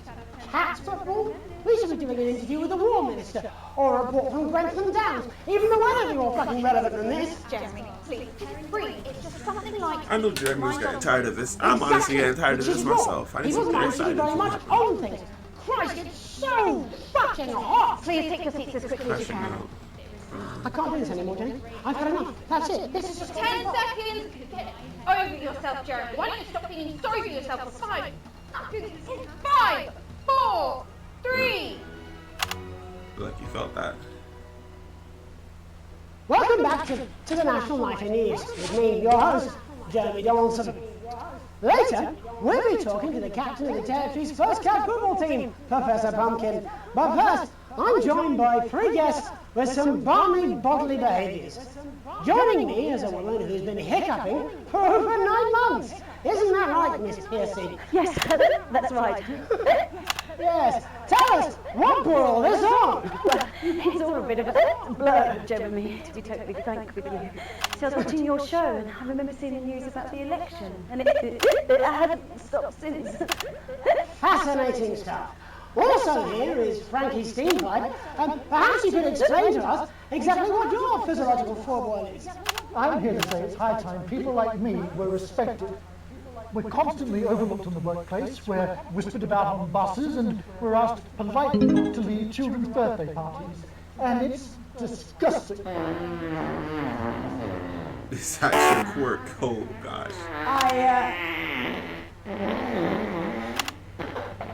I'm sorry, my bowels have comic timing. And finally, I'm joined by a man who answers every question honestly, even when it isn't aimed at him. How do you cope with that, Mr. Truman? With a combination of booze, self-hatred, and hardcore pornography. Is that? Not according to my therapist. Well, in that case, let's speak to Rose. Tell me, how does the hiccuping impact you? I get shushed a lot, which is hard. At work, they've asked me to stop answering the phones. It's really affected my confidence. Well, I find it really fucking irritating. People tend to believe your story? Fuck no. Actually, I've been surprised at how much support I've received. And Frankie, why have you come here today? Because my wife left me, and I was hoping that the fame would win her back. We've started a group for people with ailments deemed broadly comical by society. It's called Take Us Seriously. That's right. And we bloody well mean it. You guys think I sound like this hiccuping woman whenever I go read through these stories, right? It's just us. And how much success have you had? Well, we've seen some real positive changes. I don't want to toot my own horn, but it's been a runaway success. Shit all. Not a single person come to our fun run, and all of our leaflets fell in the canal. Well, Miss Piercy, some people are saying your condition was actually caused by the shocking events of that night. What do you think? Come on, Mr. Donaldson, that's absolute rubbish. What it'd be like to have a pair of tits. Could you? I'm sorry, it's very hard. What was I thinking? That you're a team fuck puppet? No. Or a sellout cunt? Boys, just reminded that he'd come now, but hey, if this isn't live television, then what is it? Fuckfest of propaganda masquerading as journalism. Right, Frankie, Rose, tell us. How can the viewers Why did I not click on that? Yes, we're holding a sponsored run in Capital Park next weekend. Gotta work the job. No smiles. Hopefully get a raise. No, it's called Don't Laugh Hard. What did I say before the show? That it was the team pulling Jeremy Donaldson's strings. No! Oh, wow! We really have to end that there, unfortunately. What a harmless bit of fun. This is exactly what I'm talking about. We demand respect. Yes, well, later, I'll be talking to Professor Pumpkin. A ginger tabby with a world-class pair of penalty claws. Is that really necessary? No, it isn't. Let go. Not you. Hand it up once. Enough! That's enough! Enough! What are you doing? Try not to piss myself. Alex, Don't you dare! Don't you fucking dare cut the ads before I tell you to. I'm not. You in the broadcast centre. Bozeman's little escape plan. You listen to me.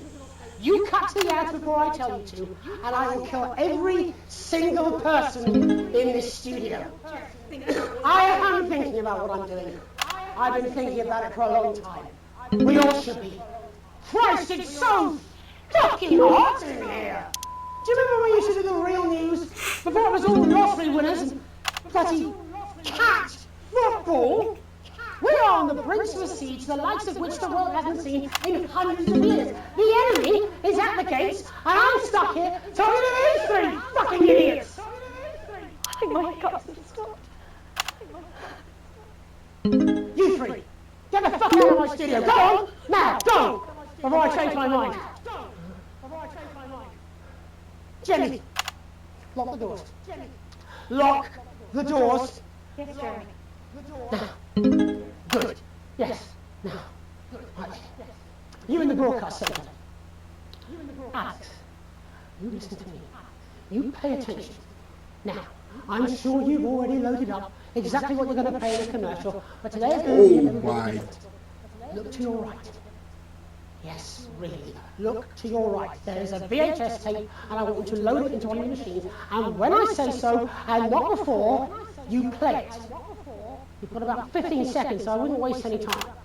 Now, all cameras. Alex, I know I've doubted your competence, but surely even you know better than to play our team. We don't take orders from armed lunatics. They will live up to their will be consequences. Over now, we're going to show the other side of it. For a bit of fucking balance. Like the good old days. Alex, play the fucking tape. Alright, come on, don't kill nobody. Don't kill nobody, don't kill nobody. Don't see anything I don't like. I will not hesitate to start. Oh, Alex, you're going to get me in trouble with that. Let's hope you read the right. I imagine the ratings are going to be through the roof. I don't want to be fired, I don't want to A+, wow.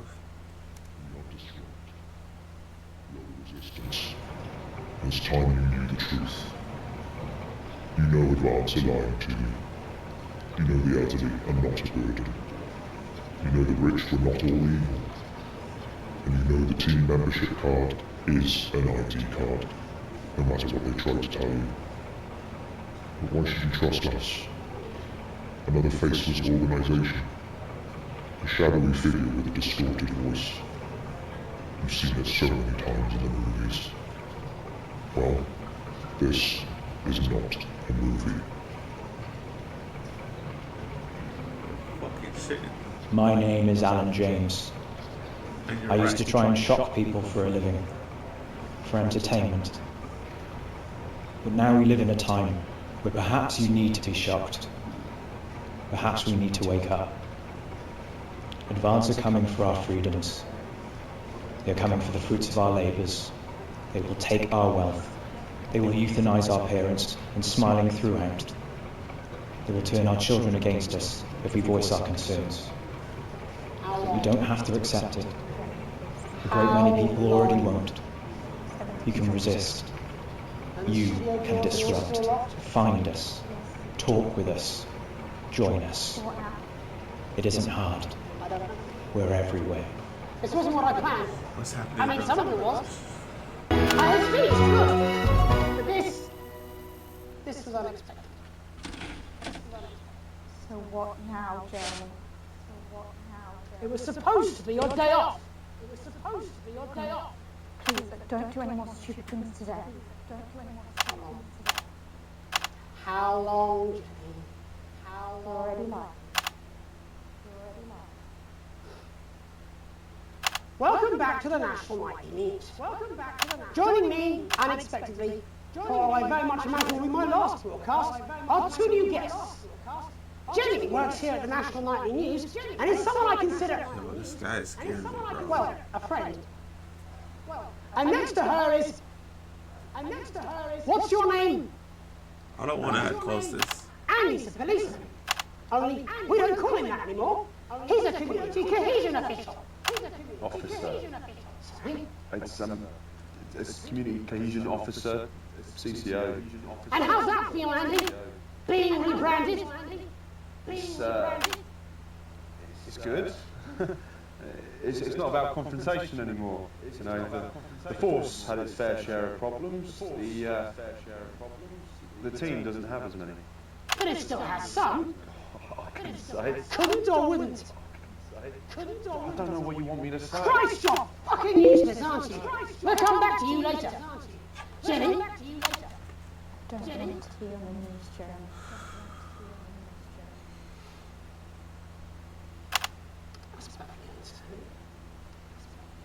We want to do this. Jenny. Why did you join the National Nightly News? I always wanted to work in news. Yes, but why specifically this program? The National Nightly News. Look how he's putting it at them, bro. This is scary, man. Do you really want to quibble semantics at gunpoint? Is there something else you'd rather discuss? Is there something else you'd rather Big Alan James-sized elephant in the room you seem to be ignoring. What do you mean? I saw your face when that bit came down. You didn't know, did you? It's about the message on the messenger. It's about the message on the messenger. No. I didn't know. No. The people I met were with... He wasn't there. I didn't know it was Alan James. I'm sorry. But seriously. Alan fucking James. Thanks. Been flushing your life down the toilet. God, I love you, Jeremy, but... He's a good speaker. He's popular in the country. He's popular in the country. That right. Look, forget Alan James. There is still something deeply wrong. And you know it, Jenny. And you know it, Andy. And you know it too. Meanwhile, I'm interviewing a guest who stinks of shit. Patrick is paddling about in shit. And Robin is literally interviewing someone who collects the fucking stuff. I mean, it's not sophisticated, but what a matter. We are sleepwalking our way into oppression, and the news isn't saying anything. We're not saying anything. This is being uncensored like crazy. What are all those scientists working on at Grentham Downs? What are they testing underground at Altergrave? Andy, your turn. Make yourself fucking useful. How many people have you brought in for consultations just because they weren't carrying or didn't have team membership cards? Oh, well, there's other forms of identification that we will accept. For how long? We're just here, well. Then why do you need these?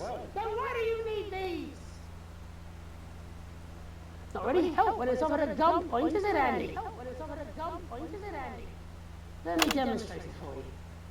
Let me help you. You read these cards and my notes on it, and you'll probably digest a fact. That'd be helpful, wouldn't it, Andy? Knowing a fact? I don't Do you want my help, Yes, yes, whatever you say, yes. Security here, Jeremy. Eat it. What?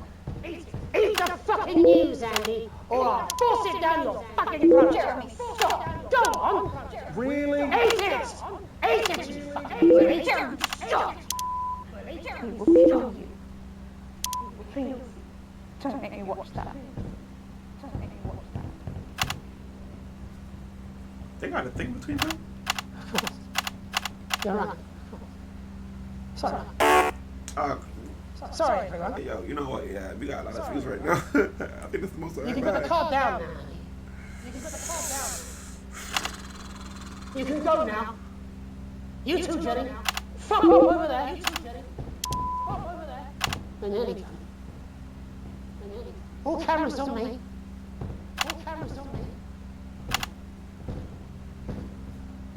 This new regime of ours is so seductive. I understand that.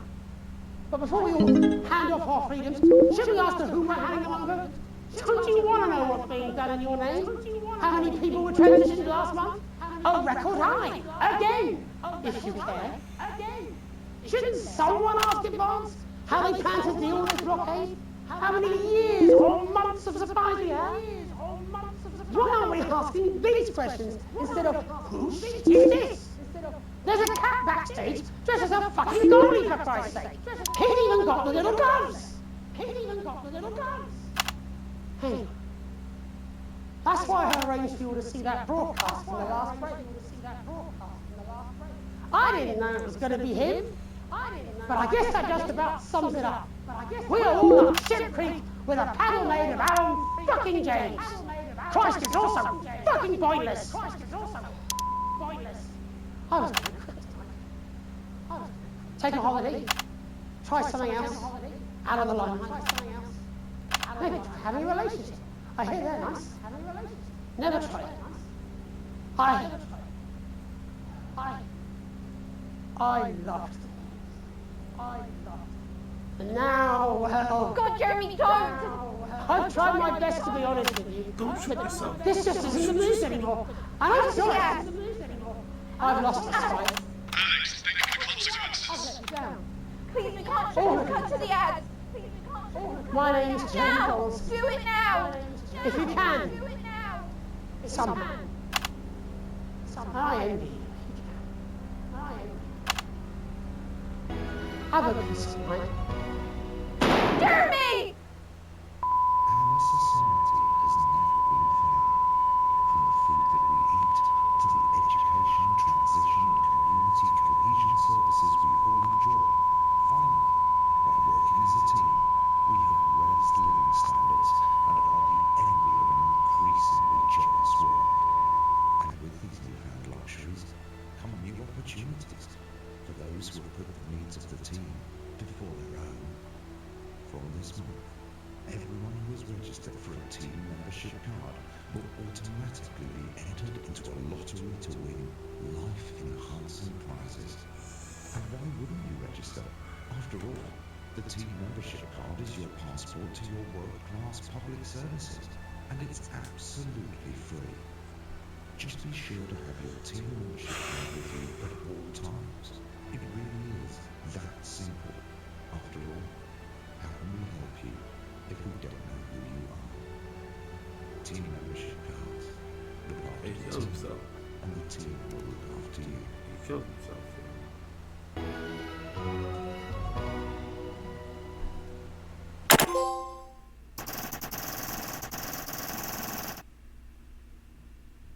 I got an A with it, sure.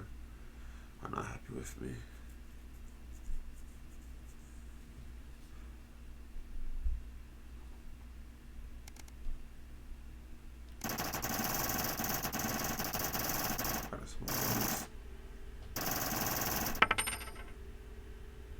I'm finally back to broadcast 4. Something.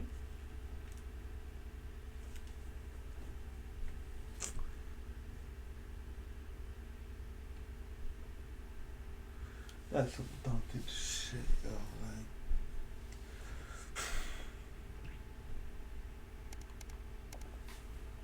Like, advance is going down, rebellions are going up. My company hates me. What would you rather want? Your mom's in the hospital, right? You need to keep her going. I suppose. Your son, I don't know what he's up to. He's there with Disruption and he likes them.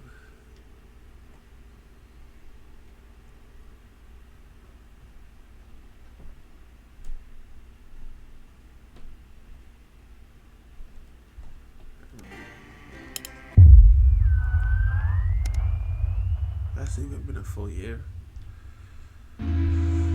What's this now? You wake up still partly in shock from what you saw on the news last night. What you had to edit on the news last night. When you came downstairs, you find your family sat in the living room waiting for you. You take a seat on a sofa next to Sam. Sam swallows, hesitating before starting. We were so worried about you last night. After Jeremy with the gun, Sam chokes down. I sobbed. It was awful on national television. How could you do that? And now, after a horrible pause, Sam finally asks, "Are you okay?" Can't believe he's gone. Sam glances at Charlie, then back to you. He saw that you chose to play that tape.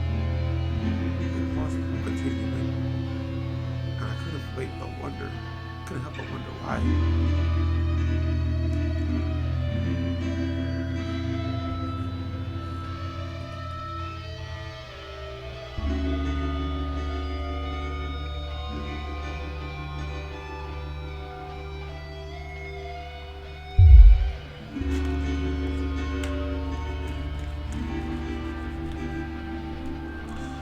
Man, yo, this is something. I don't know if we're gonna go back to the regular schedule bullshit, or if this is gonna get deep. I think you did the right thing. I mean, it was a crazy situation, but it was the right thing to play the tape, Charlie says quietly. You had to realize how much support you got. For what it's worth, Alex, I think you were an were in an impossible situation, and somehow you managed to make the right call. Sam throws their arms around you. Only you were stuck, and that's the deal. Having to make that choice, no one can criticize what you did, and I'm proud of you. I've never been so grateful to have Sam support you. Take a deep breath and gather your thoughts. It's all a lot to take in. You're not sure how to fully process. If you fully process what happened last night. I don't know what Charlie and Sam think about it all. You smile weirdly at your family. Really, you're exhausted. You didn't know how worried you were about it. But as Charlie makes this stupid joke, and you all laugh, you feel a tremendous tension break. Couldn't ask for better.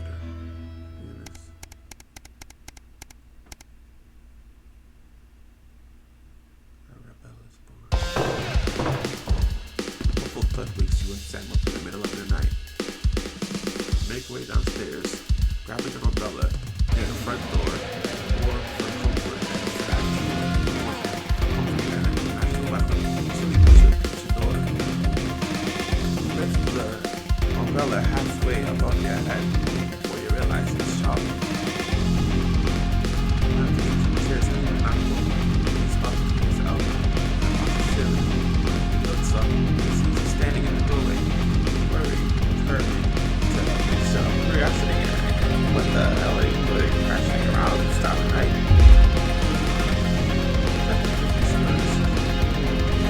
Was out. Some friends and had work after years. Do you think it's a good idea to be wasting your Saturday nights with your mates? I just stand on the floor.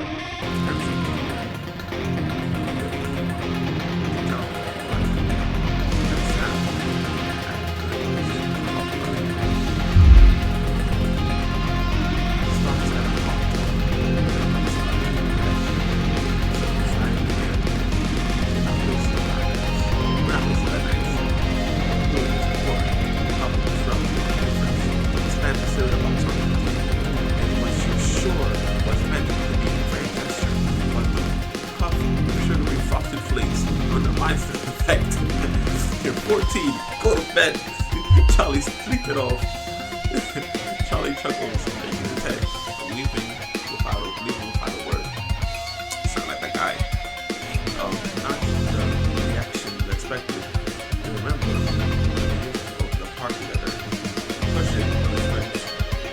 It's all you had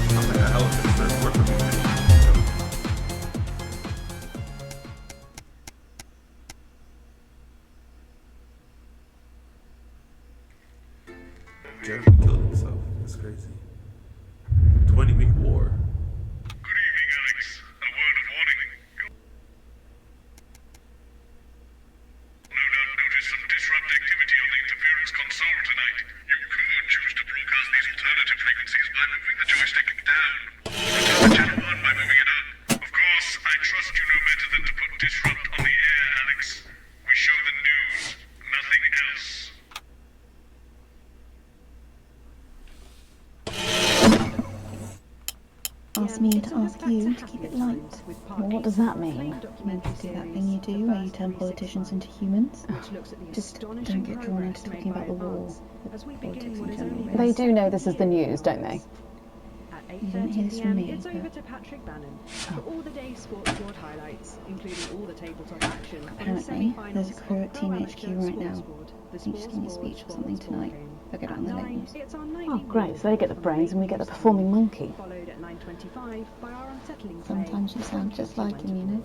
Which tells the cautionary tale How of are one you? brave young lady's battles to survive the cruel administrations of our neighbours. It At is what it is. 11:25, it's incisors. It And is what it tonight, Dr. Adrian Atkinson Blimey will be getting his teeth into Fiona from Hamble Bamblebury, who is 10 seconds, everybody. twist on the humble biscuit. And that takes us, after the weather and public information Going in film, 5, into our close down. 4, But first 3. tonight, it's time to join Megan and the team for the National Night. Good evening. This is the National Nightly News. I'm Megan Wolfe. It's the 140th day of war. Our main headlines tonight. Company of Heroes. Skirmishes on land and sea again today as our armed forces tested the mettle of the World Council's illegal blockade. Advance's strategy of multiple small-scale incursions into the disputed zone is certainly keeping the enemy on high alert, unable to work out where or when the next strike will come. Proud parents throughout the territory find themselves ever more impressed by the bravery and commitment of their incredible children and the job they're doing keeping supply lines open against all possible odds. Don't starve. Advance's food programme moved from strength to strength today as rationing depots were opened in the last remaining unfed areas of the territory. The rationing depots have been constructed in record time, and the government's agricultural coordination strategy has seen shelves restocked with increasing regularity. And judging by the looks on this happy family's faces, it can't come a moment too soon. They'll be getting a good meal tonight on the government, just like the rest of us. 7 days to die. The recent decision to allow those with long-term health conditions to access transition centres has today been declared an overwhelming success. Previously available only to those in their final years, the expansion of the service has been met with relief by the many organisations calling for it to be opened up to the wider community. With dwindling medical supplies leaving many of our most vulnerable facing chronic pain, it can come as no surprise that the transition centres have found themselves stretched to capacity. Populace. More than 11% of the population have thus far failed to register for a teen membership card, a worrying statistic given that the cards are a legal requirement from midnight tonight. It's up to the other 89% of us to remind our tardy friends that not taking advantage of all the exclusive services available to cardholders is now, as it should be, absolutely criminal. Start me up. Disrupt spokesman Alan James held an impromptu rally today in the northern city of Mankipool. Large crowds gathered to hear the band speaker prove Disrupt are still able to capture the public's imagination. Community cohesion officers found themselves challenged by the unruly mob element always present at Disrupt events, but thankfully managed to keep violent incidents to a minimum. And finally, absent friends. You don't understand how good that's not though. Sad news today as the grave of former National Nightly News host Jeremy Donaldson is vandalised by radical Disrupt activists. The much-loved broadcaster suffered a very tragic public breakdown 10 weeks ago in an incident which ultimately cost him his life. Disrupt spokesman Alan James, whose organisation last week named Mr Donaldson as the cause's first martyr, described the graffiti as a fitting tribute to a hero of the resistance. 1985. But first this evening, with the war about to enter its 21st punishing week and people hurting up and down the country, I'll be grilling unpredictable Prime Minister Peter Clement in an exclusive interview from his home in Lancashire. That's coming up on tonight's National Nightly News.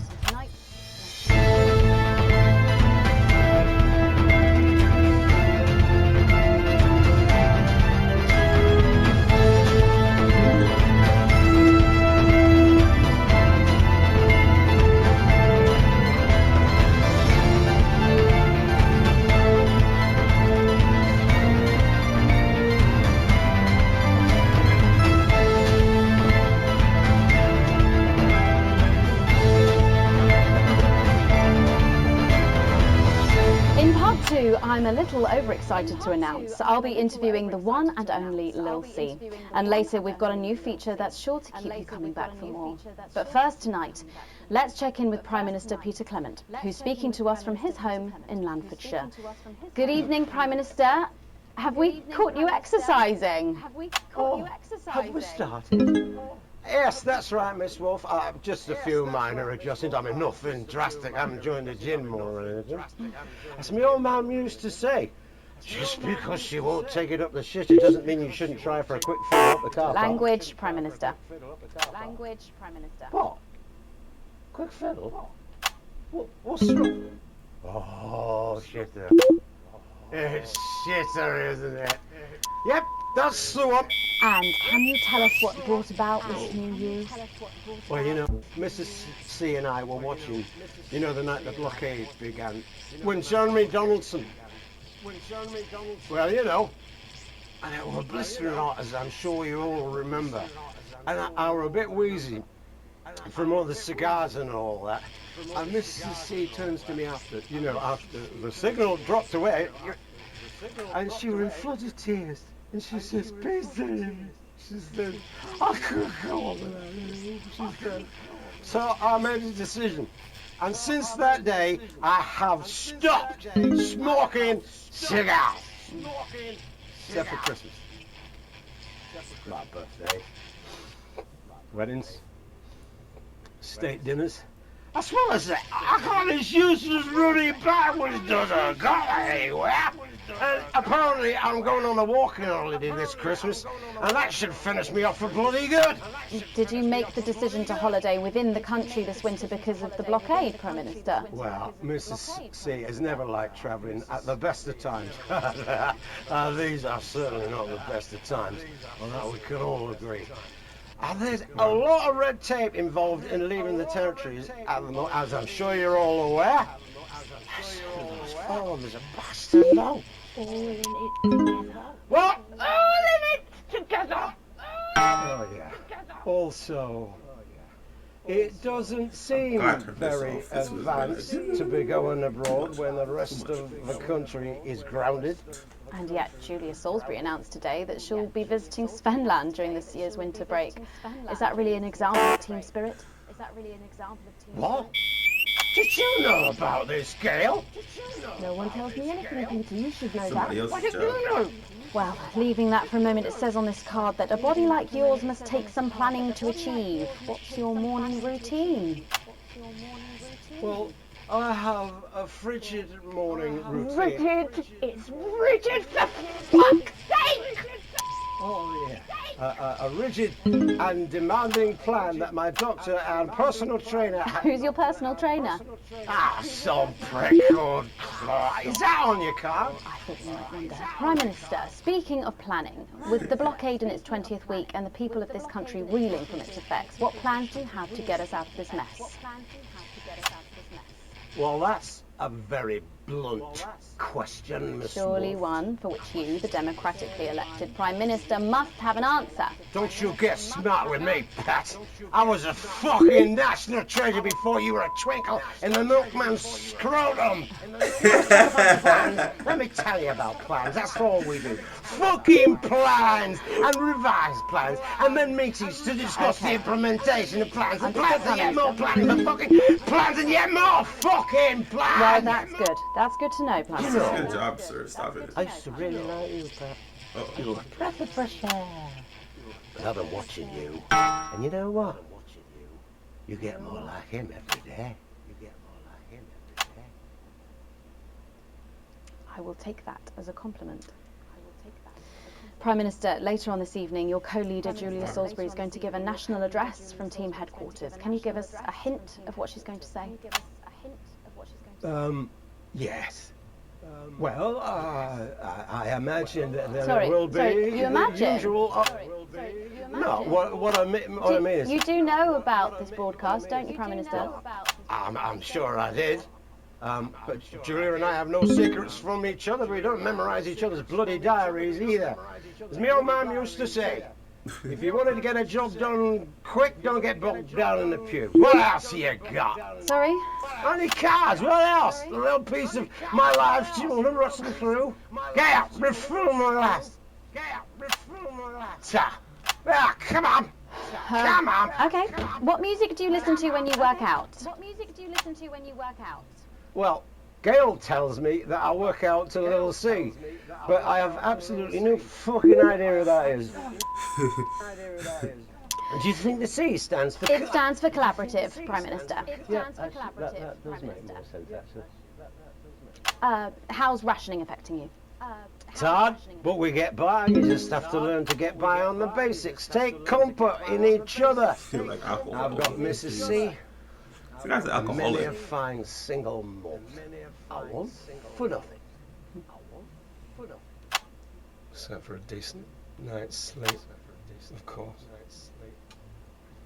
Prime Minister, thank you for joining us. When we come back, it's time. We've got with Lil C and a world premiere performance of her new song. I genuinely can't wait to hear that. Politicist bitch is up to! And get me a bonus. 1 minute back, everybody. Get me a bonus. 1 minute back, everybody. I wanted to show that. I don't think he knew about her statement. I don't think anyone's supposed to know. When you mentioned it, Bozeman's face turned a colour that I think you call embolism. I'm in trouble. Bozeman? Nah, you're like the teacher we never had. There's a higher-ups might buy it in there. Who's Lil C? Who's Lil C? You winding me up. What? I'm civilised. I read books.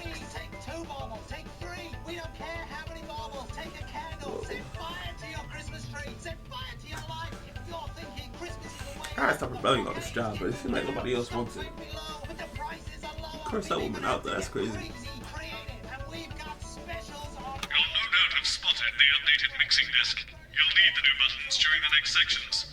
First, we'll need applause when the guest enters and before her song. Don't worry, I'll walk you through it when we get there.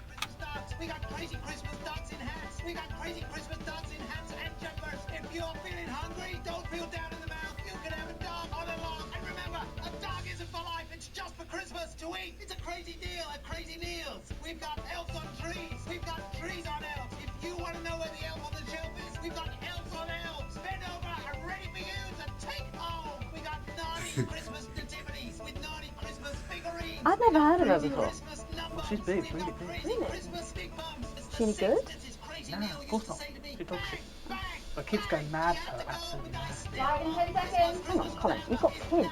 Yeah, I've got about 6 or 7, I think. What? 5, 4, 3. Thanks for coming back.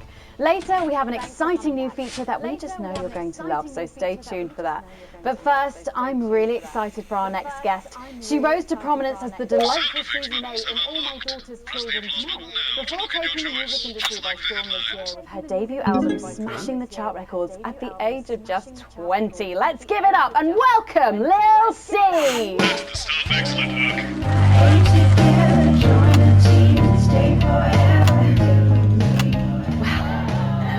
I just say you look incredible. Oh, thanks, babe. I'm doing this new regime and it really does work. What's the regime? My manager suggested it to me. It basically involves bathing in like cabbage water and then having the leaves sucked out of you while you sleep.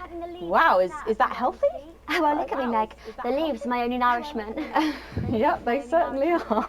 Now, you'll have to forgive me, but I'm somewhat of a super fan, so I'm sorry if I get a bit starstruck. Oh, bless you. I've never actually heard of you before, so if you do get a little tongue-tied, I can always carry the interview. Oh, so your first album, F My Face Together, it hit shelves this summer and it just exploded. I mean, what's that like for you? It looks like the same girl. Bonkers, just so weird. I was in all the papers and the magazines. Overnight, I went from that like annoying little girl from that show to that like sexy little girl from that show. Wow, that must have been bizarre.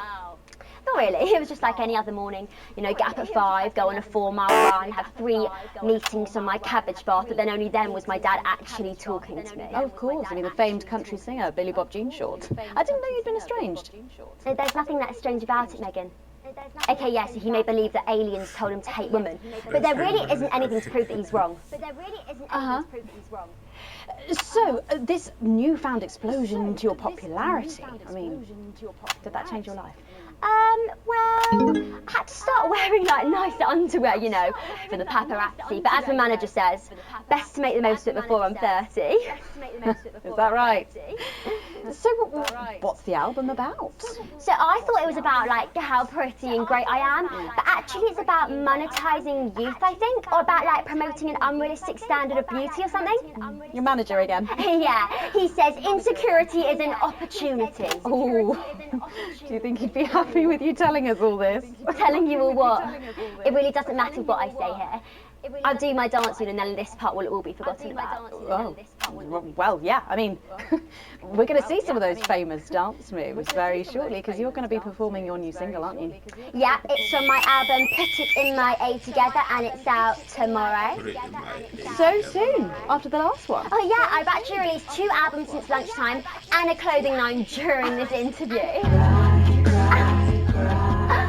See, this is called Cry for Help and it's going to be in all the best high street and retailer shops and it's out now. So girlies, you know what to do. Scream and cry until somebody gets it for you. Ooh, there she goes. Blimey. All these projects, they're keeping you very busy, aren't they? It must be tough. Yeah, it can get tough and I hate it sometimes and I hate myself. I just want to like cry into a bath of root veg. But then I think thousands of girls would do anything to be me, so I must be quite lucky. Well, you know you don't have to do this, though, don't you? Yeah, I do think that sometimes. Most nights between like my 4th vodka and the 8th time a stranger slaps me around the arse. I think things could have been different, you know, like better. But I don't know. I love doing autographs and having somebody dress me and tell me what to wear. Did you always want to do music? Well, ever since I was a little girl I did. I'd sit in front of the radio and as soon as my favourite girl group would come on I pressed record on my cassette, but then my dad would come in and tell me to turn it off and to go back upstairs and start practising again. Sorry, is your dad your manager? Yeah, which can be tough and sometimes when it gets really hard he'll say, make Quagler proud and you might just survive childbirth. Well, you know what, despite anything, you'll make me proud. Oh, if only your opinion was as valuable as his. And on that problematic note, you're going to be singing your song for us soon, aren't you? Tell me about it, So, it's called These Babies Gonna Bring You Home, and I actually got sent the lyrics in the car on the way up here. But you know what, it's actually alright. And don't worry, all my work is team approved. All right then, well, you can go and get ready for that. We'll see you in a little bit. It was a very specific type of pleasure to chat to her, and I just can't wait to hear this. Oh, cheers! Lil C with an exclusive first performance of her new track, These Babies Gonna Bring You Home. Take it away. It's the Force's favorite, the queen of teams, here to break in your blockades, Lil C!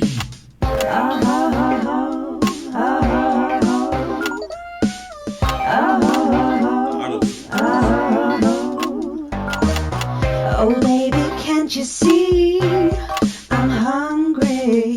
There's a place in me that's empty. I want that meat you're packing, only you can fill that crack in me. I'm under siege, so come and free me. Ain't no disruption here, but I got no agenda. Just want the team and me, no dirty foreign member. Don't stop one morning, feel there's holes in me that ain't been filled yet. I only scream this loud when you do your country proud. I ain't no baker's daughter, common Spanish on my border. Quick before I get much older, tie me down and pull me like an enemy soldier. An enemy soldier. So let them try and break our dream. We fight and love and diet. So what a Peter Clemens boys can come and use me as a toy. I wanna see some action, so come and break my sanctions.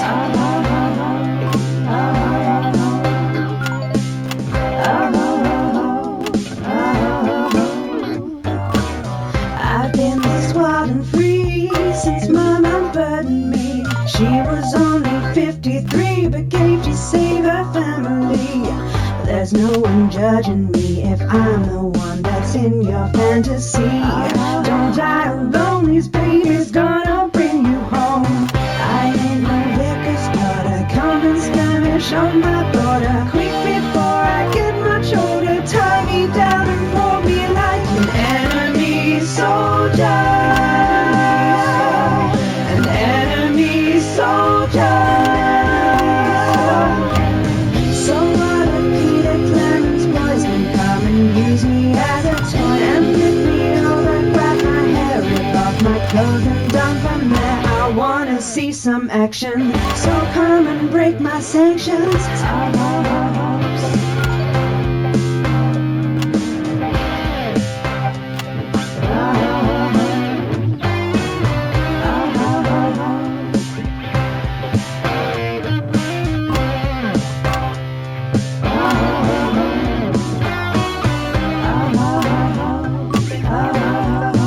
I'm actually trying to make this look good.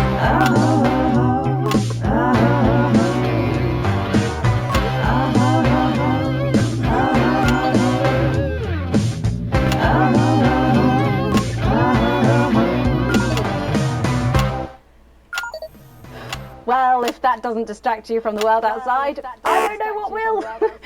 I'd like to thank Lil C for doing that.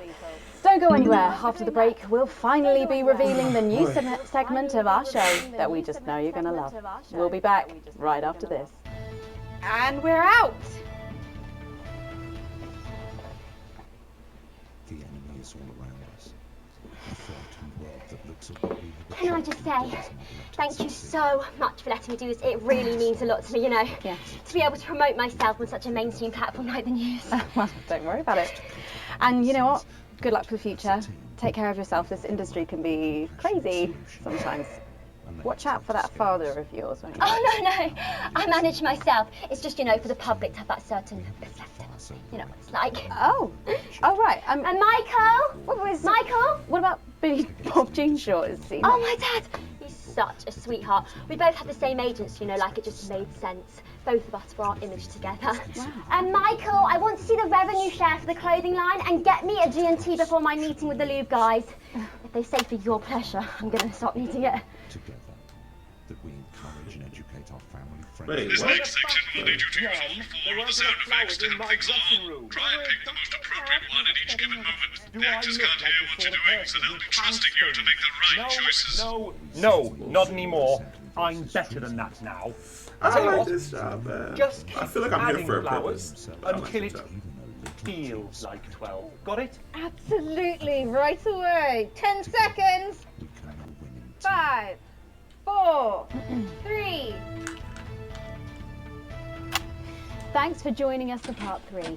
We've been teasing you about our new feature all night, and now the wait is finally over. I can reveal that every night on the show we'll be treated to an episode of an informative and hilarious new segment called The Notice Board.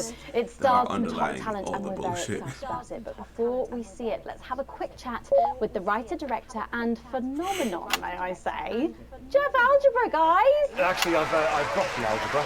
I go by Jeff DePoon now. How'd you like that? Yeah, very fancy. I suppose you need a new name now that you're a successful artiste. Well, exactly. I'm earning enough to pay taxes now. Oh. It's shit. And how does Angela feel about all this? Your wife. Your wife. God, no. No, she's long gone. No, she was holding me back. I'm with Norm now. We were married last month. Norm de Plume. Yeah. Norm de Plume. Yeah. And why did you write this? What was your inspiration? Well, I received a telephone call offering me 25 grand to write a pro-team sitcom, and I heard my father's voice. It said, Jeff, you listen here, boy. You make hay while the sun shines. You wring every penny you can get out of this. So I wheeled him down to the transition centre, got out my typewriter and started clacking. Utter shite. And without further ado, let's give it up for the notice board. You have to play sound effects Alex.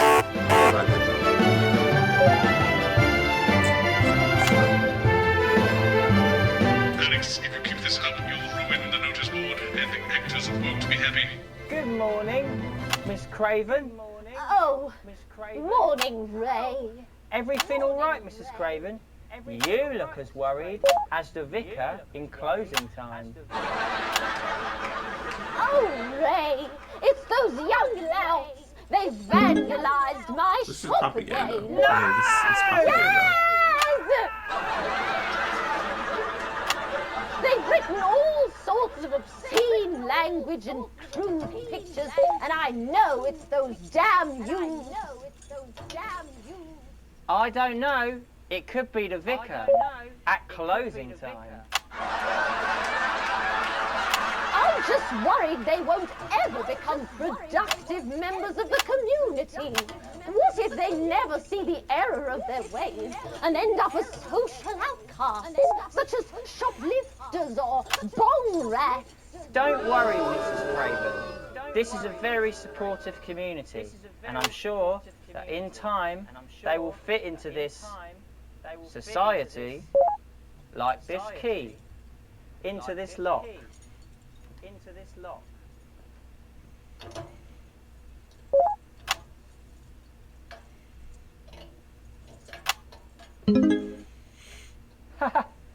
See? Works like a charm. What a lovely way to put it, Ray. And just like that, we can unlock their future. Yes. Wow! Look at all the letters in my collection today. Oh, I think that one's addressed to me. What? This one? Oh, so you're right.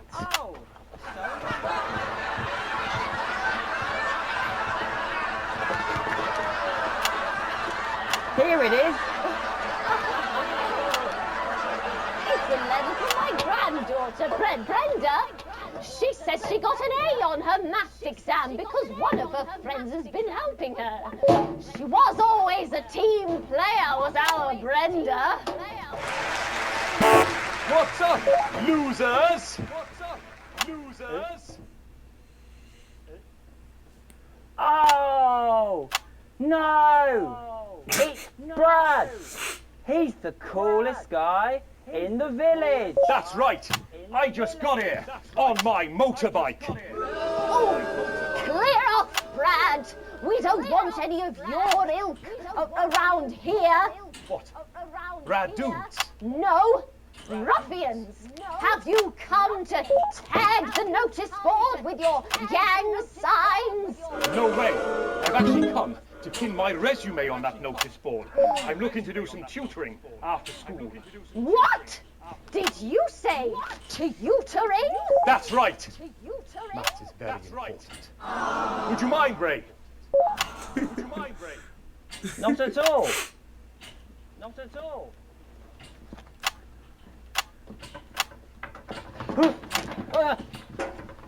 So you, a young person, have been spending your time helping others and not just urinating on churches or huffing glue?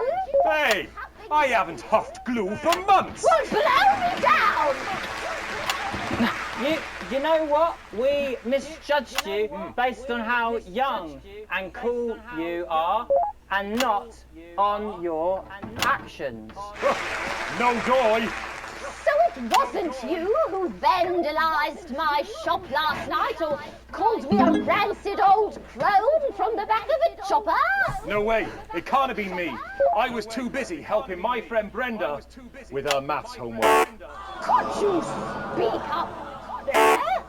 I thought for a minute there that you said Brenda. I did, you daft old sow. Did you hear that, Ray? Oh, yes, what a wonderful surprise. I now respect you as a man. Put her there, Ray. Oh, what the heck? Give us a hug.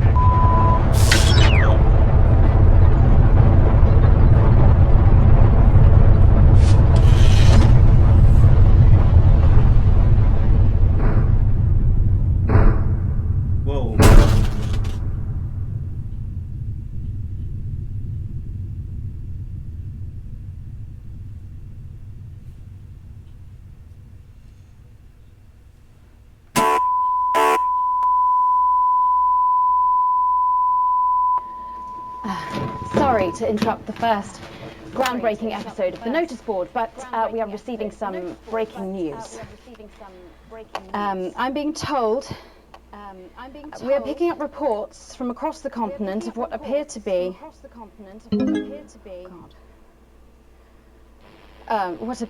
nuclear explosions in 4 major foreign cities. Initial estimates put the death toll into they put them into millions. I'm being told we're experiencing some power shortages as a result, so apologies for the interruption. And apparently we can go live now to team headquarters for an emergency broadcast from Prime Minister Julia Salisbury any moment. Yes, let's go to that now. This dark as Good hell, evening, guys. citizens and leaders of the world.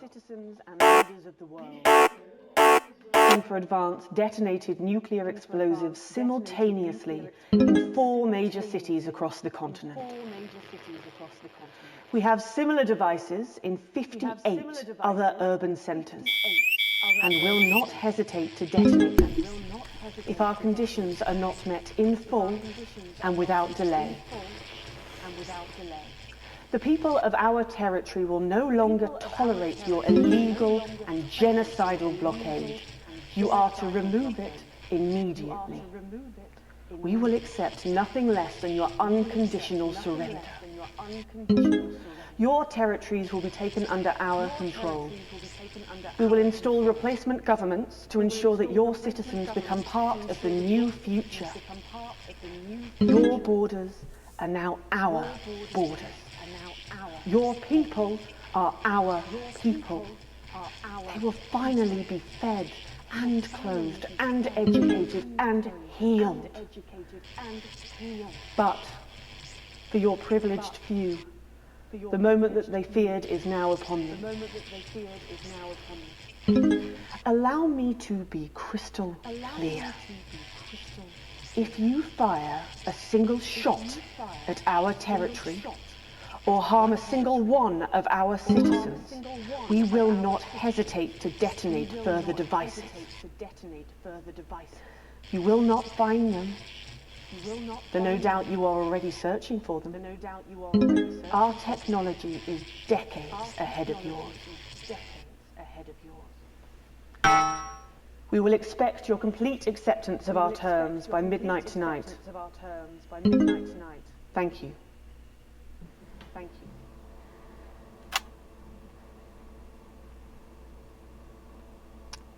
I don't really talk about my personal life in my job.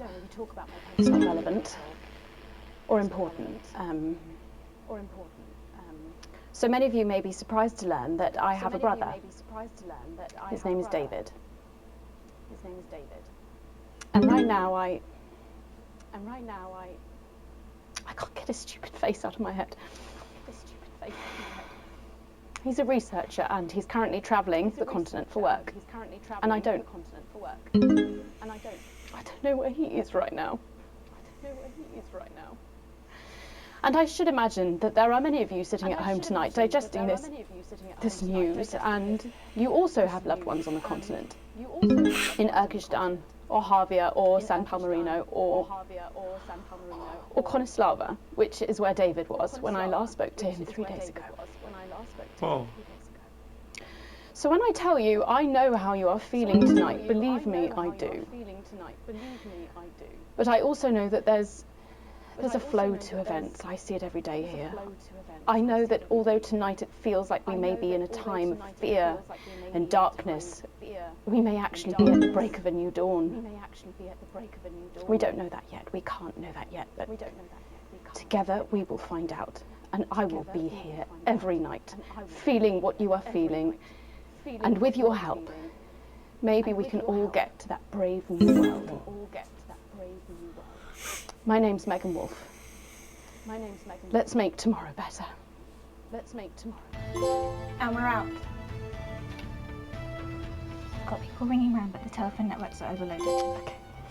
We'll find him. Do we know exactly which cities were hit, or... Megan. We will find him.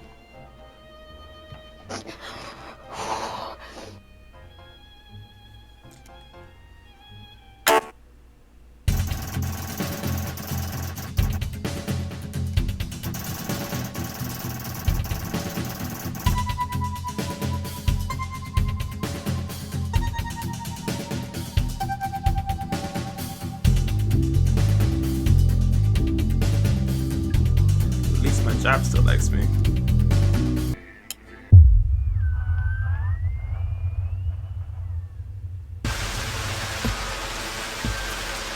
rest of your shift passes in a blur, with the small words going around and around in your head. After this work reflect and detonate nuclear explosives. Initiate estimates put the death tolls into millions. According to the driveway, with no memory of returning home.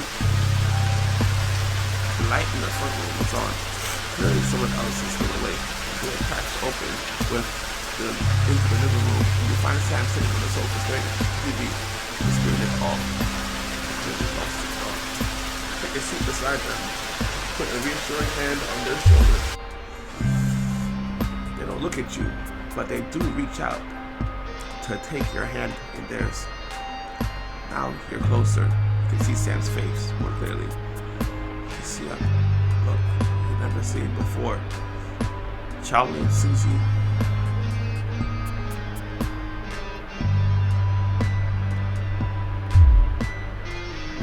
What the hell can we do? The bastards killed Charlie and Susie and millions of others, and because of the fucking war, which we never asked for, where they are.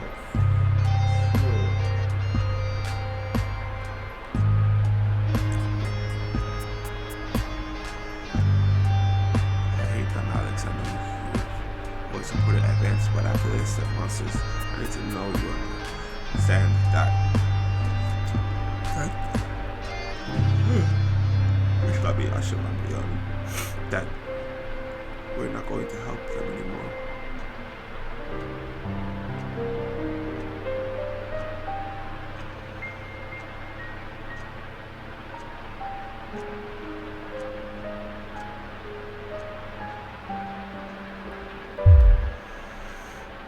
Really spreads over Sam's face like a wave, and they collapse against you, touching tightly.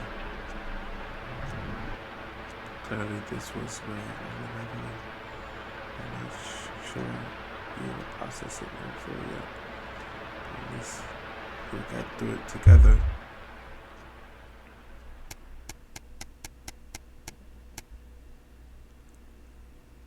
A final farewell. The last week has passed in a blur, a rush of things to do, but all immediately forgotten. Your memory clouds by dark fog. 9 days since the so-called Liberation Night and the beginning of Advance's new future. You weren't the first one at the church today. You were staggered by the number of people who have come to mourn with you. Everyone here, for the same reason, share the same pain, the same loss. It's right all on their faces, much as it would be on yours. You step away from everyone else, needing space to gather your thoughts.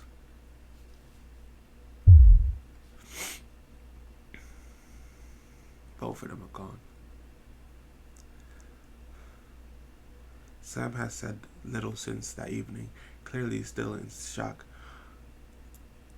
Not that you could blame them. You haven't been much better. Sam appears, slightly silent, and squeezes your hand tightly, an act of desperation, seeking comfort, and you squeeze back. Some small piece of you can't help but wonder, are you partly to blame? These scars will not fade quickly. There hadn't even been coffins to bury.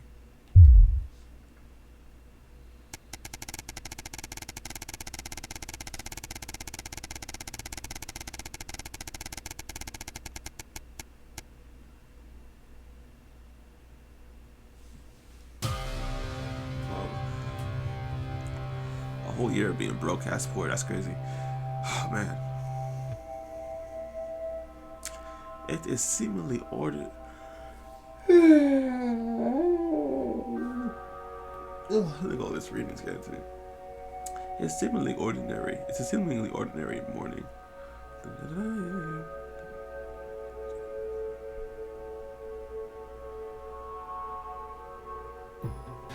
What's going on? Stuff going missing. What's going on? An excited young woman turns to you and begins to explain. Another professor went missing from Queensview University. She pauses before lowering her voice in a whisper. It's clearly disrupt targeting the people speaking out against them.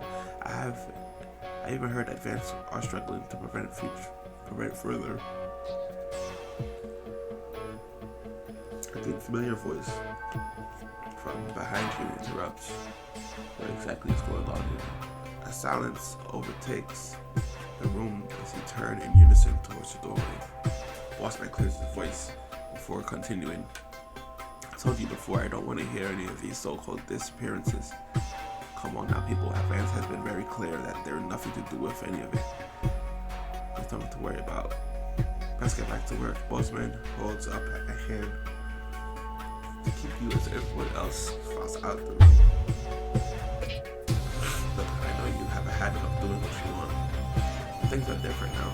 Advance runs the show, and they made their feelings clear. Now I'm doing the same. Channel 1's official position is that the government has things well in hand. Nothing more, nothing less. I trust I won't be hearing talk about this again. He gives you a curt nod before leaving. It seems that, for better or for worse, public ownership is now in full swing. Man.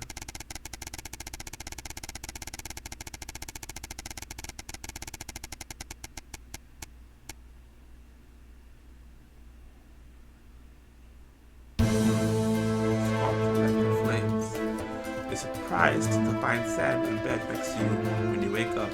They must have got in very late last night, drinks with the folks from school. Besides, who let them sleep in and enjoy a lazy Sunday morning. The house quiet, you decide to bring some breakfast into the living room. Watching the TV while you do. This is breaking news. Reports are coming in from across the country that large swatches of farmland went up in flames last night as part of what authorities are calling a heinous and well-planned act of terrorism by the group known as Disrupt. Drop your spoon back in the garbage and turn on the boil.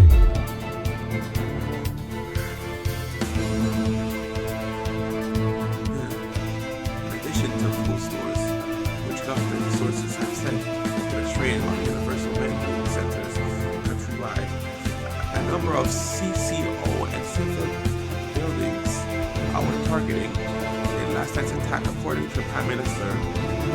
Specific prisons and education betterment facilities were raided, and a small selection of problematic and potentially dangerous individuals were forced to simply extracted from lawful custody, photographed, and repaired if anyone got hurt.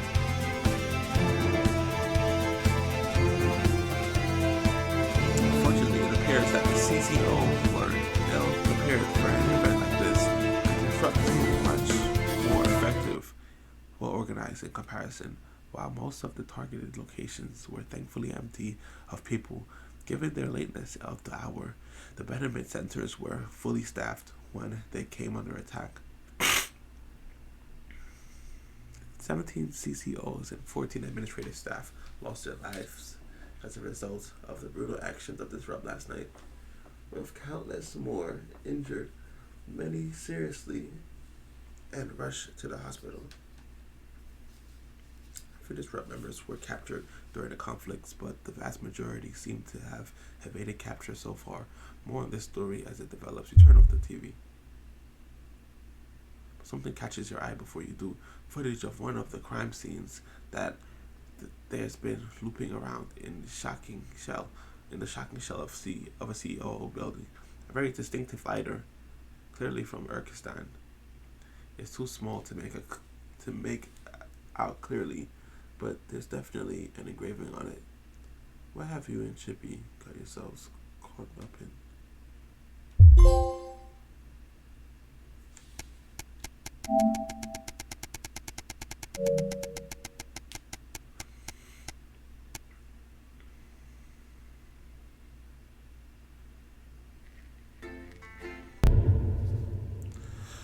Wow, and we're back.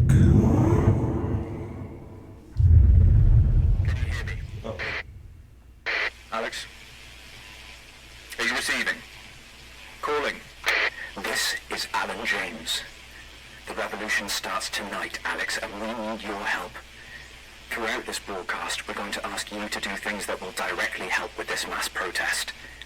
I'll be talking to you regularly tonight, and I'll also be hacking you when I can. Please help get our message out. We're on the verge, Alex. You've always been fair and balanced in your approach to us. With your help, we can tip the balance in our favour. If you play our tape at the second break, that's when we think it will have the most impact. It's on your right. It's crazy, bro. This is actually crazy.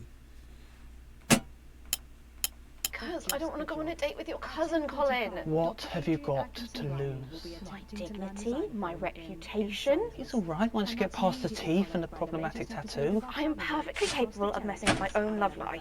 Sorry about that. David wouldn't get off the phone. Oh, is David single? For Christ's sake, Colin, stay out of it. I can help you. I'm an expert at romance. Ask my ex-wives. Please don't set me up with your brother. That's 10 seconds, everybody. You're not as tight, babe. Too short? Too smart. Going in 5, 4, 3.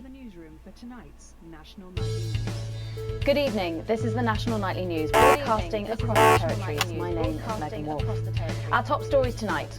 Ashes to ashes.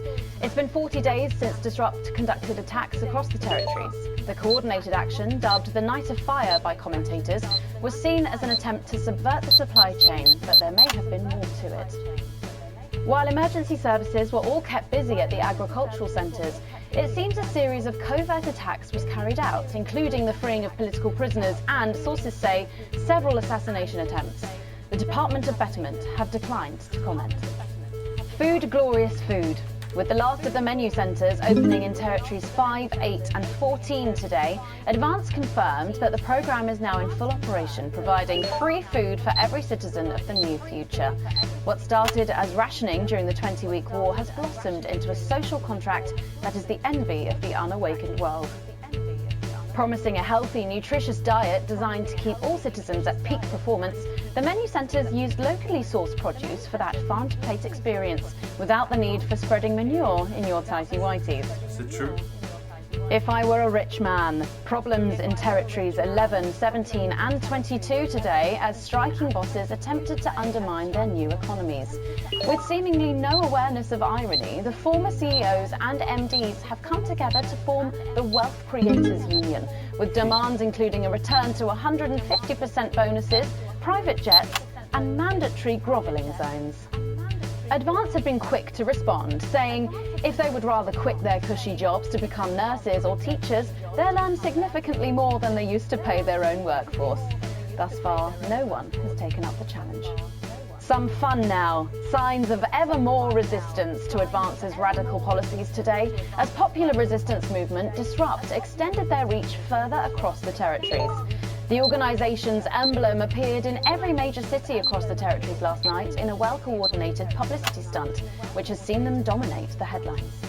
While it's beyond debate that Disrupt's membership is growing at a rapid pace, not everyone seems to be as energetic about it as spokesperson Alan James would have us believe. Especially not this resident of Grottingberg Zoo in Territory 6, who seems remarkably unenthused about global politics. And an ending of sorts tonight for 3 stories we've been following. A spilt purse out of a spow's ear. After her pet project was seen to fail miserably last year, an undaunted Sophia Remington today announced exciting plans for the world's biggest landfill, promising there's cash in all that trash.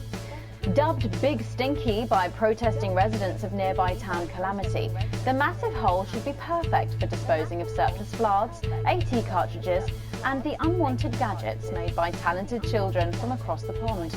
By pulling success from the fires of potential failure again, Sophia Remington ends a turbulent 2.5 years as CEO at the top of her game. Nerdpocalypse. It seems the story of the stranded scientists of Dante's Taint came to an end today with the final chapter written in blood. There don't seem to be any survivors in the remote cave system after a violent conflict broke out about the correct syntax of a binomial equation. Abandoned by their colleagues on the surface, denied supplies by a world which moved on without them, we have to ask ourselves who's to blame for this crisis? And where did they get those swords from? Man on.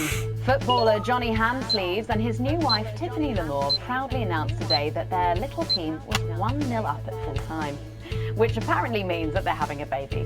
Once beset by tabloid controversy, Johnny seems to be settling well into family life, calling this latest news the ultimate golden goal. If a golden goal also peed on you.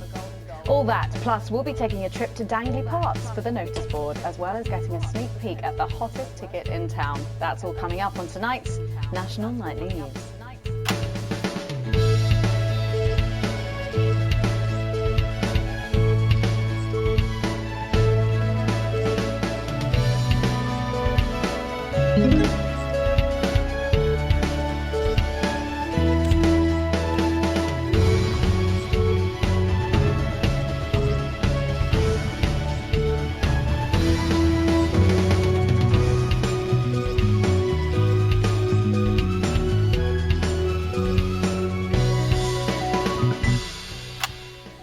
But first, 500 days after the loss of a fine leader and a great man, the start of tonight's programme is dedicated to remembering and celebrating the life of Peter Clement.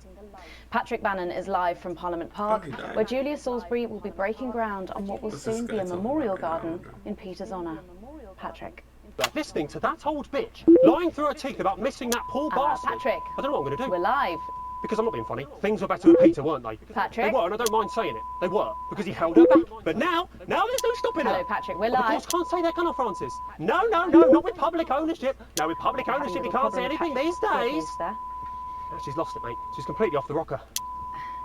I heard from an aide that... Hello, Megan, you join me here live from the what? Hello, Megan, you join me here live from the what? Oh. We've lost some signal there for a moment. Well, we will be going live to that groundbreaking ceremony just as soon as we can get Patrick back. Meanwhile, let me just say, I think the memorial gardens are going to be gorgeous. I've had a sneak peek at the designs and Alana Marsh has done a fabulous job. Oh, okay, all right, it seems like we have got the signal back. We can now go live to Patrick Bannon in Parliament Park. Patrick. Okay, we're at the outside broadcast. Megan, I'm Patrick Bannon, and we are indeed live here. Apologies for the technical difficulties there, but any moment now, Julia Salisbury will step out on stage behind me. Alex, Bozeman here. The boys in editing have just informed me that the eulogy footage isn't fully cut together yet. You're going to have to do it on the fly. For goodness sake, make sure you make it look good. Slowly gathering since this afternoon. This is Alan. You can undermine them here and help us win hearts and minds. Make him look bad, Alex. Really bad. And it seems like the ceremony is getting underway. Here is Prime Minister Julia Salisbury, the picture of elegance, to begin her address. Good evening, fellow teammates and friends. 500 days ago, all of our lives changed irrevocably. Still reeling from the triumphs and tribulations of Liberation Night, another great loss befell the people of these newly united territories. The loss of a leader, a statesman, a dear friend, and a hero. Peter Gordon Clement. Peter's death at the age of just 62, of course, announced by the team on the 24th of December, just 6 weeks after Liberation Night. Born to a working-class family on a housing estate in Rotherham, Peter first trained as a carpenter before getting his start on television. First weaving and building scenery, and then developing into the personality that we all knew and loved so much. Just the Job first hit our screens over 25 years ago, running for 11 series, winning multiple awards, and charming audiences up and down the country. Peter taught us, all of us, not to be content with the way things are, not to accept inequities, no matter how small. But he also taught us what it took to fight them. Courage, integrity, empathy, and hard, bloody graft. Across a career spanning 3 decades, Peter Clement was known for shows including Wake Up, It's Saturday, and much later, Late Night Chat Show Petey, which at its peak drew millions of viewers. Peter was by no means a saint. Trust me, he once told me he had more regrets than he'd had stolen dinners. He always did have a knack for a turn of phrase. But It speaks to the strength of his character, that he chose to share with us his mistakes alongside his achievements, his faults as well as his talents. Peter had the heart to give it all he had for the people of these united territories. Famous for his potty mouth, it's estimated conservatively that Peter Clement uttered over 1.5 million swear words during his career, though some sources put this figure well in excess of 2 million F-bombs alone. Gripped by illness as he was in the weeks and months leading up to Liberation Night, he wasn't the man we loved. But his eyes still twinkled with that familiar joy for life, that spark of wit and wisdom of a life lived for others. Prime Minister Clement, of course, died from apparent liver failure after suffering from the long-term effects of alcohol abuse. I first met Peter nearly 20 years ago. Moments before I was supposed to give a speech. Not unlike this one, actually. Only I'd spilt coffee all down myself, and I was young, nervous, desperate to be liked, and from behind me I heard, "Christ, Pat, you've either pissed your kecks or sprung a leak, but either way you got a problem." And before I could even say a word, he stripped off his dry trousers and insisted I took them. That was the sort of man that Peter Clement was. Kind, compassionate, sensitive, a brilliant thinker, a natural leader, but mostly a good man.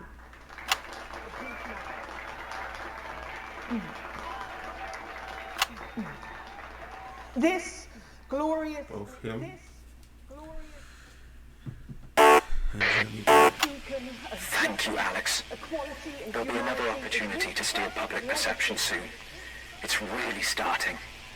You'll know when. Despite his accomplishments, the future he forged, the boundaries he pushed, I'm to actually me, angry.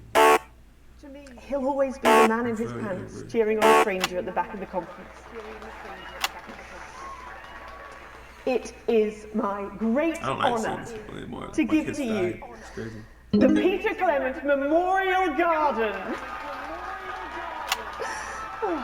Should we see if we can get a countdown going? Everyone with me? 10, 9, 8, 7.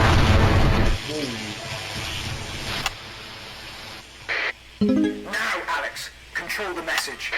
Mom, we have to get you to safety. Come with us. I'm not leaving, I can't. You two, come with me. Don't panic.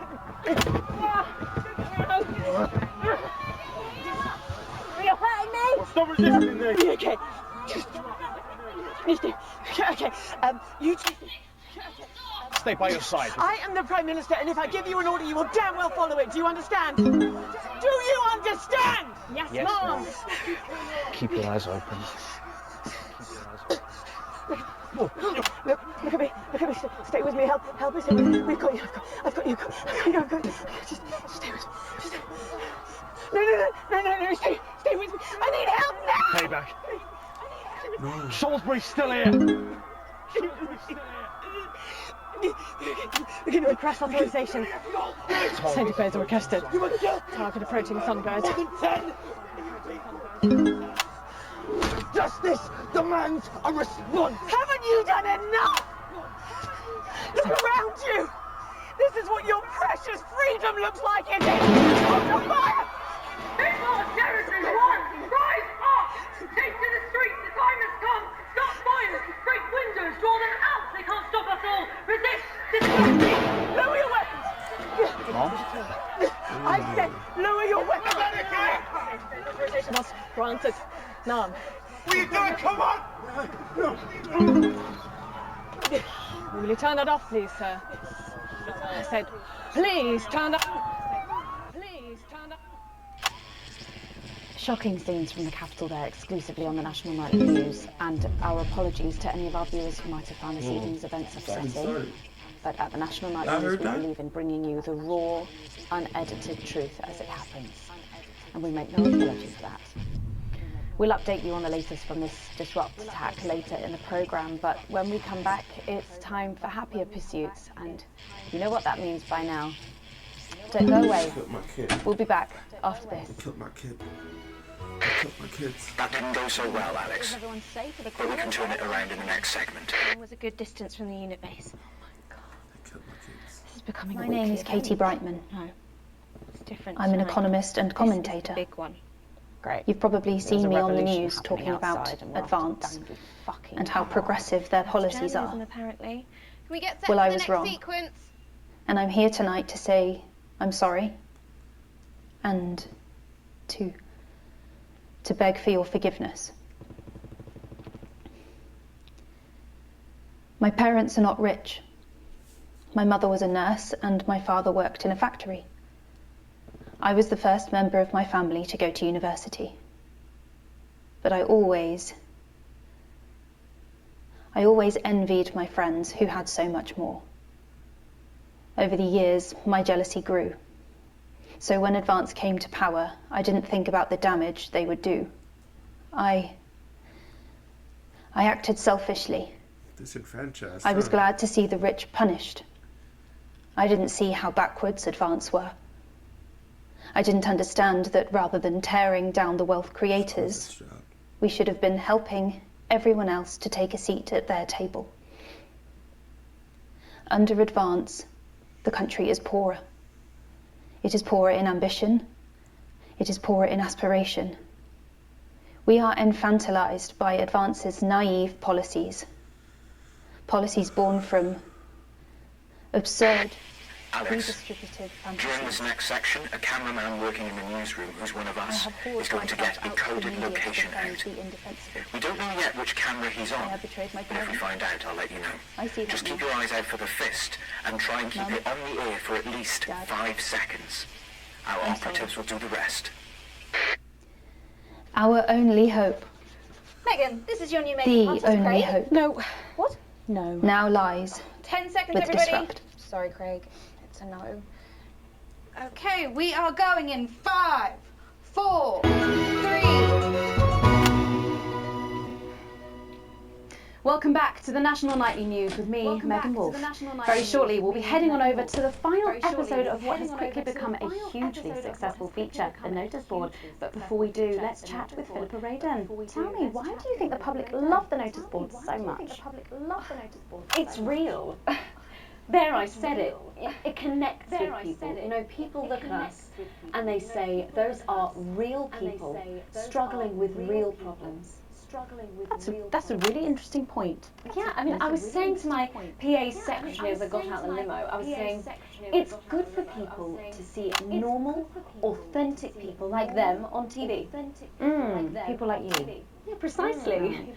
Unfortunately, then I was interrupted by some dreadful wretch who wanted an autograph, but a swift kicking from security soon put him back in line. Yes, well, I think it's really good that our screens are filled with such relatable stories. So, the Notice Board is coming to an end after a sensational time at the top. What do you think has made this show so successful? It's a combination of so many things. My hard work, my talent, my look. Wow. You really have a lot to thank you for. Hey. You have a lot to thank you for. Hey, that's my bit. What since the show's done so well, what remains to do? I have a real sense of responsibility now. You know, Get back to the interview, Alex. something precious, and that I can use that platform for good. I think that's really important. That we should use this platform to do good in the world. I agree. That's exactly it. So I've decided to help as many underprivileged children. Excellent work, Alex. That's the location shared. That's really amazing. How are you doing that? Is that better access to education, or reducing child poverty? Oh, no, by adopting as many as I can get my hands on. Oh, okay. How many children have you adopted? Oh, we're well into the double figures now, Megan. I stopped counting in the late 30s. Goodness, that is a lot of children. Yeah, once we finish pushing them into the guest room, I'll have to put a futon in the laundry cupboard. Oh, you really are some sort of hero. Hey, I live a privileged life. What can I say? I mean, any child I can take on is a child rescued from suffering. Poor children. Were their lives really that bad before? Oh, they're Normans, I presume so. Okay. Yeah, it's shocking to think actually that only 1 in 10,000 children have a celebrity parent.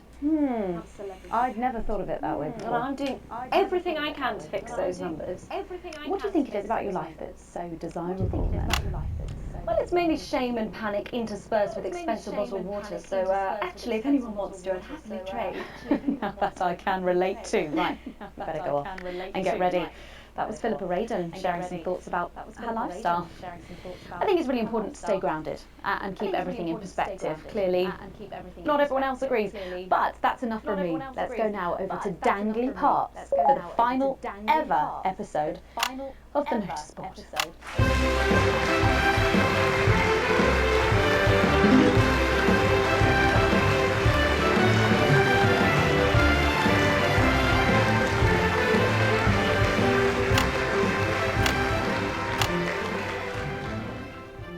What a day! First a tea morning, and now to post this notice. I don't know how I managed to cope with it all. Oh wait, perhaps I do.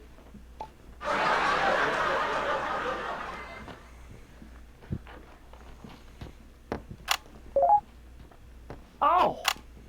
By St. Barnabas, what on earth is all this? Freeze, dirtbag! Oh, Laura, it's you. I thought for a moment you were a knife-wielding mugger or stabber. No, I'm afraid not. It's just me, a community cohesion officer, responsible for keeping crime at record lows. Of course, keep forgetting that thanks to you and your colleagues, violence on our streets is a thing of the past. What's all this, Vicar? I know, it's a disgrace. Somebody has defaced our notice board with this sort of construction work. We should be good team members and clear it. I agree. Careful, Vicar. It looks heavy. Ha! Okay, here we go. They don't call me the Right Reverend. Rick for no reason. Yes. It's no good. It looks like all those crucifix classes were a waste of time. Perhaps you, a young CCO, will be able to move. Fantastic.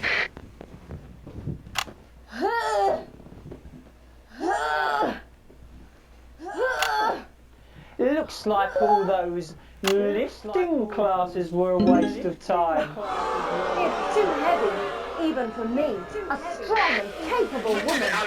Surely there's no one alive strong enough to lift this. Did someone call for the best firefighter in town? Hi! Well done, Captain Evans. You're so much stronger than us. Especially me, the weak old man. It's the least I could do for my community. Big up all the firefighters for sure. No luck catching the little devil then? Unfortunately not. The ferret struck again last night. When Ray opened the post office this morning, he found that every single stamp had been pre-lit. My God! Some people have no decency. Sadly, if we don't catch him before tomorrow, we may have to cancel the village fete. Don't worry. We won't let that happen. Will we, Vicar? No. Laura, tell me, why do they call him the ferret? Some say it's because of his sneaky nature. But really it's because whenever he strikes, he always leaves behind the foul stench of urine. Never fear, officer. We'll catch this pissy nuisance and save the village fete. Or my name's not Captain Danger Evans. The community cohesion team are doing their best, but they simply don't have the smarts to solve this mystery. But I know someone who does. Someone who's about to blow this thing wide open. Me! Blackout!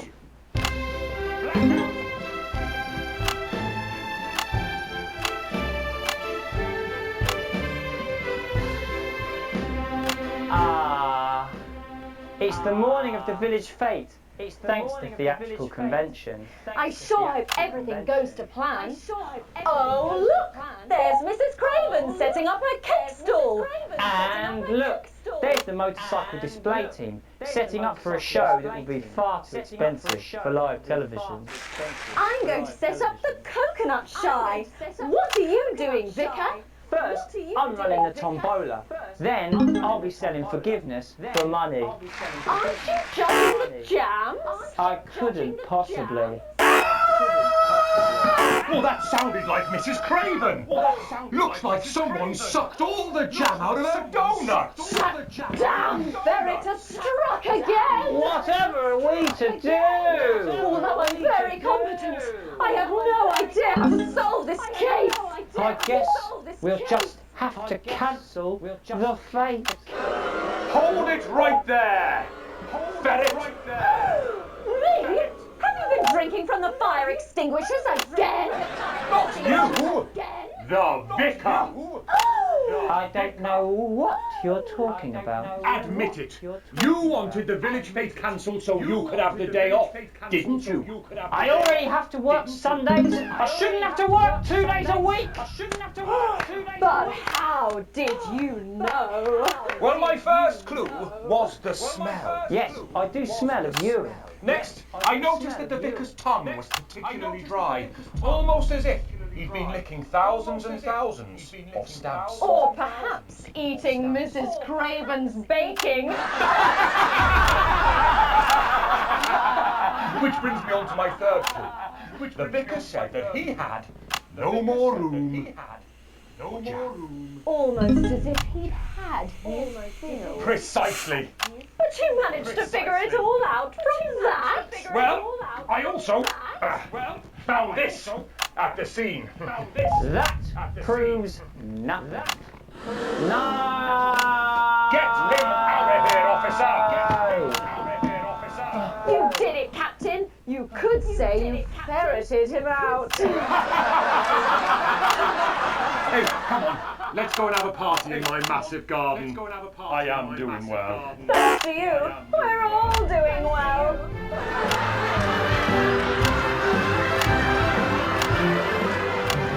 That was it, the final ever episode of the Notice Board, and what a way to end it. Thank you as always to Jeff, Philippa and Tommy. After the break, we'll be both dancing and learning, so don't change that channel. We'll be right back. That's the ad. Well done, everybody. Wow! What a brilliant run, eh? After party of mine plays that. Yeah? Hey, I've got a new grill out back. I've got 4 pints of sausage. Price is nice. Get yourself down. Hey, you. Take some money from Crazy Come to the after party. Neil. Pamper yourself and spend. Mrs. Neil, come on in. Tell them about our throne. Last push, Alex. We're closing in. All the guests in the last section's working with us. We'll be asked to censor on our behalf. If we do it right, the final orders will be given. We'll get 3 chances. Get at least 2 of them right, and we're going to win this thing. It's happening, Alex. Tonight we take it back.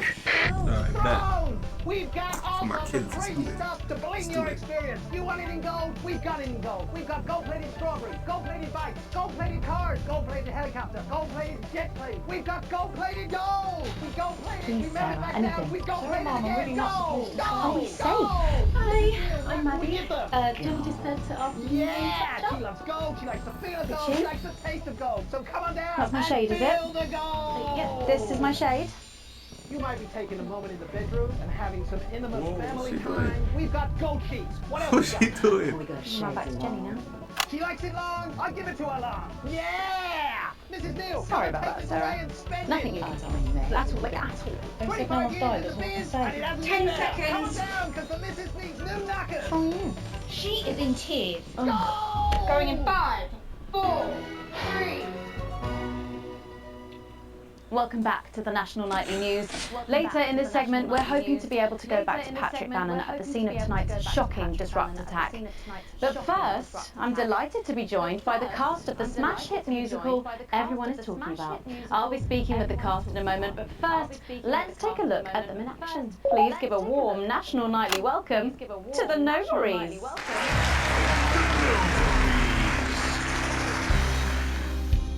Hello? Doctor? Yes, I see. Thank you for letting me know. I have a decent life.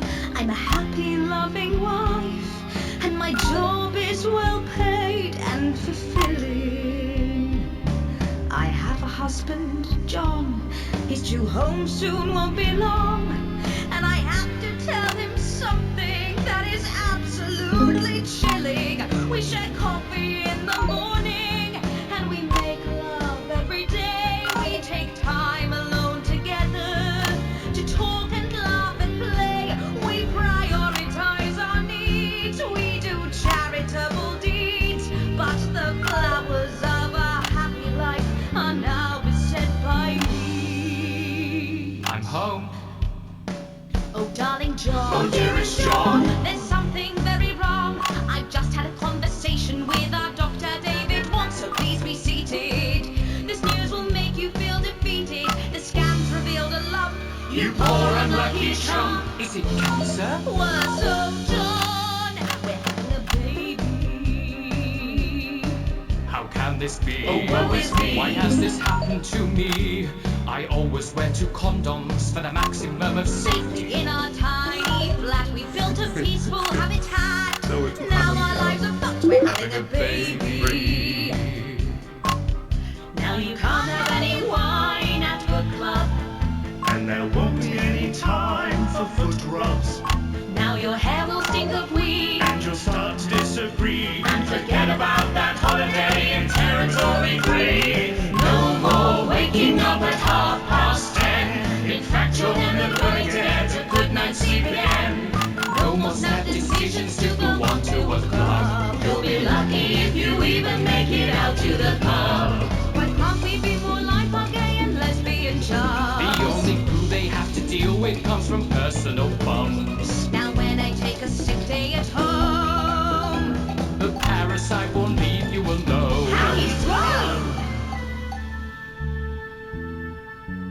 We're our top priority. I look after you, and you look after me. Ain't no trouble and strife. We got a childless life.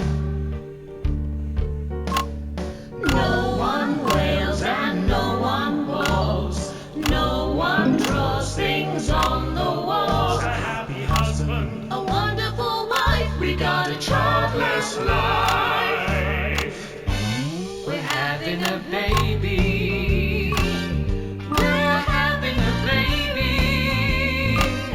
Changing nappies daily. We're having a baby. No more weekends by the coast. Now your kid is uppermost. It's more than a passing craze to have childless days. We're having a baby. And drink thrown everywhere. Death trap toys at the top of the stairs. Every parent prays to have a childless baby. We're having a baby. No more smiles and no more We're having a baby. 18 years on Bill's at least. Time for a whole new phase. We're having a baby. One more thing before the show begins. Have you considered that you might be having twins?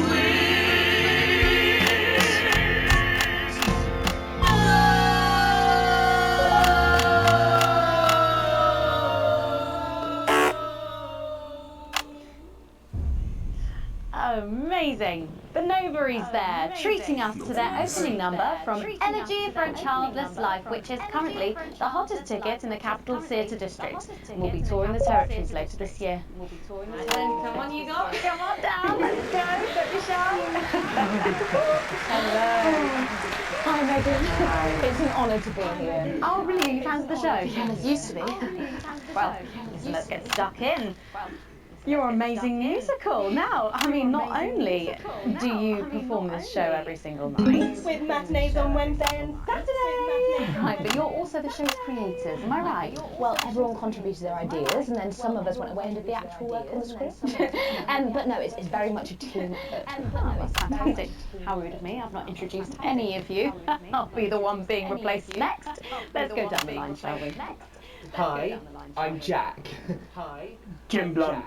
Pleasure to be here. Jennifer Borum Woodley. Hello, I'm John Sapley. I used to be in the business professionally. My name's Jill, with a J. And I'm Janet. I'm the youngest. And I'm Janet. That's incredible. And you were all friends previously. I mean, what a coincidence, right? With your names beginning with a J. With your names beginning with a J. Oh my goodness, guys! Our names all begin with J. How have we never noticed that? Because you haven't typed them out 1,000 times? You knew? Why didn't you say anything? I thought we all knew. It's pretty obvious, isn't it? I just thought we were doing a funny thing when we never mentioned it. And I believe as well as being friends, we're also couples. In real life as well as in the show. Well, not exactly. I'm not married to him. I'm with Janet. And I'm with John, you lucky bean. Jim and I are married. 4 fabulous years. Well, that must make for some confusion in the rehearsal room. Well, you should have seen the first draft. Jen decided that Jack would play Jen, I would play Jack, Jen Janet, Jill Jen, Janet Jill, Jen. What about John? Well, my character was originally just called Mine One. It was allegorical. It was very confusing. Not for a professional. After much toing and froing, gnashing and wailing.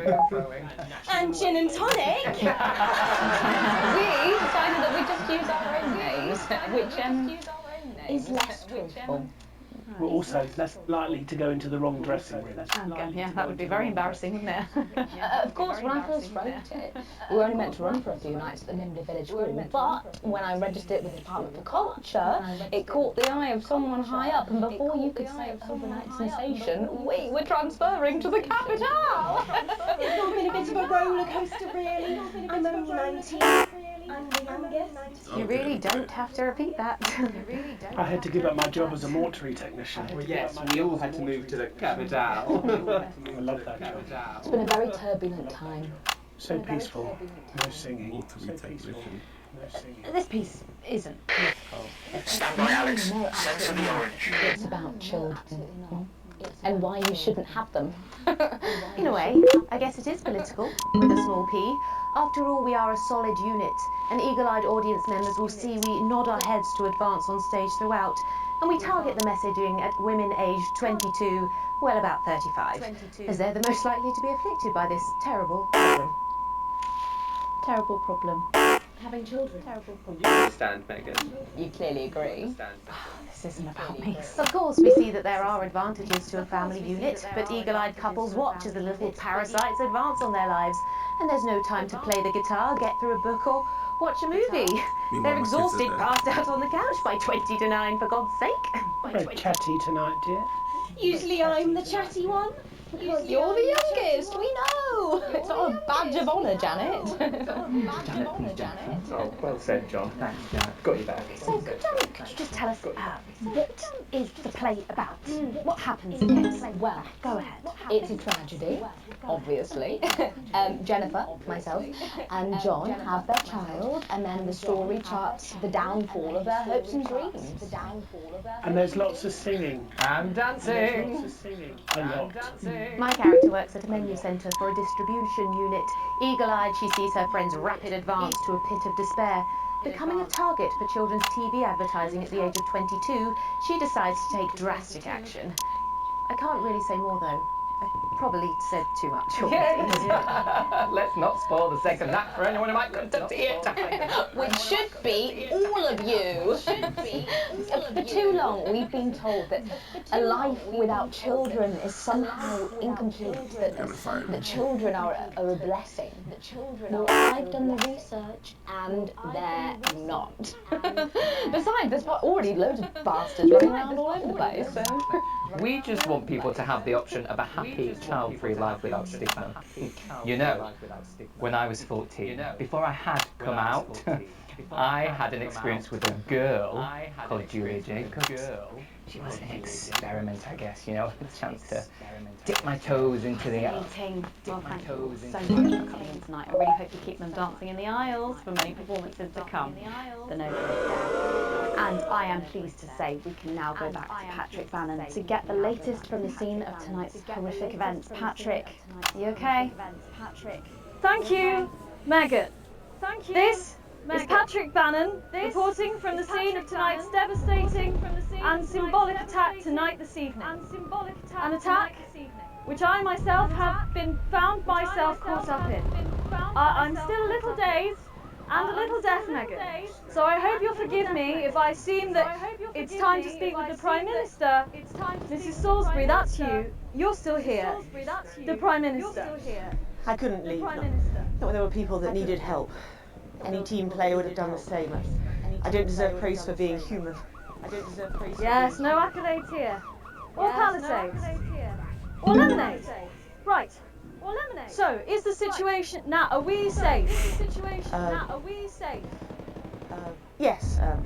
The security services performed their duties without hesitation, and I would like to assure the public that although there have been some injuries, there were no civilian deaths here this evening. Well, that's good news about the Sorry, did you say no deaths? That's right. No civilian deaths. Just the 4 disrupt terrorists curtailed by law enforcement, who were, as always, so cohesive. I have a message for your viewers. Of course, the camera there. Speak there, on the camera there. Speak there, on the camera. Stay at home tonight. Do not become another casualty of war. Disrupt have had their moment. But, as the dear departed Peter Clements once famously said, it ends today. Thank you, Prime Minister. Thank you for those strong words of strength. Back to the studio, Megan. Now in the studio, Megan Wolf. Patrick Bannon there, bravely reporting from the front line of tonight. I think we need to get you down. Maybe you need to get checked out. Well, that brings us to the end of tonight's National Nightly News. But before we go, one final thought. Throughout the programme tonight, we've been receiving reports of disrupt activities throughout the territory. Through a series of coordinated attacks, these terrorists are attempting to undermine Advance's vital work. However, sources at team headquarters have told us that this rapid revolution was not only predicted, but allowed to happen. Our government have lured Disrupt out from the shadows, and they are not the overwhelming force they would have you believe. The military have been actioned, and well, it's pretty scary out there tonight, so stay at home, stay with Channel 1, because the team has assured this programme that the turbulence will soon be over, and we can once again focus our minds on building the new future with equality, fairness, and resources for all. My name is Megan Wolf. Damn it, Alex. Tonight is the beginning of the fall of Advance. Let's get it over the Charges rigged, sir. Permission to detonate. Permission granted, my friend. We are going to detonate. Look over the window, Alex. See what you helped make happen.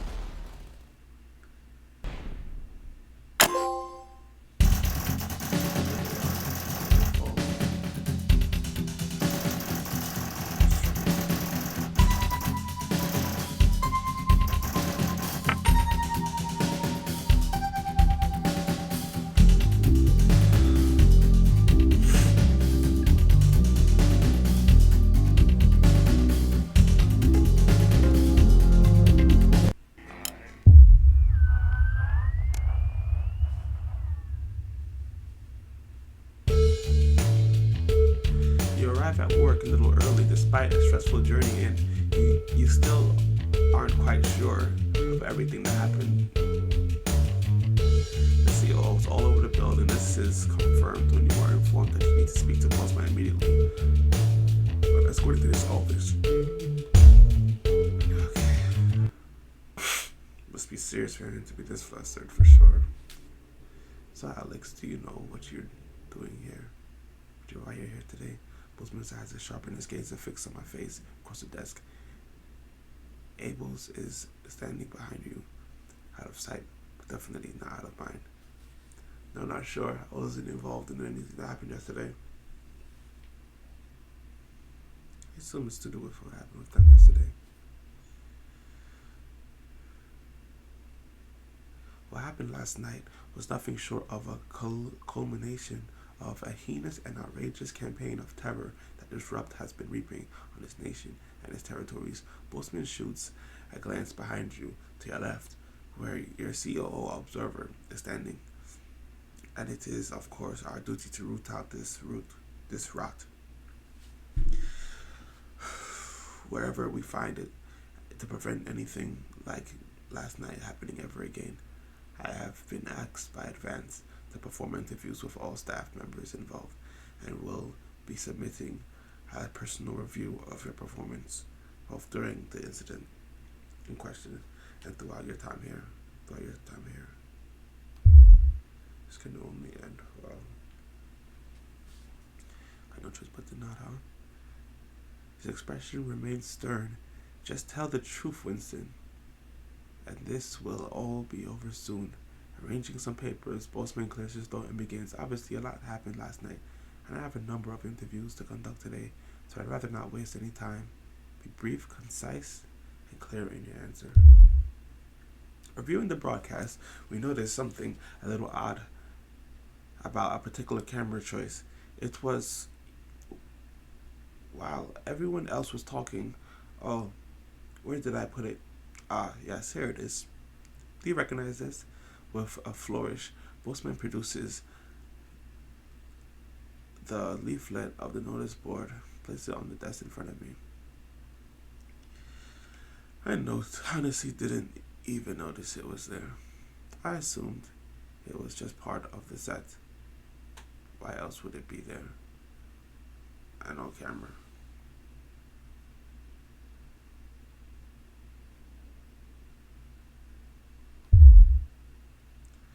So you're saying the blame lies entirely on the crew on set? There's no way you could possibly use your own judgment, have determined it was suitable. You hear a disapproving grunt from the COO behind you. Typical Winston. We shall see. Not exactly settled there. There was one thing we noted during the finale of the notice board. Oh, we already got a whole lot, guys. Bossman picks up some notes on the other side of his desk. He seemed to play an odd choice of sound effects relatively early on. Now, the script was expecting laughs, but for all three of you choose to play booze. Yeah, why did you do that? I'm sorry. I was under the impression that I could pick freely. Did that change? Oh my gosh, don't say that. I felt they were the most appropriate choices, or just subjective after all. Yeah, I guess I could pick freely, you know. I know I messed up. I suppose I could pick freely because, you know, we're all democratic, right?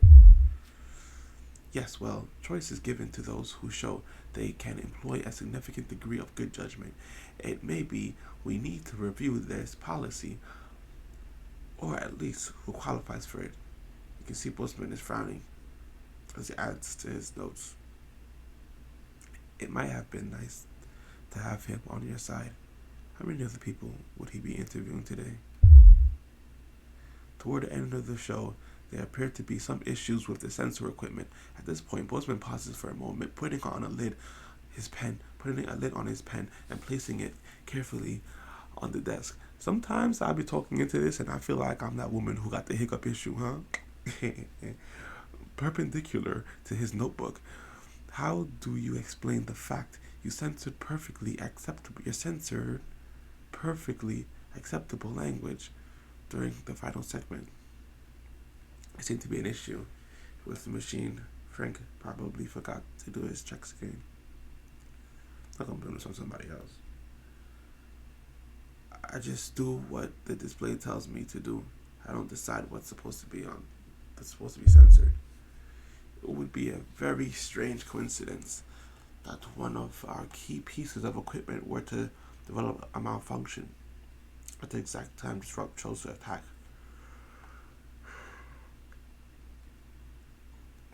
Disappointment, but not unsurprisingly, lapse by an incompetent employee seems much more likely. Yeah, I'm incompetent, alright. But I suppose we won't know until maintenance have had a check properly. Silence takes over as Postman writes some notes. How many questions will you have to answer? Loud creak breaks the growing silence as Postman leans back in his chair. The tape of that poor Miss Brightman. Why did you play it? Help me understand why you played that tape. As you meet his gaze, you're almost surprised to see an earnest concern in the man's eyes. I was worried that Disrupt might do if I didn't play it. It seemed like the news. Okay, you know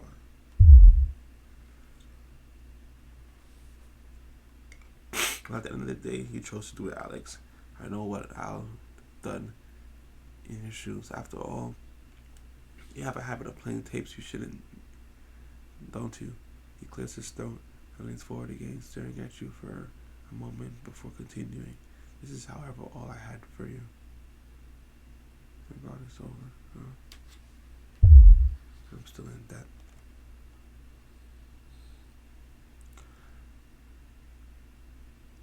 I think that's all the information we need for now, Winston. Postman looks questioningly at the CO. But by the time you've turned around, the moment has passed. Best you just get home for now. There's no work for you until you get a satellite tower up. But of course, don't leave town. We have questions for you following the other interviews. As you leave, you see open hostility in Specialist Abel's eyes. Well, you knew there'd be consequences.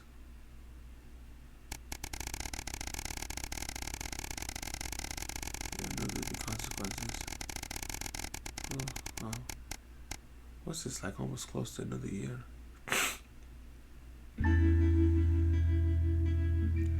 It's your anniversary, a week away. Could have been just what the doctor ordered for you and Sam. But after speaking to travel agents, there's just no way you could afford it. Maybe next year. Then. Still, just because you can't have a holiday doesn't mean you can't make tonight special. You have the day off today, so you could try to make a romantic meal for them this evening. You say them, but this is my wife now. Well, they did expressly tell you not to bother this morning. You think a cheap last-minute gesture won't change anything, were their exact words. It'll be nice to have a lovely evening together. You'll make it up to them next year. Let's just have a nice meal. You get to work, turning the house into a perfect romantic setting for tonight. Everything's going according to plan. Sam's going to love it. Patient, you wait for them to arrive. You even had time to single-handedly clear the entire house, floor to kitchen. It took hours, but Sam will appreciate it. Here are the keys.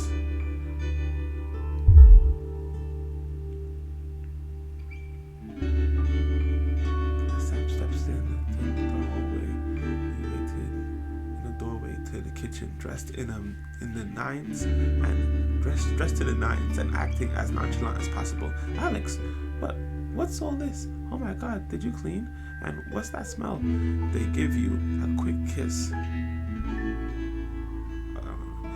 And they step past you into the kitchen where the banquet is laid out, candles lit, with Charlie standing quietly grinning. Oh my God, Alex, happy anniversary. anniversary, Sam. Happy anniversary, Charlie. Echoes as Sam turns to you, smiling and with tears in their eyes. Alex is perfect. Sam rushes over and kisses you softly, only breaking off when you get a less than subtle cough from Charlie. My band have their first gig this weekend. Charlie blurts out, "What did you just say?" Charlie picks up a rucksack next to him and heads towards the front door. "Have a great evening. Don't do anything I wouldn't do. I'll be around with friends tonight and then back tomorrow, so don't wait up." Sam meets your eyes and you both chuckle. You pull out Sam's cheer for them. "Why, thank you," Sam says, taking a seat and grinning at you. So Charlie's been busy. They shake their head as you take your own seat opposite them. "Tomorrow, for now. You really didn't have to do all this, Alex. I know. I wanted to. I love you, Sam. I love you too." Thanks for more. Some champagne about my life and a night all alone. Wow.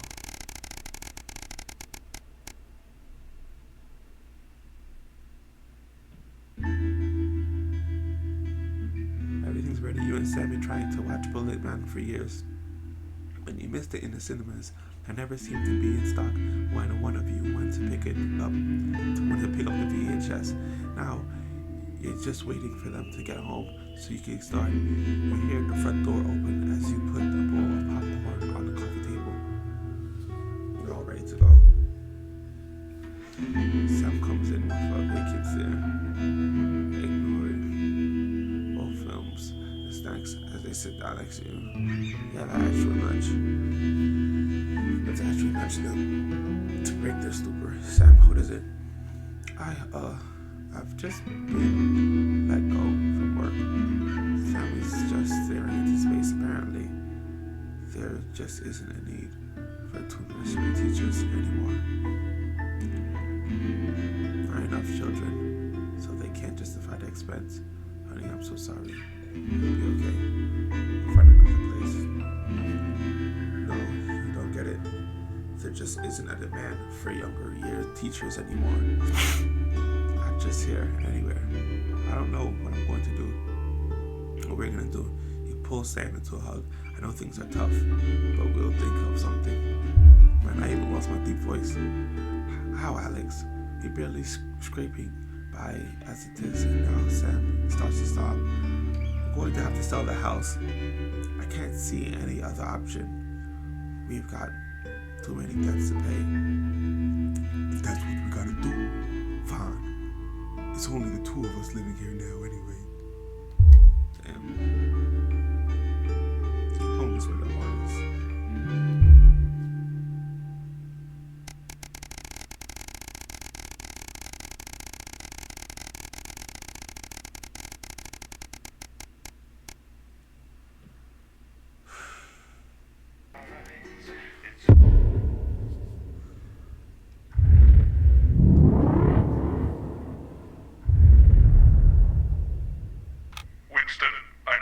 Eye to eye on much, but things could be significantly worse. Why don't you try to muddle through for a change rather than your established approach of giving me a headache? If not for me, do it for the children, Alex. It's advanced as ill-conceived to bring your daughter to work day today, so there's even more people than usual for you to disappoint. Expect catchy tunes and scenes of an inappropriately sexual nature. Not wanting this. At 10 p.m, it's time for Julia's Diary, where the ever-popular Prime Minister reads extracts from her diary in front of a warm fire. Then, at 10:30, it's the latest episode of our drama series, Betterment, which tells the inspirational story of Emily Dennisworth and the brave doctors and technicians struggling. And this is Jenny. She's the floor manager. Hi, Stacey. That's Colin. He just don't talk to me. Not getting involved in bringing your daughter to work, eh, Colin? Nah, we don't believe in it. All right, come and sit next to Mum. Believe in what? Just days. How did it all go so right? That's followed by the territory. Atta girl. 10 seconds, everybody. That explains so much. Okay, we are going in 5, 4, 3, as we go over to Megan and the team. Good evening and welcome to the NNN. I'm Megan Wolf. And who's this, you might be wondering? Well, it's Bring Your Daughter to Work Day here at Channel 1. So I'm joined tonight by my foster daughter, Stacey. Say hello, Stacey. Go fuck yourself. All right then, here are the stories that matter to you. First up, with Advance confirming that the nuclear fallout from the 20-week war is to blame for the drop in birth rates across the territories, we asked you what keeps you going. I know that I, for one, was quite deflated when I heard about this, but reading all your submissions has really put the smile back on my face. This is from Drew in Humberset. To take our minds off things, me and my partner have been building this house for our hamster. It really does distract us from thinking about the 85% sterility rate. 85% sterility rate. That is crazy. A tiny conservatory, a loft conversion, and a holiday home. Thank you for that. And if you've started a new hobby, do write in and tell us about it. Next up, you know how we love your uncanny comestible coincidences, and I don't know about you, but I think this one really takes the biscuit. I'm not sure what I'm more impressed by, Stacey. The things our viewers spot are the unbelievable way our menu centres are now able to feed every team member every single day. Catherine from Berkeldown sent us this, saying, I couldn't help but spot the face of poor departed Peter Clement in my fourth lager this morning. Fourth lager, you know, that's crazy. I bet my character's been on 4 lagers, to be honest. My children pass. It's crazy. And the boss is over here telling me that it's going to take your sons and daughters towards work today. It's terrible. An inspiring story of rehabilitation. That's it, just tell us who it's from. Yeah, and then read it out. Okay. So this one says it's from John in Stokely. Before I was convicted, I'd never read a single book, but since I was released from Betterman, I haven't been able to stop. I'm even working at a library, and on our lunch breaks, Mr. Wordyworth spell checks for my testings. Wordyworth. We absolutely love hearing the way our neighbours and team members have been able to become better. She could not be bothered. Just look at her face. She do not care. That's a foster child. You can do this bit, Stacey. Yes. Come on, give it a try.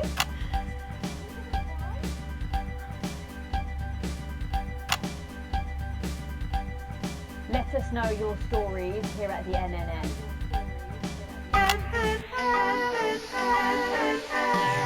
Right, bit of a change of pace coming up here. You'll need to use the S-Effect buttons for the next segment, but Advance have already selected when and what to use. Simple stuff. Just follow your government orders. That is crazy. They got set times in which I have to do this now. There's no control. Like, honestly, they ought to have a robot here doing this. That's probably where we're headed. Robots giving us the news. We'll see a Tesla humanoid robot. First up tonight on the NNN, it's time to celebrate this week's team lottery winners live from the Shakespeare Theatre right here in the capital. We're going to hand over to Julia Salisbury. I suppose you don't think much of her either, eh, Stacey? She's got a lot more going for her than you wankers. Okay, surprising vote of approval there from Stacey. Let's go live to that right now. Good evening, everybody, and welcome to this week's Team Awards. Of all the many duties I have as team leader, this is by far the most pleasant. What am I doing now on this thing? As I so often say to you, the uneven past is now, following the demise of Disrupt, firmly behind us. This is the new future, and I say to you, it's better now. I am delighted to be joined here tonight by one of the oldest people in Territory 1. He was born over 107 years ago. Please give a warm team welcome to Alfie Touchbadger. So, Alfie, you must have seen so much in your lifetime. What have been some of the highlights? Alfie? Is he alright?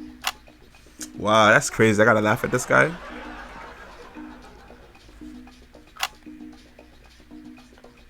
His hearing aid isn't turned on. Oh. Could you turn it on?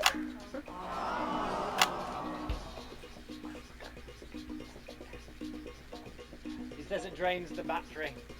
Well, will you tell him that we'll buy him a brand new battery after the presentation? He's not getting a brand new battery. That's cap. Yeah, he says that's I been knew she was a liar, for real. She a big time liar. And I will help him with that. Yeah, if you would. Sorry, can't get the staff. Yeah. We got it. So, Alfie. What? You're 107 years old. Oh, don't bloody remind me. Would you like to tell the audience what that's like? Well, where is everybody? In the dark. Oh, bless him, it's not just the ears. Who are you? 2 sugars, please.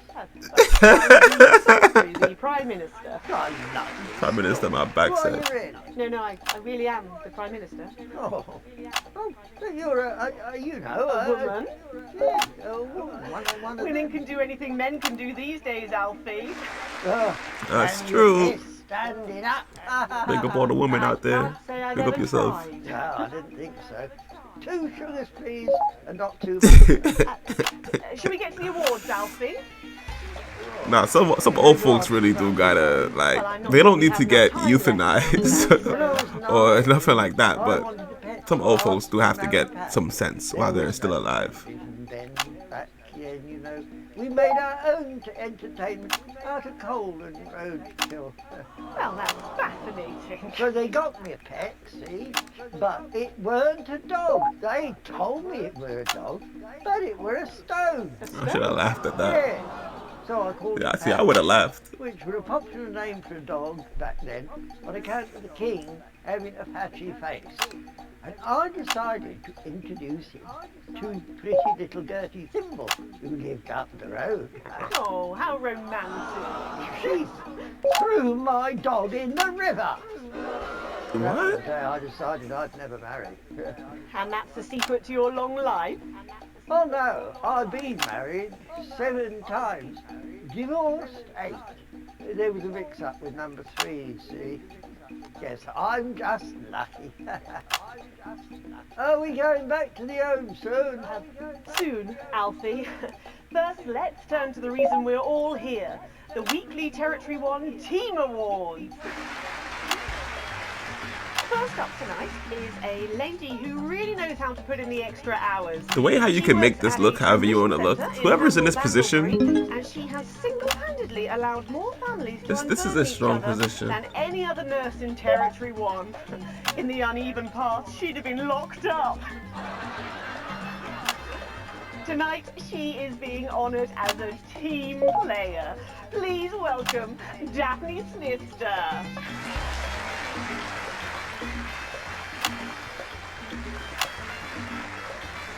Are you here to change me? Just give her a medal, Alfie. There's a good boy. Doctor, I mean, 2 sugars, please. And don't let it steep too long. I think you're supposed to give me one of those. Oh. Well, there he goes. Look. I can't get the arms up any higher than that. You'll have to go down now. Thank God those fractious times are behind us. Now the territories are thriving. Are we in? As the actor said to the bishop. Yes, thank you. Got it from here. I can't lie, like, it sucks just having her. Because I miss Peter Clement, you know what I mean? He would throw in a curse word here and there, keep things a bit more lively, you know what I mean? She's stuffing to one of Peter's homemade Eccles cakes. Got it. I won a holiday for 2 in Territory 15. Used to be called San Palmerino, didn't it? I believe it did, yes. Why couldn't we have stuck with that then? It's easier to remember. We're all one nation now. See, I'm still... on fire. At times, I'm so stuck into doing this job that I would just choose to do what's being told. You know what I mean? And that's quite dangerous. I'm doing what's being told, and there's people out there that could really use help with this. After a rocky start losing their family's ill-gotten gains to the Really use help with this media. really embraced the new future, setting up a community farm and petting zoo in their local area for all the local children to play. Please welcome Otho and Lobelia Jackson Randy-Gannis.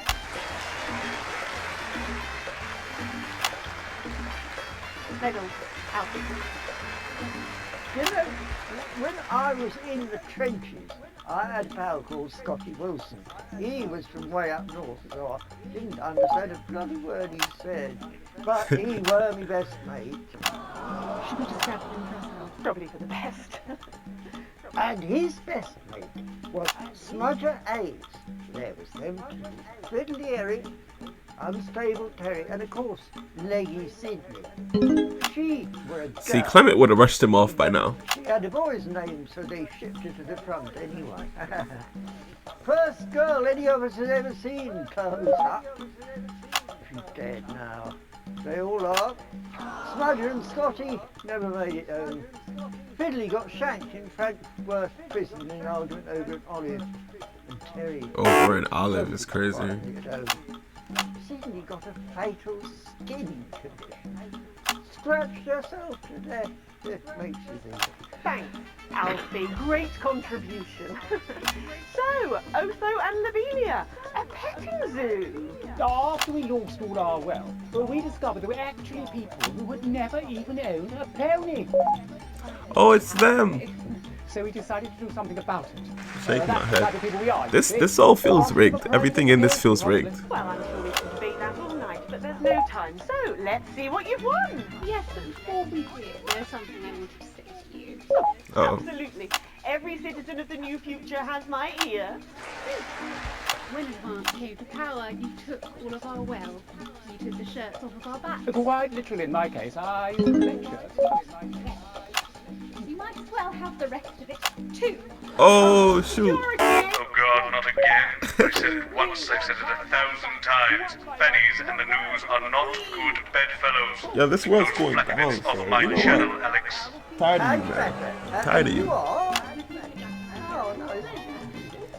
Oh. It isn't right and it isn't fair. You tell him, girl. That's my wife, you know. Oh, I have to boot this. You can't It's not fair, though. wine, it isn't right. We used to have 3 horses. Then the vessel hung well. And now what have we got? 2 mangy goats, 1 mongrel dog called Kenneth, and a rooster that won't bloody shut up! Can we get this over quickly with, please? As the actress said to the bishop. I'm not over this, yo. They killed my kids. Do what they gotta do. You know what I mean? Alfie Badger, please to me. That guy's useless. You saw y'all see him? Oh, shoot. Oh, don't worry, love. I'll protect you. Oh, oh, oh, oh. He's got a great what he knows. You know, this reminds me of when I was in the 20s. Going to the promenade, climbing on sea and watch all the pretty girls on the beach. Everything was black and white then, of course. We'd visit the Penny Arcade and try to win a block of lard to take home to the family. You couldn't buy lard in those days. You had to win it. Oh, it was so much back then. Boys were boys, girls were girls. Everyone else was recruited by the I had to show that. That's crazy. There were loads of them, you see, circuses, with their big tents and their candy floss. You'd hear the music, the pipe organ, drifting over the nearby fields. My mum used to call it the most magical sound in the world. This was before she lost her hearing after giving a particularly loud round of applause. Yo, some of this is just too much. It's too much. Just the tea, Pat. Well, that was an unexpected dose of naked nostalgia. Some people simply can't let go of the past. That's That's why I look in joy and fervent admiration at the younger generation. So cohesive, such a team. And with fertility falling throughout the territories, we should value our fabulous new generation now more than ever. Our final winner tonight is a go-getter who really went and got 'em, helping to root out more than 170 disrupt collaborators in his own neighbourhood. Since then, he's gone on to be a senior cohesion cadet leader and organised all of the entertainment at last year's camp cooperation. Our final winner tonight, Edwin Netherley. Oh, congratulations. You should be in a convention centre, you old non... Prime Minister. Yeah, it's an absolute pleasure to finally meet you. We're very similar, in my opinion. Well, I've never been much of a role model. Nonsense. Prime Minister, you have saved this country. You have fought enemies, foreign and domestic, with an iron fist. As with my own tiny fists have I. Well, let's open the envelope and find out what you've won.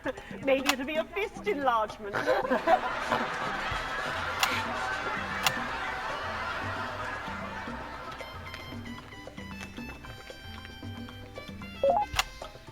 A year's internship as a behaviour coach at Betterment. Let's show the fools where they went wrong, eh? Well, actually, Betterment is about rehabilitation, Edwin. Absolutely. And if they don't reintegrate, we retaliate. Just like you did on Liberation Day. Thank you for this award. And stay vigilant. Report the non-cohesives.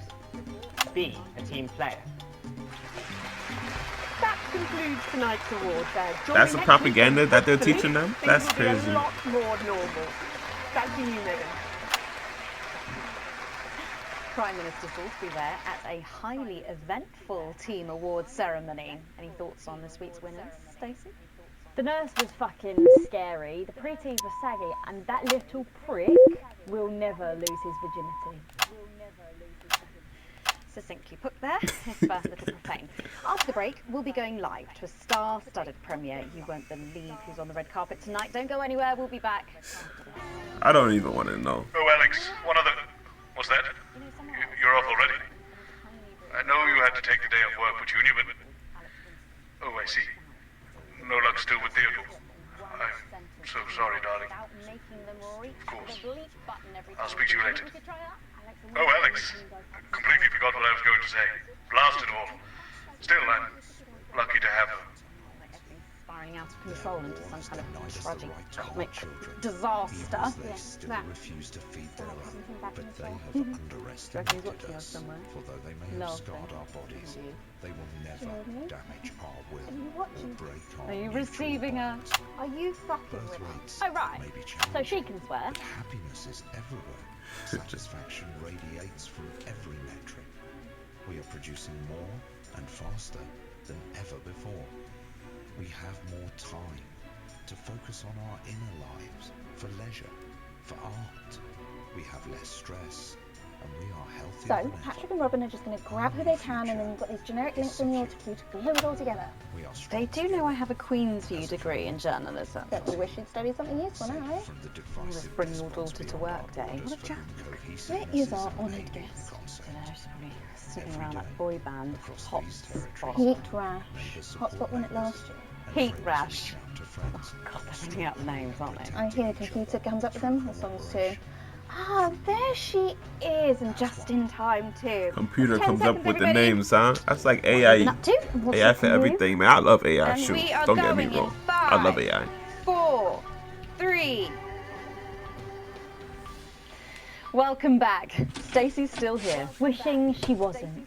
Thanks, Stacey. And in this segment, we're delighted to have sent Robin and Patrick to the movies. Yes, tonight is the world premiere of The Automated, starring Lawrence Blunderclatch and the late, great Helena Canterbury Boatshoe. And all the stars are out tonight. We first covered this film almost 5 years ago, back when it was called The Medicated. Then, for mysterious reasons, the film was suddenly pulled the night before its release. Well, since then, executive producer George Focus has spent 5 long years polishing the film and turning it into a special edition premiering tonight. With extensive state-of-the-art visual effects and a top-quality voice team, George says it's the movie he always wanted to make. Now, let's take a look at it.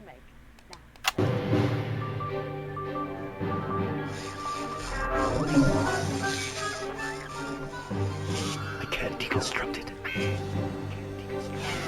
Captain? I can't deconstruct it.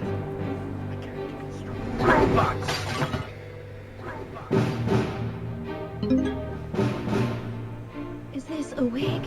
You think I don't grow that? No, Dick, I'll kill you. Think of Sat, I'll kill you. There's something on your face, Chief Harrison.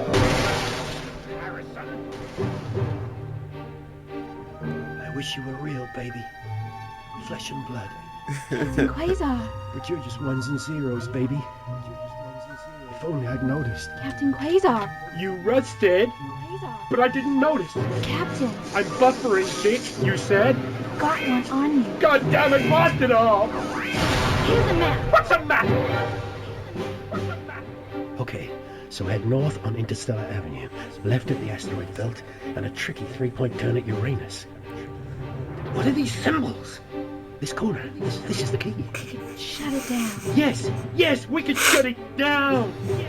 He said a 3-point turn at Uranus. A 3-point turn's a car maneuver for all y'all who don't know British car driving, European, whatever, car driving. Or you Americans out there is what I'm pretty much trying to say. A 3-point turn. Do Americans do 3-point turns, so do they just start? Gosh, thrilling stuff. What did you think, Stacey?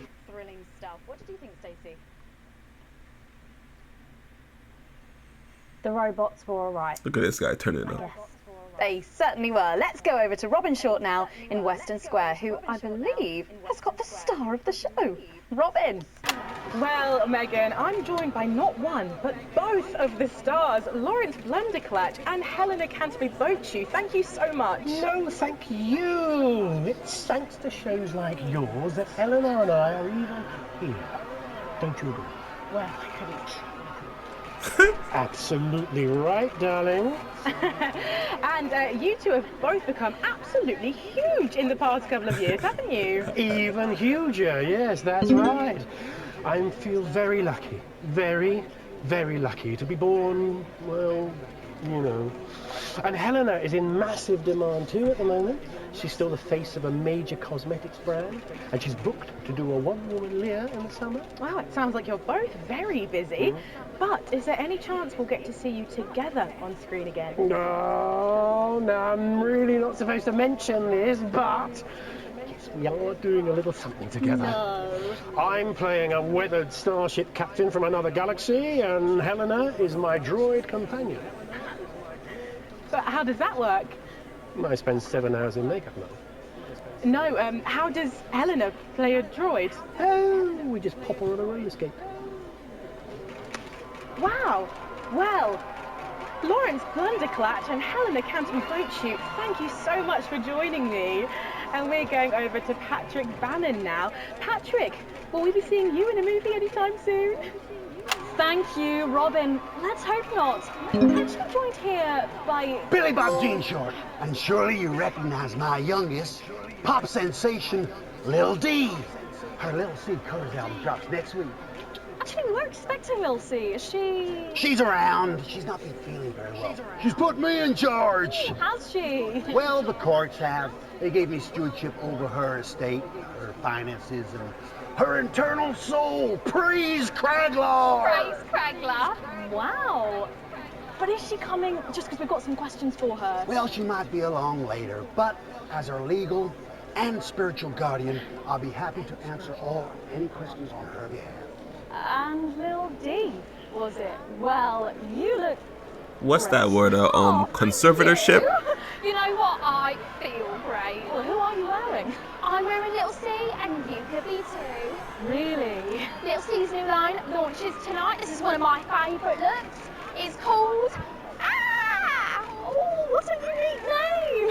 Hard to spell, though. But of course, Lil C is basically fashion royalty now, with a veritable clothing empire to her name. Yeah, well, the label's gone from strength to strength since our initial TV launch on this very show, actually. Oh, yeah, that's right. So really, we have all you to thank for all this. You know, this hat costs more than my second jet. Feel that? Yes, it's a nice hat. And Fruits magazine has named me...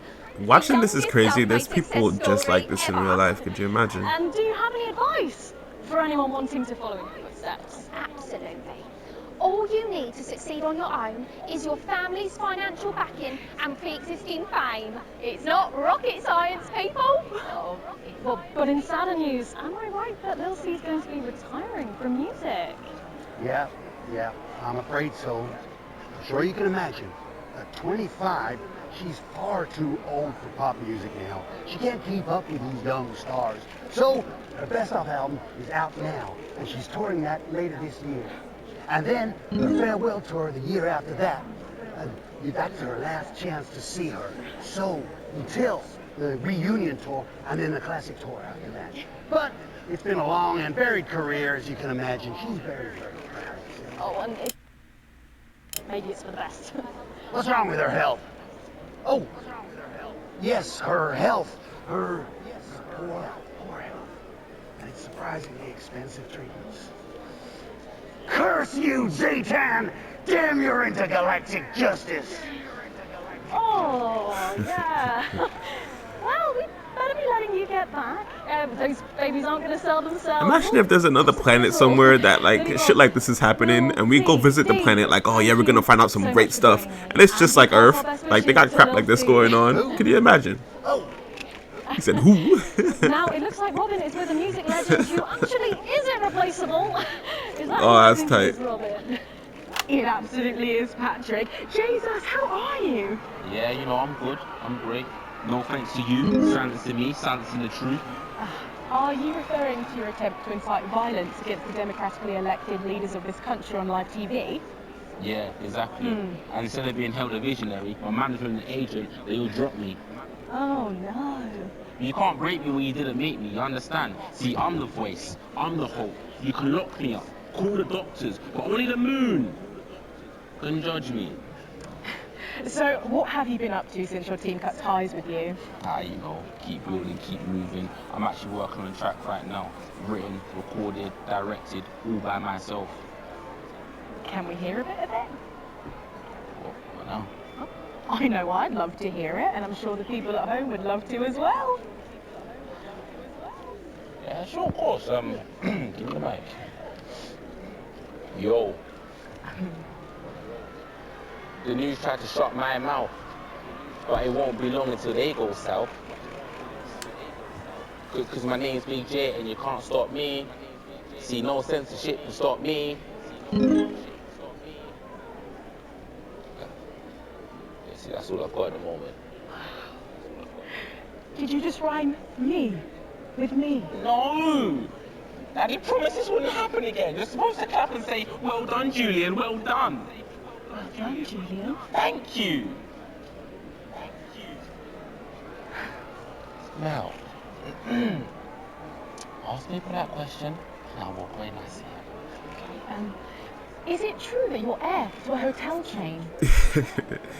I was talking to my friend earlier, and we were saying that people should... I'm sorry. Are you trying to censor me?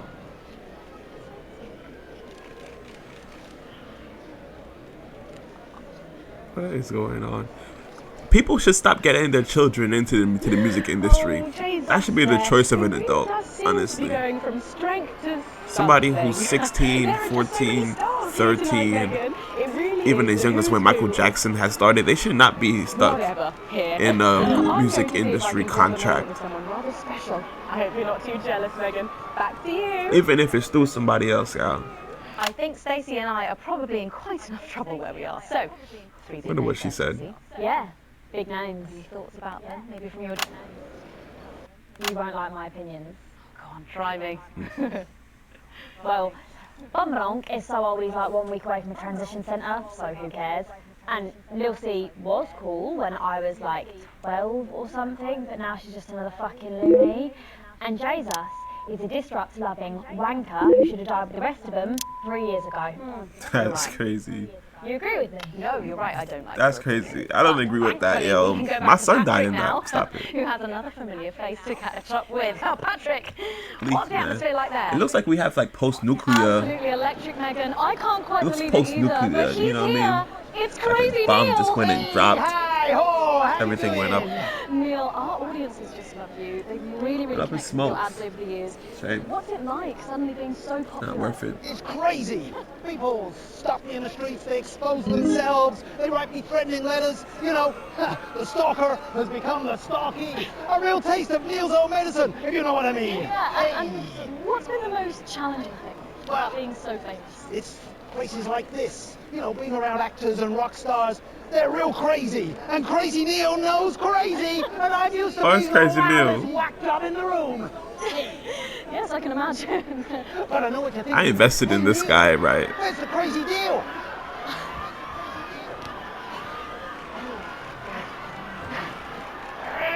We got crazy deals on chairs. You ever sit in a chair that knock your socks off? No, I can't say that I have. Makes a mess of the carpet. Well, what do you say? We got a deal? Well, what about Betty Andrews' handbag? It's real leather. It's real cheap. And it even contains our hot medicine. Spicy. No, really. You've got the chair. You've got the bag. You're really busting my balls. What can I do to convince you? Maybe throwing my wife. This is Neil. It's the latest model. Got a scratch on her. Hers like a charm. What do you say? We got a deal. Look, I can't take your wife. Yes, you can. I got loads of them. Come on down to crazy deals. We got crazy deals on chairs. We got crazy deals on meals. We got crazy deals on wheels. We got wheels on meals. Meals on wheels. We've even got endangered seals. And we got meals with endangered seals. Yeah! Thank you, Neil. Well, it's always a dream come true to meet a hero. How about that, Megan? The man himself. Aren't we lucky? Back to you. Thanks, Patrick. What a colourful interview there on what looks like an amazing night. They certainly know how to make an entrance. Crazy deal from Crazy Neil. Meet Neil at the red carpet. And the automated really does seem to have unstoppable written all over it, because Looks like we got somebody else. You see how this guy's queued up? calling it Lawrence Blunderclatch's overly long suicide note in a review which ends with the words, and he hasn't even had the decency to see it through. The film, which is free to all residents of the territories, has seen record pre-bookings and looks set to run for months and months. But let's go back to those lucky few seeing it tonight. Oh, I'm so jealous. Robin. Thanks, Megan. Well, will you settle for the territory's most eligible bachelor? 5 years ago, Steve Saxon was an unknown. Then a series of incredible performances in acclaimed productions, from Hamlet's Jam to the curious rise of Algernon Ding Dong, made him the most wanted man in drama. He's been voted sexiest man under 25 for 3 successive years. Now, let's see if he'll talk to the NNN. Excuse me, Mr. Saxon. Steve, have you got a moment to spare to talk to the NNN? Oh, hi, the NNN. You know, your show gave me my first chance at an audience. The raw me, Steve 1.0. I remember. Even then, everyone could see there was something so special about you. The whole thing is burned into my mind. A moment is the very least I can give your amazing viewers in return. Not that we're actually going anywhere, is she? Are you going to introduce us to your day? But of course, this I'm is... Charlotte Winstanley-Hampton. I was in Hey Friendship too. You know, that scene you burned into your mind. I was in that. No. Sorry. Don't remember you at all. Are you sure you were in That's that? that girl who's like, listen to your little heart. Looks are really important. Well, if you say so, Steve. Looks are really important. So it's been a big year for you. I believe you've been tackling the Bard. Yeah, so I've been working with an enfant terrible called Quentin Sucker Punch. We've been doing all the Shakespeares. Crikey, all of them. Yeah, so we shoot one a week. I play all the parts, so I learn them at the weekend and then we shoot them naked in his steam room. The lighting in there is really good. Sorry, did you say naked? Yes, well, he is. I'm in a variety of hats. It's an No old diddy. theatrical tradition. I had a single out. It was called Look at Me. And you did that advert, didn't you, babe? Is that your dental floss? And the sex tape, of course. Steve! I don't like to talk about that. Although apparently it's available for $11.99 everywhere. Just ask your newsagent. So, what is your favourite Shakespeare play then, Steve? Ooh, I like the wordy one. It's starting soon. I'm going to miss the trailers and we haven't even got any popcorn yet. She'll be here. Oh, I'm sorry we're late, guys. What took you so long? There was an injured pigeon. I'll explain on the way in. Now, of course, I remember you from that legendary first appearance. Really? Her too? You were such a serious little thing. You had that horrible sister. Yes, that was me. I'm the horrible sister. Don't be so hard on yourself, babe. Looks are really important. So, what have you been up to, Harriet? Actually, last year I was overseas bringing art to the starving children from outside the territories. They don't have food, but they can still have Canada. Good for you. And now I'm in an experimental physical theatre piece about the existential angst of Wicker. Amazing. So, art. We do it above a pub on Thursdays. I was also the girl who got murdered in the bath in Night Slasher 3. Haven't seen it. But she was brilliant. Thanks, Steve. Fucking hilarious. Yeah. Thanks, Steve. Sure.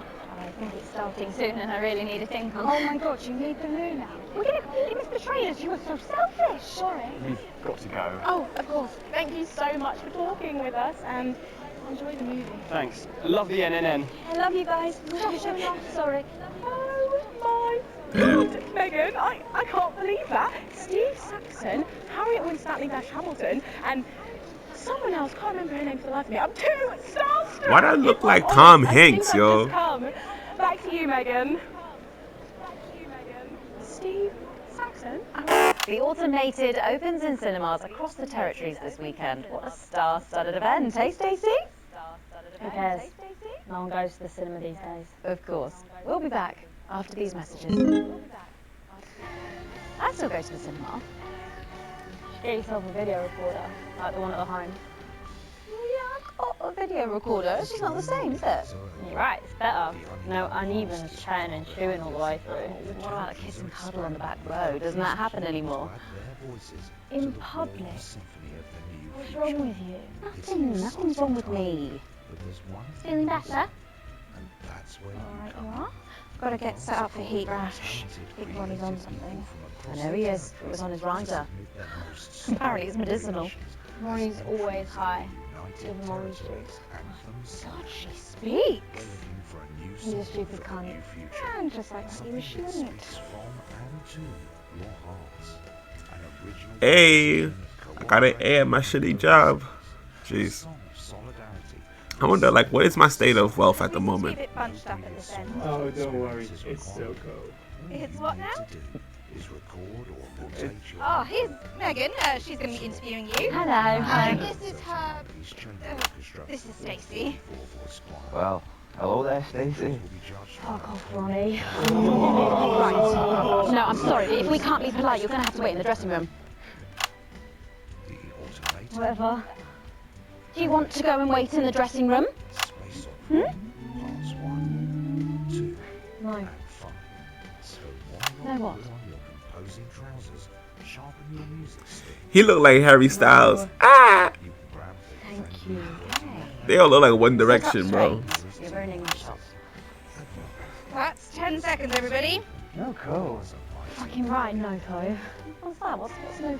In 5, 4, 3. Welcome back. For our final segment tonight, Stacey and I are delighted to be joined by Heat Rash. Their new album, Girls and Why We Love Them All, comes out this weekend. So, let me see if I can get this right. It's Nolan. I write the songs. Ronnie. So it stays on my tattoo. Oh, you got a tattoo of your name on yourself. Okay. In case he forgets it. Mr. Raconteur, you must be Chinny. Why do they call you Chinny? It's because of this ugly old thing. I don't know what you mean. God, you're so fucking embarrassing. Dale. Crikey, Dale, you do not look old enough to be in a band. I get that a lot. Mash is 23, the oldest one. I have a growth disorder. God, I'm so sorry. I didn't know that. He has a hormonal imbalance, bro. That's why he's on the band. That's crazy. He's 58. Okay, right, I Mad see. You're thing. going to be a handful, aren't you, boys? Oh, So you must be TP. What does TP stand for? Tiny brick. It stands for team player. I see. How long have you had that nickname? Ever since Nolan decided Terry Pronos was a shit name for a member of a boy band. No co-running. Yeah, no co-running. Sorry, what does no-co mean? Ah, it's the opposite of SoCo. Ah. Fuck's sake. So-co. Yeah. So cohesive. You pretees say cool. Right, okay, thank you, Stacey.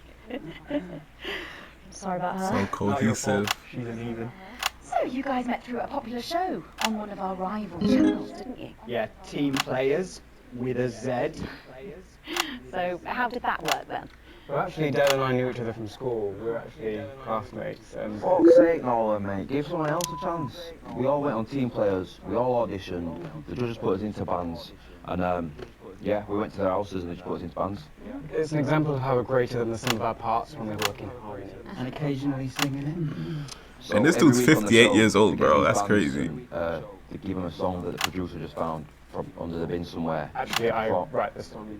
And the public would phone in and decide which song they like best.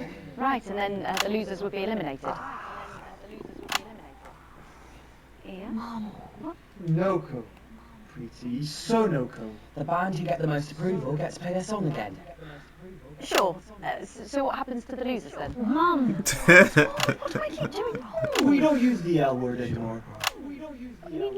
Would you please stop saying that? That word is a pejorative. It's a word designed to diminish. At Go-Getters, I learned very early that we only win when everybody wins. Sorry, that's not real life, is it? That's just sports board, no? Thought you were SoCo. I am. So cohesive. You're a shrinker. Can't be friends with shrinkers. What's a What are you talking shrinker? about? She doesn't understand. So I do understand, actually, Stacey. What's a shrinker? Well, a shrinker. What's a is- pretty, Mum? Well, I think it means someone who's older, doesn't it? Pre-territories. It's someone who turned 18 before the new future. We call you pretees. Uneven. Mimis. Nonks. It's not her fault she's old. She can't help it. I'm not that old. I'm trying actually. to help you here. I don't think I need your help. See? Total Mimi. Is that so? Yes, obviously. Yes, obviously.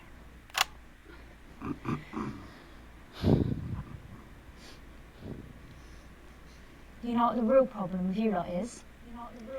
You just can't get over the fact that your beloved Disrupt are gone and you just don't fit in anymore. What? But the truth is, Disrupt were violent, no-co, freaks being led by a fucking psycho. I'm glad they lost, and you should be too. Listen, not everyone over 30 supported Disrupt, Stacey. Not everyone, no, but one fuck off lot of you did. SoCo, Stacey. SoCo. So cohesive. We all learned maybe a little bit more than we expected to there. So the I'm minds of genuinely the young delighted folks have been to changed meet you. because And before time we has end the played show its part. tonight, I That's think crazy, man. I ought to do a book now. Yes, that's right. We're going to sing a song from Girls and Why We Love Them All called Pieces of My Heart, which is about a real relationship I have with an actual That guy's 58. No one cares. Come on, let's get on these stools, lads. Why is this grown man, right? Around these other kids. Stacey, can I get your contact? Oh, she's 15. Go on, piss off and sing your song, Terry. Right you are.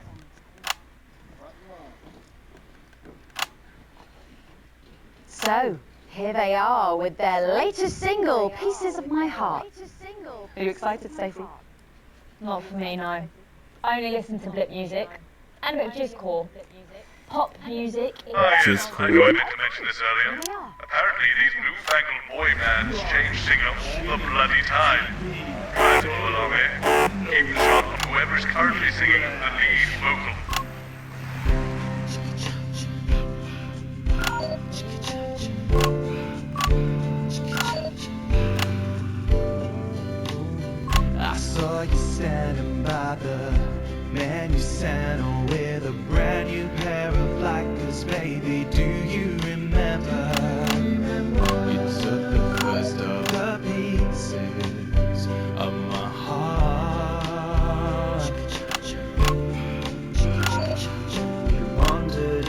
This guy's 58, yo. Took our assets and our wealth and drew them out of the bag. I gave you little pieces of my heart. I didn't know two hearts could ever feel like this, girl. It's like you were custom made for me by Remington Smith. I take all of the loves that didn't last and leave them in the uneven past. Share the new future as my bride. You snatch me inside. There's no need to hide all the times that you cried. As my old man used to say, what? You blow me away. I just want you to stay. I don't want you to pay. You make me crazier than Neil today. On Liberation Night, girl, I was sitting beside you. We sat there shaking all the way through incisors. We held each other as things fell apart. We took a train through all the territories and we threw away the rules and wrote our personal stories. You took a dozen pieces of my heart. I didn't know the life could ever be like this, girl. It's like you were custom made for me by Remington's fist. I take all of the loves that didn't last. I leave them there, the uneven past. Share the new future as my bride. Snatch me inside. There's no need to hide all the times you have cried. As my old man used to say, blow me away. I just want you to stay. I just want you to play. You make me crazier than Neil. Make me crazier than Neil today. And now I'm staring at your membership card. There's your picture beaming brighter than a handful of flaws. I'm trying to find the pieces of my heart and leave them in the uneven parts. Share the new future as my bride. You snatch me inside. There's no need to hide all the times that you cried. As my old man used to say, you blow me away. I just want you to stay. I just want you to play. You make me crazier than Neil. Crazier than Neil. Crazier than Neil today.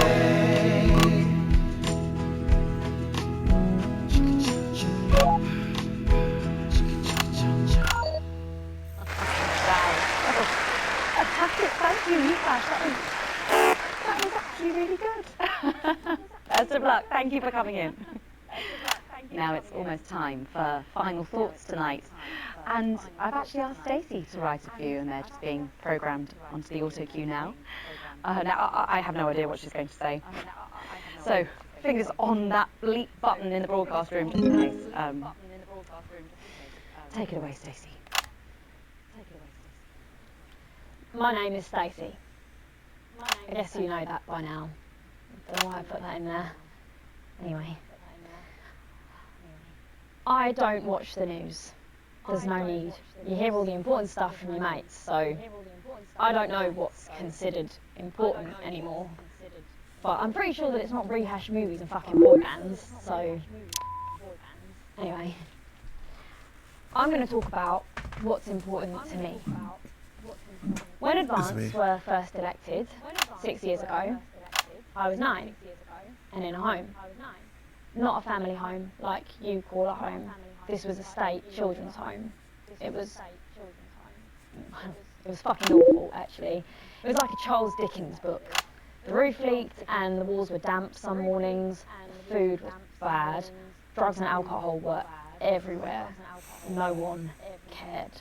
You had to watch your back all the time because there weren't enough staff to manage us. And yes, as you'd imagine, there was a lot of some bad stuff went down there with some of the staff. Okay. Not all of them, but the others knew, and they didn't stop it. And then Advance won the election. And like a miracle, things started to change. They got better. We had nicer food. The home was not just repaired, but redecorated and kitted out with books and sports stuff and musical instruments and video games. Most of the staff were fired, and the new ones, which there were more of, spent time talking and working with the bullies. And you know what? A second miracle. It worked. The bullying stopped. My life, got better. Because finally, there was enough money to do the good things, and Advance had the guts to do it. I joined Go-Getters, and on Liberation Night, that gave me a group of friends that I could talk with when the bombs went off and the power went out. Another miracle. I wasn't alone anymore. And that was the night I finally understood the importance of being in a team. So here's my final thought. I know the people who were doing better under the old system long to go back. You say, we were freer, but what you mean is, we were richer.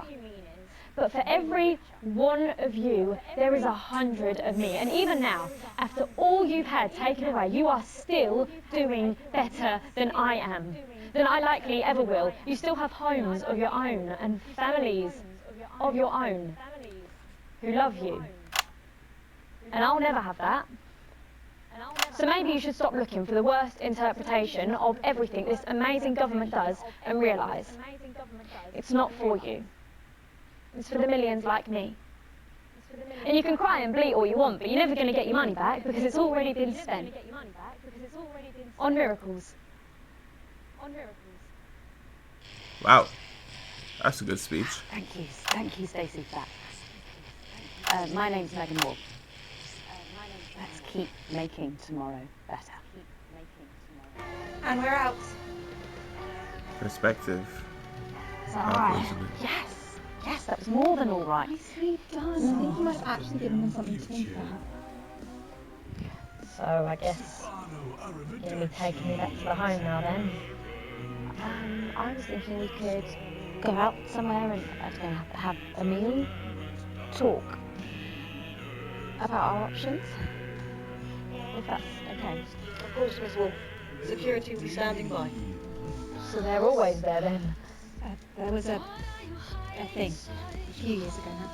Oh, with that Jeremy bloke? I heard about that, everyone did.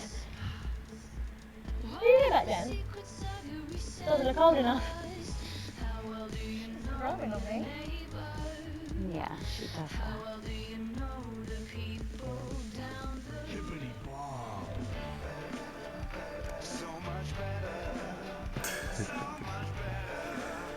Music always stays the same, yeah.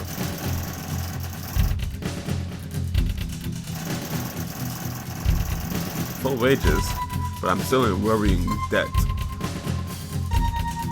At least the little girls said that they already spent all my money, so that means something, I suppose.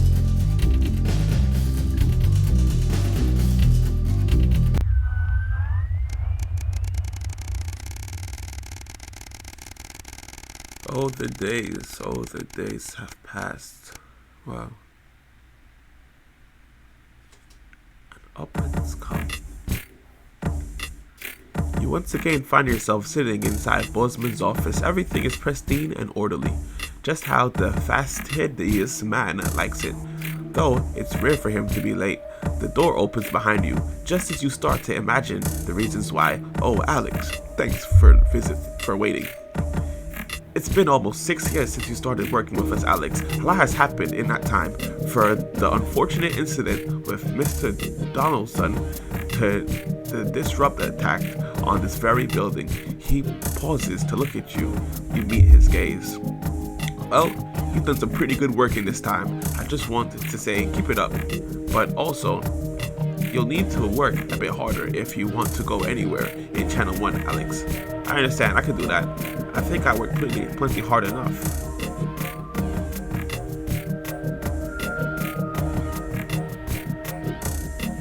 I feel like I have to work hard, to be honest, boss. I want a raise. Well, I'm your boss, Alex. I'm telling you that you're not. Not if you actually want to progress here. But that's really up to you. Best you get back to work. The dismissal in his voice is clear.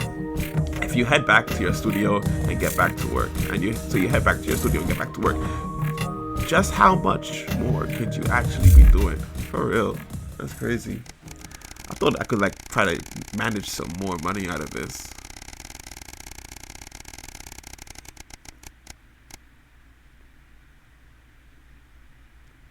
Like from day one, I thought this was going to be something that was going to, you know, be like a process, a step-by-step process. But like the days are just going past me. Look at this, day 2,303, a foregone conclusion. Looks like it's Christmas again, and I'm struggling like crazy. Wow. It's late. It's been snowing all day, and unlike everybody else, you stayed inside as much as possible, keeping warm. Normally, you enjoy the snow, but today, it's been nothing more than an irritant. Damn, I haven't got no heat. Still, tomorrow, you've got the day off. I might actually be able to enjoy it. Man. Sam always gets excited when they see the snow. When they were younger, they'd always wrap the kids up and take them out to play in it. It's been a while since it's happened though. The new place still doesn't feel quite so cozy, especially as you can't afford to put the heating on. Sam bustles in from the cold, carrying some groceries. I could use a hand, please. Lots of stairs from here to the car. Their arms are full, and they're clearly struggling to get everything to the kitchen. But then, you have been at work all day, and they've spent most of it at home. As usual.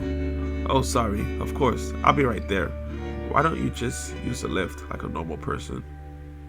The lift's probably broken. Like, you see where we live in? That's crazy. Okay. Pardon me. As you rush over to help with their bags, Sam shoots you a grateful smile. I got most of it. There's just a couple more left downstairs. You head out, getting most of the way to the lift. Before you remember, it's out of order. When you grab the bags, you realize Sam has picked up everything to make fajitas your favorite. Clearly, it's not all bad. I like that. You forget the weather and the unpaid bills as you cook in your delightful tiny kitchen, laughing together like you used to. For the first time since moving in, you think, as Sam flicked sour cream across the table to you, you're making happy memories again. Money isn't everything, but the guy in downtown is probably fucking my wife.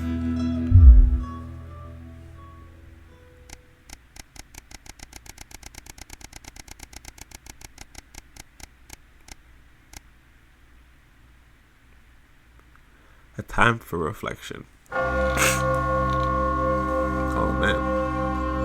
A lot of days passed since my kids passed. I wonder if I should choose to move on and actually worry about my actual financials, or if I'm still mourning that.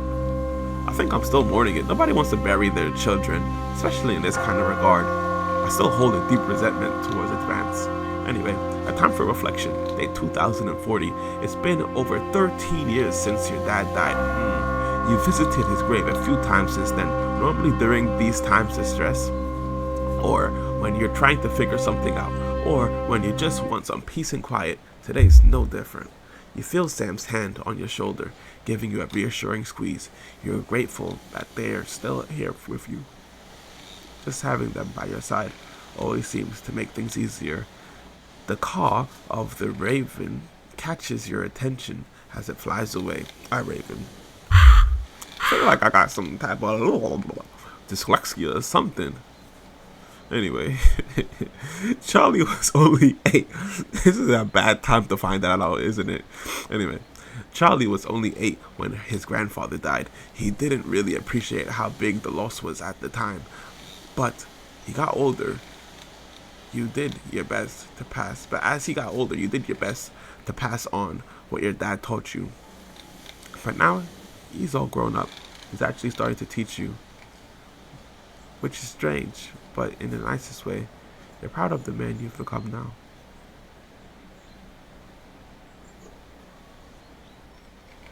So Charlie was it. So my dad's Charlie? I think my dad's Charlie. No, my dad's Patrick. Patrick Winston. Charlie, my son, was 8 when his grandfather died. He didn't really appreciate how big the loss was at the time. But as he got older, he passed on what your dad taught towards you, to Charlie. But Charlie's passed on.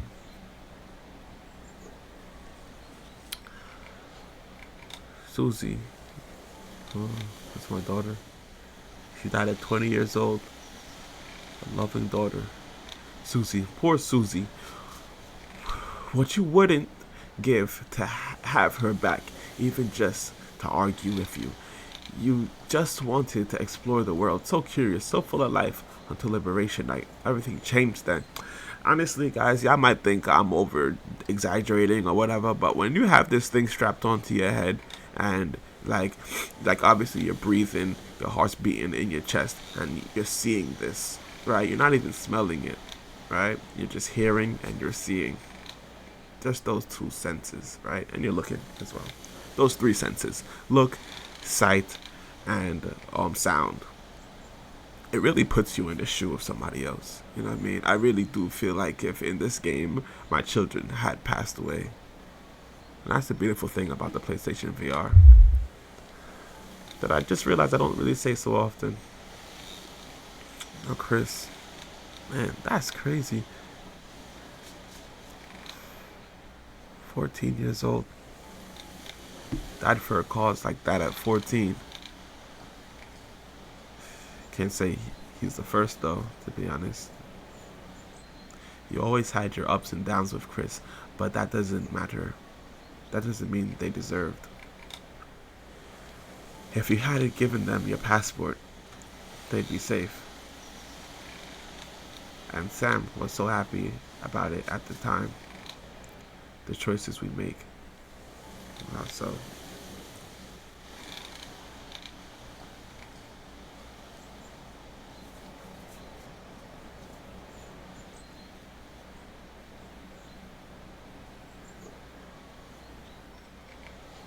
Yeah. That's late, friends. This is my mother now.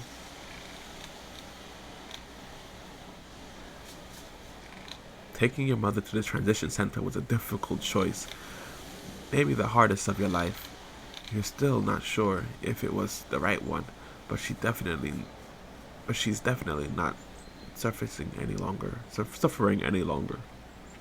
At least she and your dad are together now. Whatever happens next, it'll be nice to have her here with you though. You turn away and wander in the direction of the car. You can't control life. What happens, who lives and who dies. All you can do is keep going and see what gets thrown at your feet.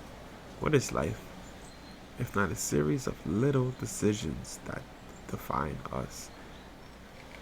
And we'll never know which ones would take us one way and which would bring us here.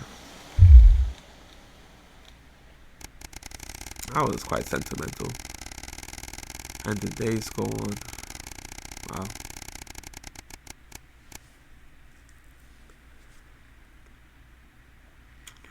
I guess that's me making amends with my children, my parents, all my loved ones that have passed on. It's just my wife and I now. And that's it. Alright. Oh man.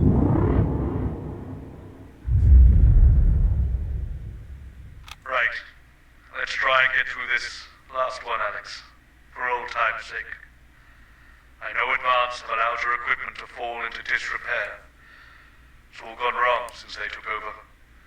Not that the alternative was any better. Those dangerous bloody psychopaths that disrupt. Still, the show must go on. Yeah. One more time, at least. Quick point before you start. We're still having a few problems with the machinery. Locking buttons, screens flickering on and off, sparks and the like. I'm sure you'll manage without issue. Oh, and don't forget, you've got free reign of the SFX buttons these days. I do? Make the most of it. Sorry, no. Okay. No worries. How old are you then, Cole? Okay, here we go. Big smile. I've actually gained a year. I celebrated 44 last year. It's actually this year. It's brilliant. You're 44. I'm going in 5, 4, 3. Good evening and welcome. Spice it up with some audience responses, Alex. I'm Megan, and I'm joined, as always, by the inimitable Robin and Patrick. How are we? Well, we have got so much going on tonight. I'm excited. I'd say I'm about a 12, Megan, on the excitement scale. Yeah, exactly. We have got so much SoCo stuff coming up. We sure do. We have celebrity chef Jordan Brankley, who will be cooking up a storm. We'll be announcing the winners of our big competition, Visions of the Future. And we'll be joined by a very special guest for a game of Wheel of Proof. And I'll even be showing you how to make your own Leader's Day gift. We've got all of that and so much more tonight.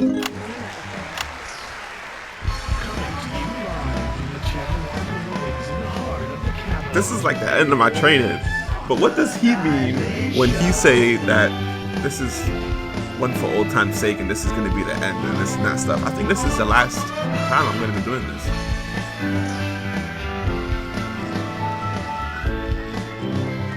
Sure feels like it.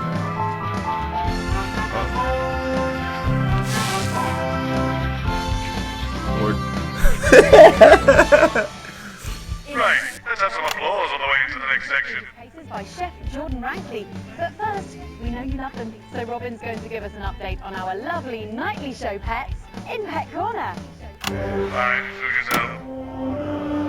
Well, Megan, first up we have our hamster, Lord Cheeks. Now, he's a squat winter grey with the scientific name Adipem stultus, and he lives here with us in this cage.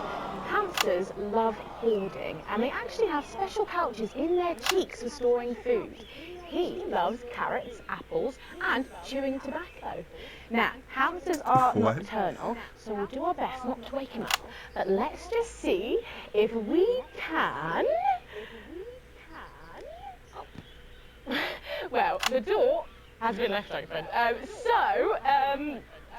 It looks as though Lord Cheeks has actually gone for a little wander. But I'm sure he will be around here somewhere. In the meantime, let's say hello to our tortoise. Now, after last month's viewer vote, he is now, of course, called Slow Barbara. And don't panic, even though it is December, Babs here doesn't actually hibernate. Let's say hello. Oh, she's sleeping. Oh, Babs. Oh.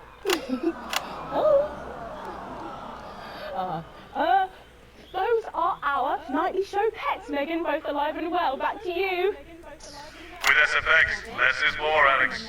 Or some very similar animals at the same time tomorrow. Now then, I hope you're hungry, because if not, you're about to be. Patrick Bannon is with Chef Jordan Rankley, and they're going to be showing us how to knock up a delicious apple pie. Time to go into the kitchen.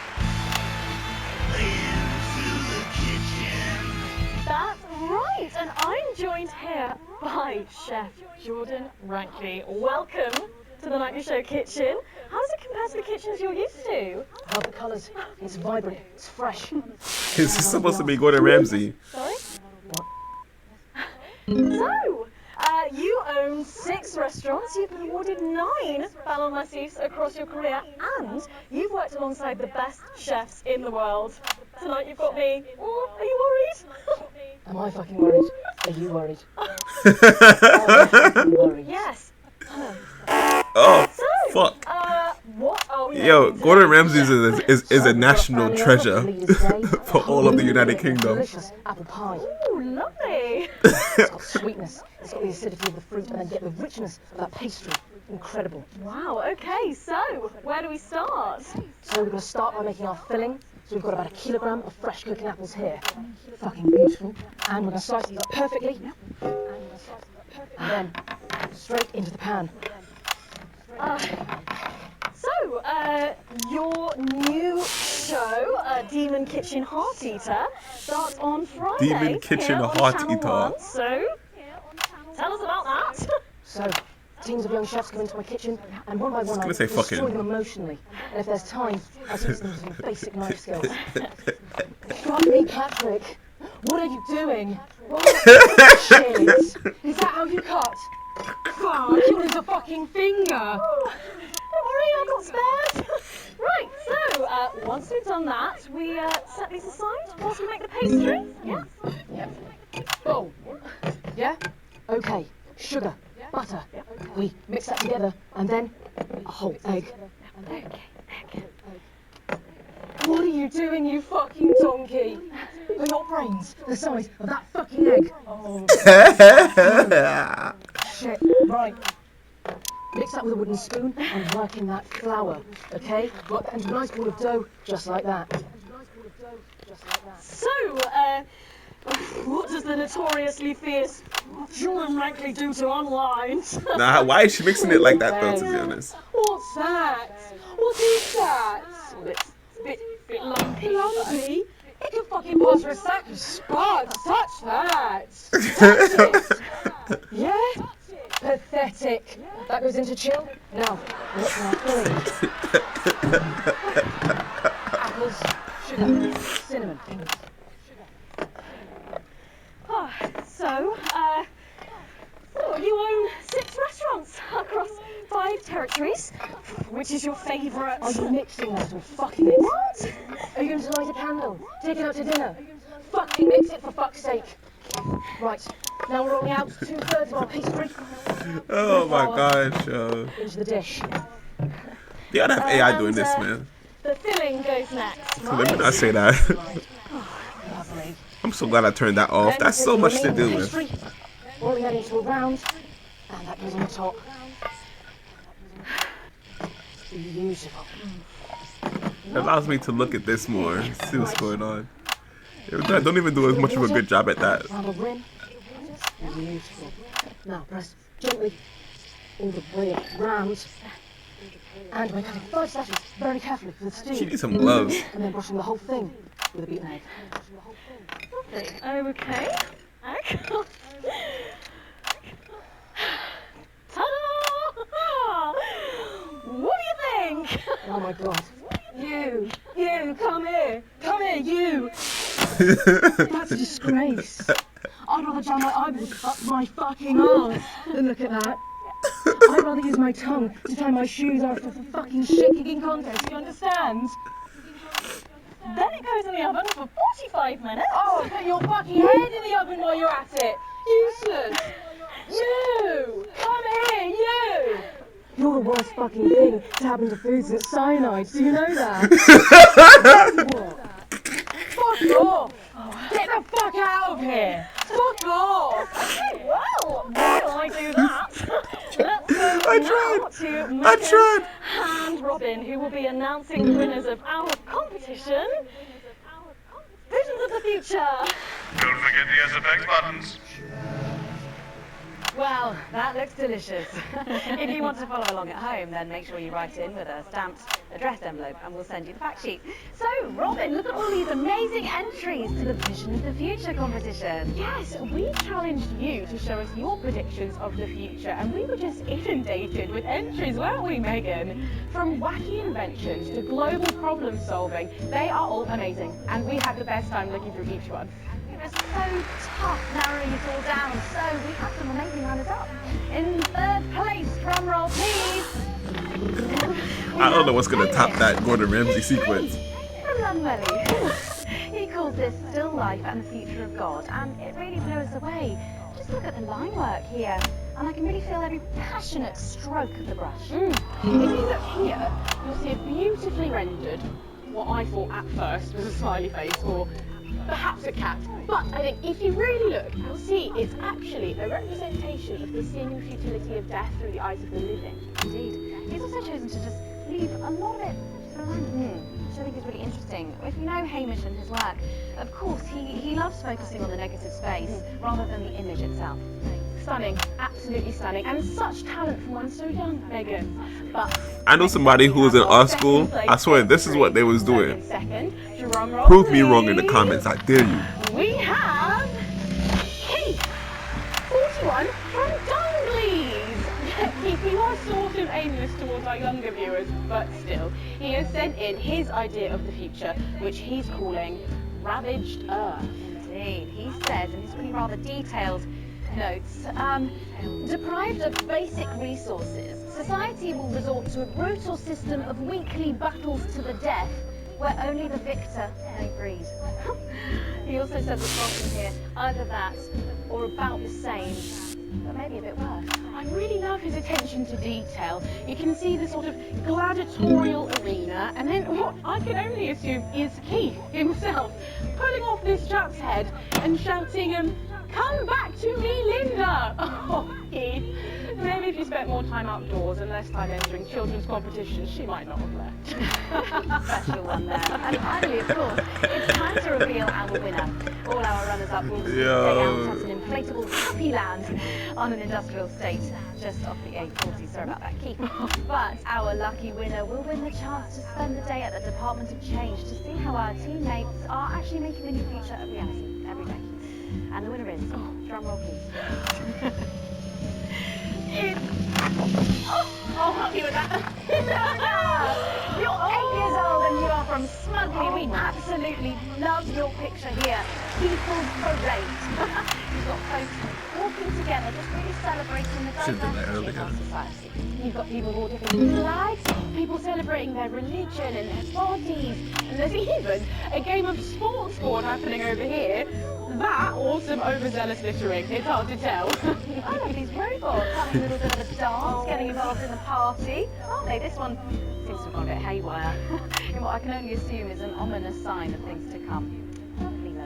Well, if our winners have inspired you to make some artwork of your own, do keep sending them in, and yours could be displayed in our gallery here. Well done again to everyone who took part. We're going to take a break now, but when we come back, we'll be playing the Wheel of Truth and making some lovely homemade gifts.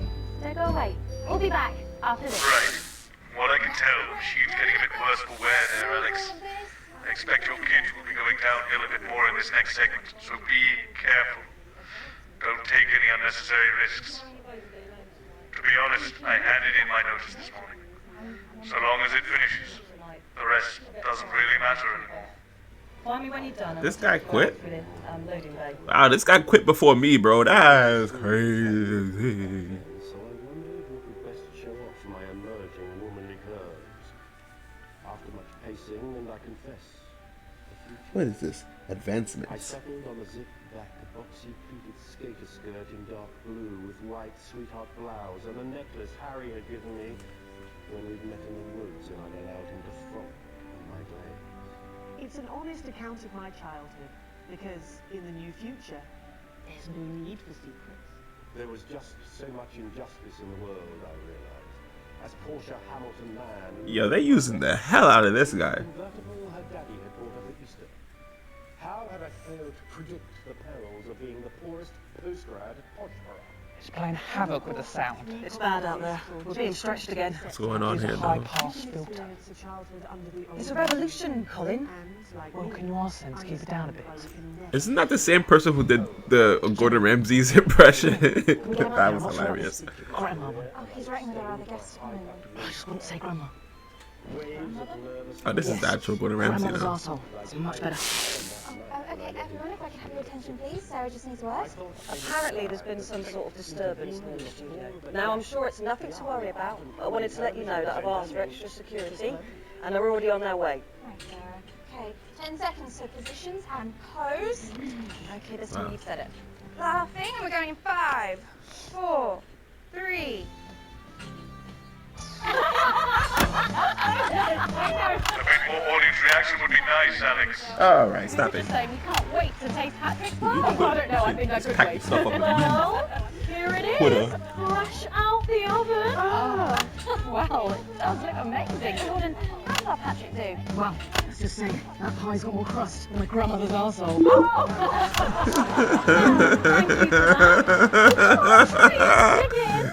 Yeah. Hey, whew.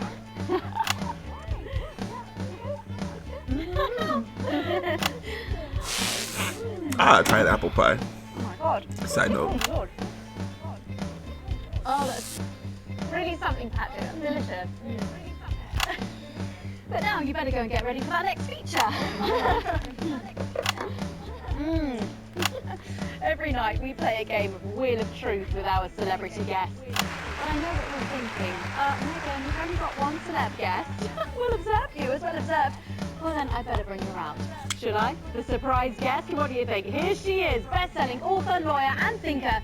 She's only the blooming thing later. It's Julia Salisbury! Prime Minister Julia Salisbury. Her again. Oh, Megan, you look incredible. No, I was just about to say the same thing. Now, don't get too comfortable. It's time to head over to Robin and Patrick as we play Wheel of Truth. Are you taking the piss now? You know what? I'm coming for your job. For real. It's that part of the show where we pit our celebs against each other to see if we can break them. That's right, Robin. They're going to spin the wheel to pick a round, and it could be anything from butterflies to slap my face. They really have no idea what's in store. So up first we have Jordan. Let's give it a spin. Here we go.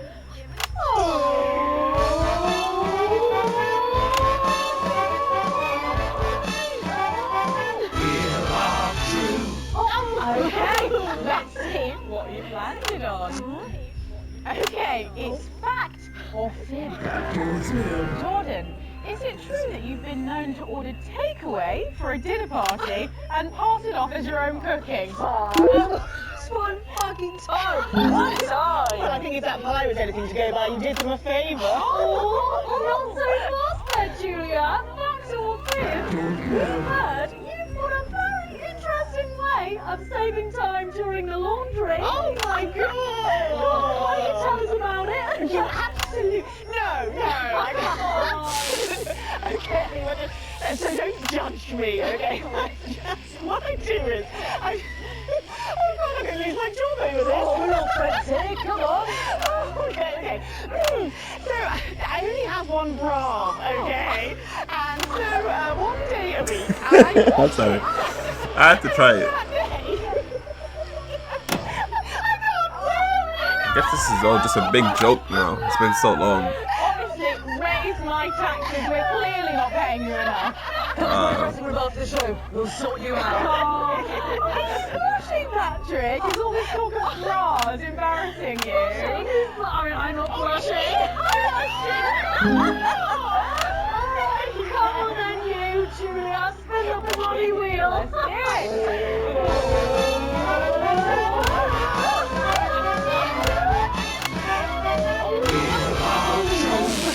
Okay, here we go. It's guess that face. I'm going to show you a picture and you simply have to Get that face. Okay, you ready? Here we go. Julia. Oh, who's that? Oh my God! Is that you? Yes! Look, it was a very difficult time fashion-wise. It was fucking hilarious.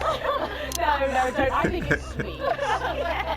Amanda, is it popular now? Is it ever been? Oh, well, don't get too ahead of yourself there. Jordan. Who? Oh. Is this? Does that look familiar at all? Wow! I was getting fashion advice from someone who managed to make 7 look like 85. Like I'm all in the fucking play. Yo, the banter's too much in this, yo. I don't feel like, man. Let's have another spin. The banter's too much in this.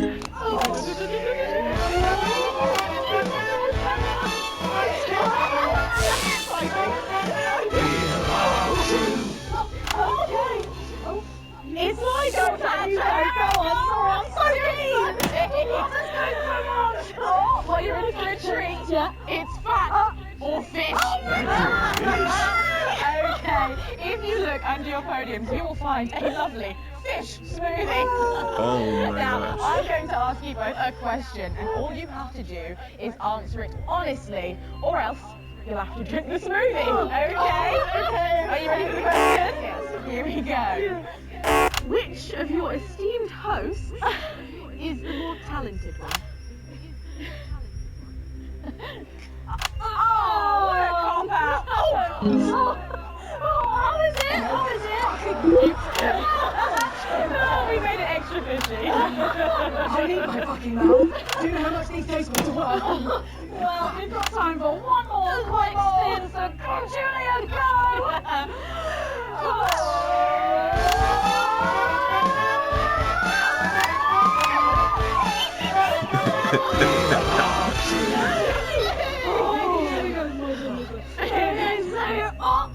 Julia, take a look at that box under your desk there.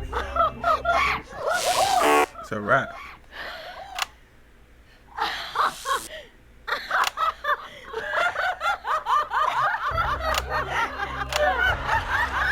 We're censoring you now. I think Lord Cheeks is trying to get in on the game. Bless him. Julia, what have you got in that box? It's not cheese. Is it not cheese? It's not cheese. Juggling balls? What am I supposed to do with these? Well, you better go for her. But I have absolutely no idea what I'm doing. Come on. Yes, let's all dance to a tune. Dance, puppets, dance.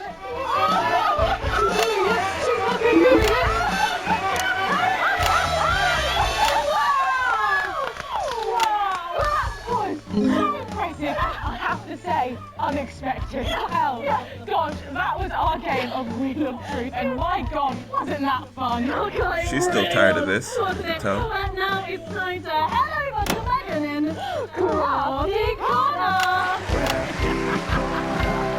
That's right, you've joined me in Crafty Corner, but today I'm going to be ably assisted by Julia. Come on over here. Goodness, I don't know how you're keeping your dinner down. I can still smell that fish. To be honest, I've had worse. I used to be cooking to Clement's house. Oh, well, I hope you've got your artsy hat on, because today we're going to be making something very close to my heart. It's our little studio. Look at that. Isn't it adorable? All of us there on the sofa. Wow. Oh, it's gorgeous. Oh, is there all you in there? Yeah, it is. If we can just get a little zoom in, there we are. Oh, I don't know about you, Julia, but I always leave my holiday shopping to the last minute. Oh, every year. I do it every year. Well, luckily these make amazing gifts. Shall we get cracking? Yes, please. We're going to start with a shoe box here. And Julia, that's it. Grab those scissors. I just want you to get rid of this front panel here. Perfect. Will do. Are you big celebrators in your house, Julia? Oh, yes, no. In my house, we show our love through food, like big dinners, loads of drink. Right, that's the best bit about any holiday. It's all that food. This bit as well. Absolutely right. Cutting along the line there. Do be careful with the scissors at home. Make sure you're being supervised. bit You tough. are a child. There we go. Fabulous. Okay, so it's going to look a little something like this, and I've got one here I made earlier. We painted it with a bit of poster paint, white to match our lovely curtains here in the studio, but you can obviously have whichever backdrop you like. Like a nice shiny gold number. Well, exactly right.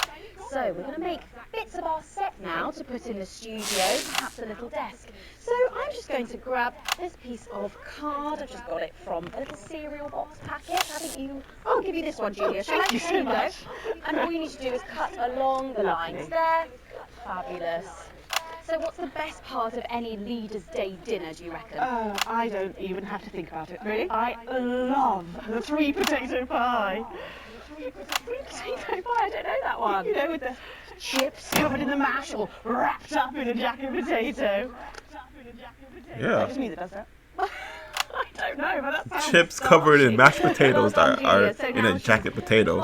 Chips are potato based too, if you're really American, that you don't know what's outside of your country. Rectangular shape there. We're going to pop it in the middle. Bit of sticky tape on the back there. That's a 3 potato. What? Next, Oh my we're going gosh. to make that out of a lovely paper cup.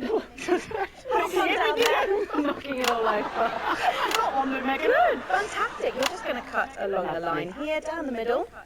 Exactly right. Then when you've done that, around the bottom and again around the top. Well done. When you're done, there we go.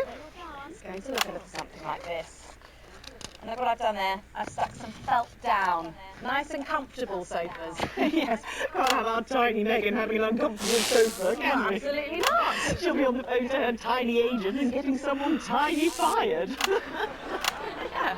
Well, there's only one thing missing, isn't there, Julia? What is that? A higher calibre of guests. Nearly. It's people.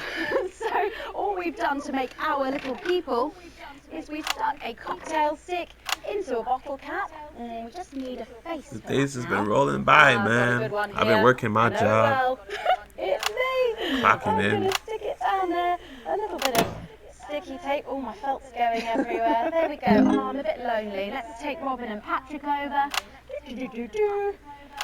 Sitting down on the couch over there. There you go. And, well, I'll make myself just comfortable just there. Right in the middle, right? Of course, they're all made and cut out of our favourite newspapers or magazines. You can have any guests you like. Julia, is there anyone else you'd like in the studio? Oh, yes. Well, I'm going to be playing Wheel of Truth with Ronnie from Heatwave. Nice. Yes, but that way. Yes, he's going to be teaching me choreography, and I'll be teaching him foreign policy. And of course, you can decorate them however you want. Perhaps a little bit, I don't know, nostalgic. It's almost like a lost cause now. Studio. We've got the blue studio down there, or even a bit of retro red. I've got Sheila quick-stepping into there by. That's Jeremy. Sorry, that's Jeremy. Oh, well, we're all out of time, I'm afraid, Megan. It's time for a break.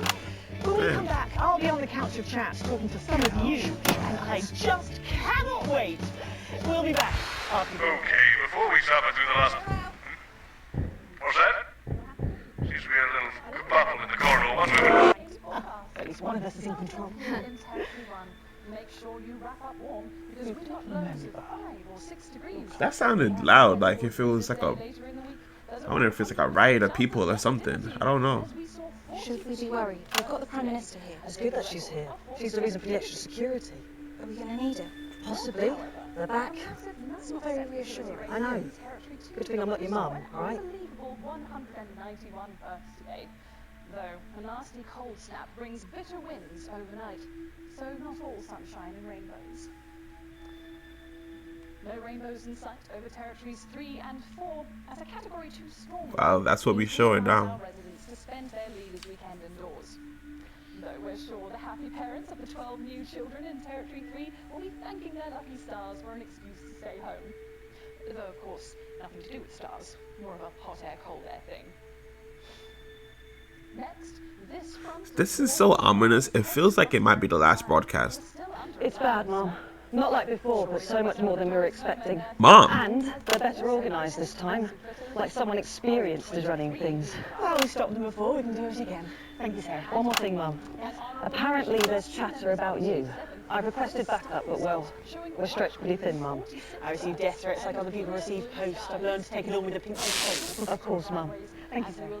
That sounded deeply worrying. Oh, you're used to it. I have. I don't have to. What do you guys tell me? Tell us what? I'm sure he'll tell you when the time's right. Forget I said me. Going in 10 seconds. I don't think she likes me very much. Oh, no, that's just how she shows love. 5, 4, 3. Welcome back to the nightly show where it's time to get a little intimate with the Prime Minister on the couch of chat. Prime Minister, it's great to still have you with us. Thanks, Megan. Although maybe now's the right time to tell you that you're going to be seeing an awful lot more of me. Oh, why is that? Well, I am delighted to announce that starting next week, I will be the new... Miss Salisbury, could you get ready to accompany me, please? Please remain in place, Mum. It won't take a moment. Yeah, you gotta cut the crap, that's why. Sit rep. We do apologise to our viewers at home for this unexpected interruption. I'm sure it's nothing to worry about. Right, understood. Everyone, please remain calm. How can I help? Can you clear everyone out of the area? Everyone. Okay, everyone, if we could just clear away from these studio doors. Yeah, that's right, just behind the cameras, please. Those doors locked. Is that Colin with the headphones on? Hey, mate, can you lock the doors? Can you not hear me? Colin! Colin! You can't hear us. I'll do it. No, miss, too late. I'll do it. I'm not involved with loading weapons on! The door, lock it tight and don't let anyone in. Yes, sir. Whoa. Now listen, there's no need for any such background. Are we still alive? Yes, we're live. Good. Alan fucking James, bro.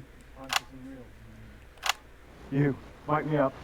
I thought you died. Is it working? It's just... Is it working? It's working. Good. Over there, on your knees. Now. You, next to him. Move! Whoa. Shitty birthday. Not the worst one I've had though. Let them go, Mr. James. It's me you want. Don't flatter yourself. You're not the target here. What? You're just a bonus. Oh my god, is it me? You're not here to take out a person. You're not here to take out a person. We're cancelling the whole fucking show. Switch camera. Alan. I know you're watching this. In your vans. Planning your counter-attack. Please. What's gonna happen next? This is crazy. Oh. Well, I'm sure you know the rest. Alan, we can talk about this. Oh, we will. I have a lot of questions. There's no need for anyone to get hurt. Where was that attitude during the Uprising? You know, the night your thugs killed my friends. There are innocent people here. Says the woman who killed 14 million of them. No, I don't feel any great need to answer to you. In fact, get over here. I don't take orders. Come here! You move when I tell you to!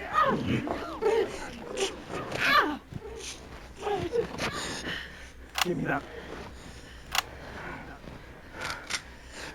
Alan, don't do it. You're not an executioner.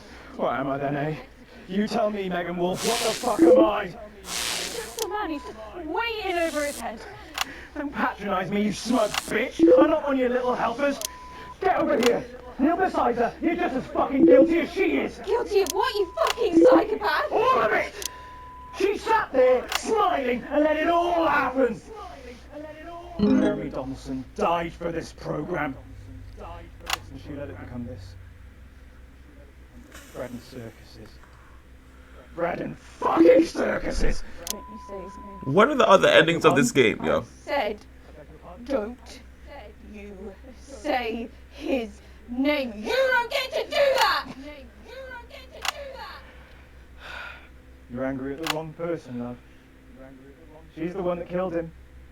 The first victim of her benevolent slaughter, not the last, though. All I am hearing is crazy. Maybe you should hear it from the source. Confess. Confess. Fine. Yeah, Your own way. do it. Confess. Stop! I can't say stop! Stop! Answer my questions. Or she dies next. Yeah? Then her. Nobody wants to hear. Ask your questions. Better. First question. How did you actually think this was all going to end? In a better world. Bullshit. It's the truth! When we came into power, everything was broken. The system worked for so few. There was hunger and poverty and real pain. But you never saw that, Mr. James, because you were doing just fine, thank you very much. On my side, you were too weak, too meek.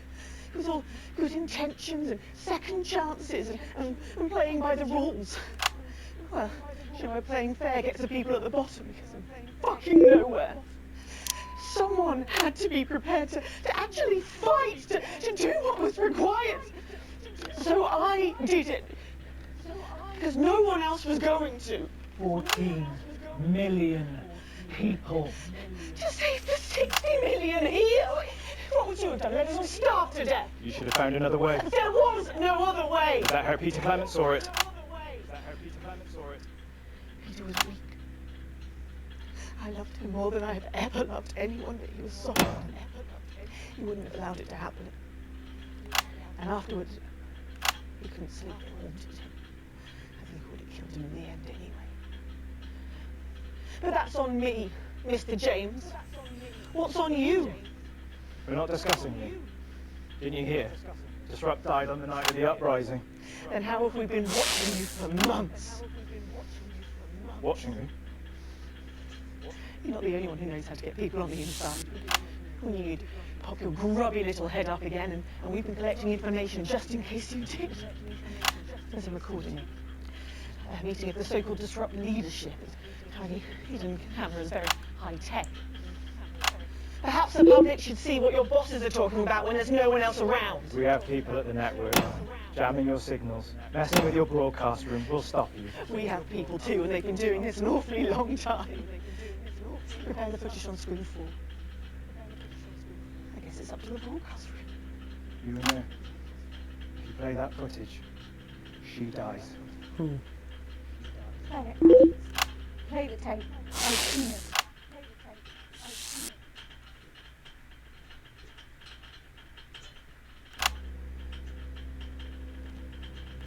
Lock the console. Don't let them play that tape. Take the screens.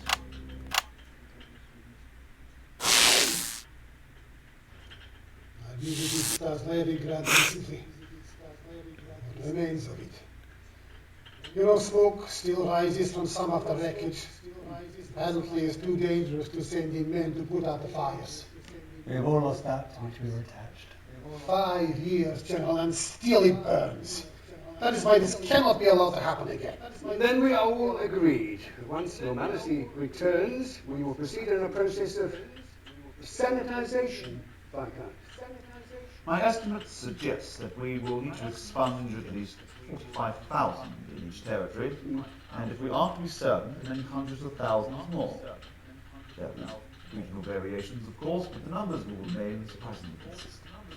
It will be an industrial procedure. We will need facilities. Undoubtedly. Oh, my people can deal with that. They're experienced in clandestine construction under challenging conditions. But it would have to be all of the general, the intellectuals, the radicals, free thinkers, anyone who does not understand and accept the natural order of existence. Of course, Jacob. There can be no fertile ground left for these ideas to take root again. There will be a resistance. We should also consider relatives and close friends.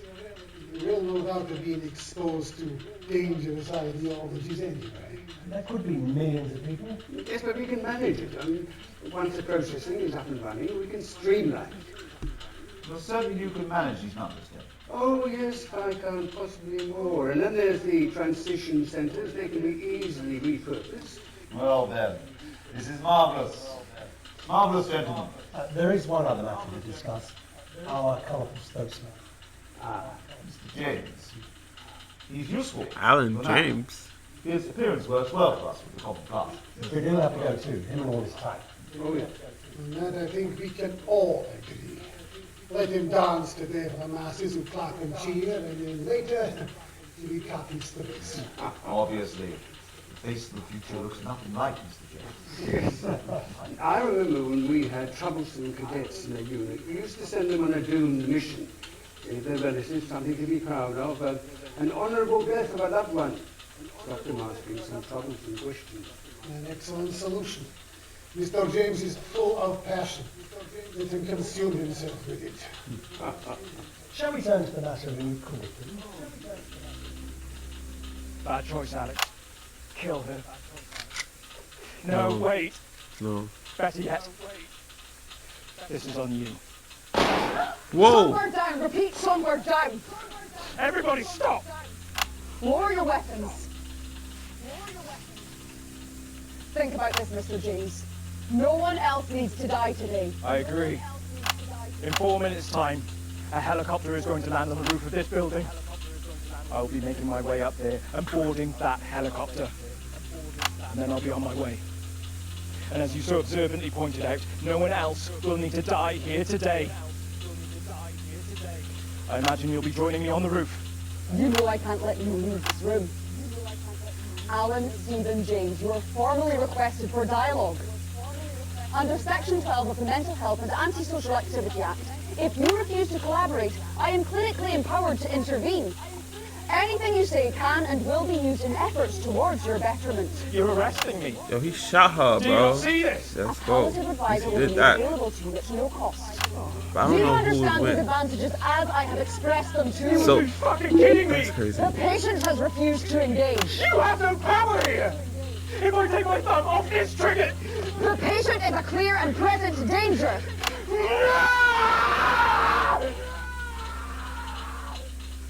What?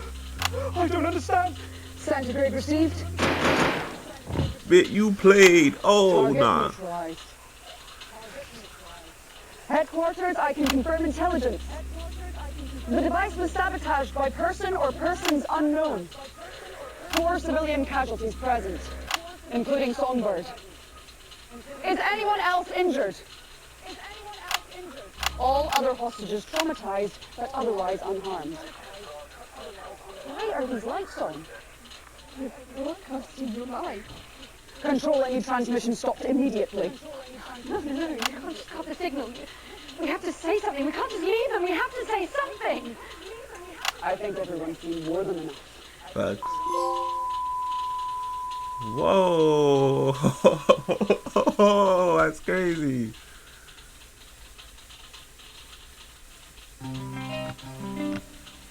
This is not the only ending, you guys. I hope you all know that. This is not the only ending of this game.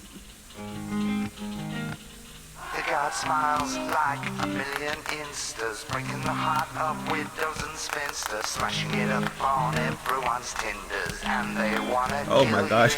Lawrence Blundercatch remained beloved in the nation and hated in the industry. I can't believe I'm reading these. Oh shoot. Jesus is taking some time away from the spotlight on a musical journey of self-discovery at his parents' house. Oh my gosh. Conservatorship. Lil C's career has moved from strength to strength. She has recently released a line of scented candles and a sex tape. Oh my gosh. Sophia Remington and Remington Smith PLC now own more than a quarter of the world's wealth. Wow. Big Stinky has become a tourist attraction. Okay. Anyway, the last surviving member of the expedition team named themselves David and died wearing a mask made out of the faces of the former leaders. What? Johnny and Tiffany's baby was named Goalie Clitoris Hamsfield. They grew up to become an estate agent. Bro, I'm dying.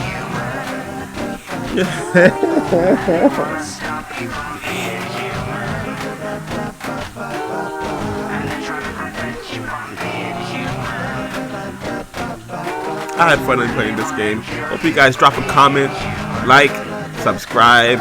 If you didn't like certain parts of this game or some constructive criticism, drop it in the comment section, please. I need it.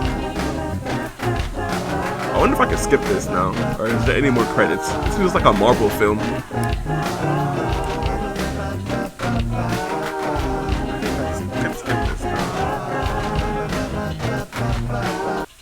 Wow.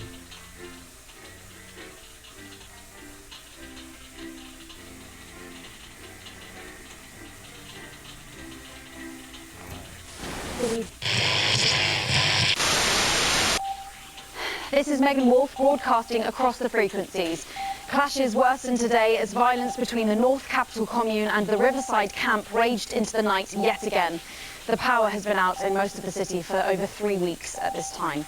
I'd caution anyone who is still receiving this broadcast to avoid Trawler Street, where a violent group have taken over the former CCO headquarters and are said to be extremely hostile to outsiders. Meanwhile, the refugee encampments surrounding the ports have steadily grown in size as the ongoing fuel shortage continues to prevent ships from departing. We've also received word that the Borden clan of former East Grinchley are particularly active at night, raiding smaller settlements, so try to avoid that area if you can.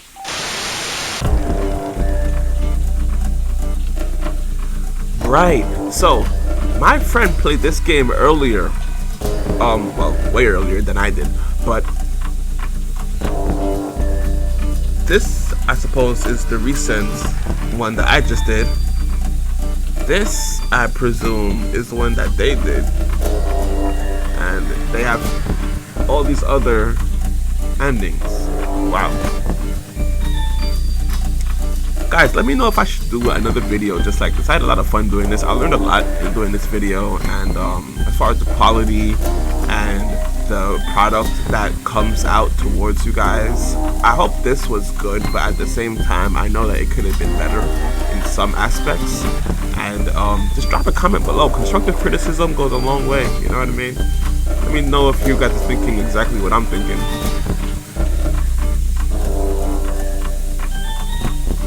Let's see what this has to say, huh? This is Megan Wolf broadcasting across the frequencies. Clashes. Okay. That's pretty much the same thing. I want to see this one. That says a new look. And my friend said that they tried to play the game properly, how it was supposed to be played. Me, I took a lot of turns. They killed my kids. What else am I supposed to do? Stop it. You know what I mean? Like, I felt like I could go on their side. The Chaos Raid.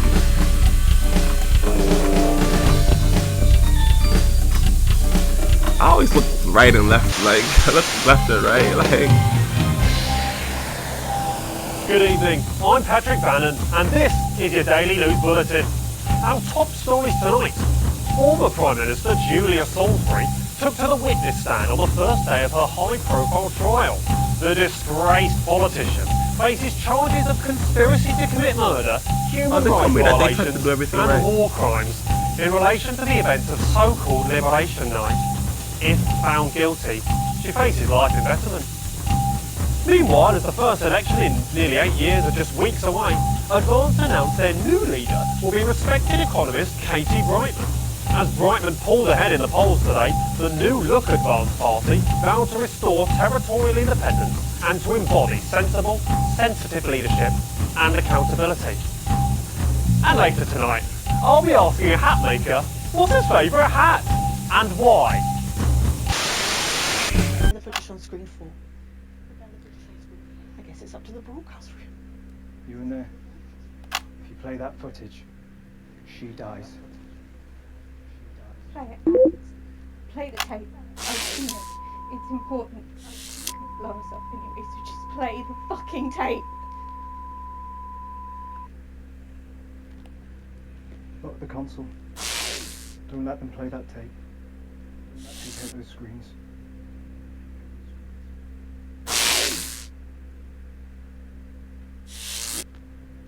What's happening? What's happening? Well, how the fuck should I know? Someone tell me, what did they choose? They didn't play it. They didn't play it. Well done, Alex. Good choice. You get to live. You not so much. You not so much. Why did you do that? Why? Because that's the only way it ends with people like her. She was never going to stop. She was never going to stop. Just her and her version of what's best forever. She was a narcissist. They're gonna kill you, Alex. Yes, I know. But the movement will stand a chance. We'll all stand a chance thanks to people like Alex. Oh, Alex is no hero. But that's what heroism is. For people like us. There are so few times in a person's life where they face a decision that could actually make a difference. We're so disempowered. But in those moments, the choices we make combined with the billions made by everyone else, that defines us. We remake the world one small choice at a time. Advance isn't just one person. They're gonna have a new leader by morning. Yes, but this one might be prepared to listen. We need elections. We need a choice. And disrupt is that choice. Well, I don't see any of you stepping up. You step up every night. Do you though? It seems to me you stopped doing that a while back. And even when you did, you just took snide Nah, is he gonna kill Megan? I wonder. You constantly only tell us what's wrong, and it makes us scared and hopeless. Says the man with a bomb strapped to his chest. Go, go! Nobody move! You know how this works? I keep my thumb down on this, and we all get to have a peaceful night. Megan, come here. Oh, he's gonna get Megan. Pathetic. Shut the fuck up. Don't you even want to know who's pulling your strings, what they say about you behind your back? I said... Nobody move! Joke. This is totally different than how I did it. I said, shut up! And when you've done what they want, they're gonna throw you to the wolves. In the tape, Alan. I must be an agent. See what everyone else sees, Alan. You're a joke. A nut joke. A sad, pathetic. Whoa, you killed her. Shut the fuck up.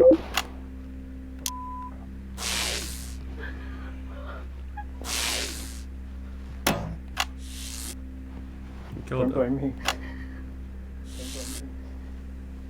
I didn't make the choices.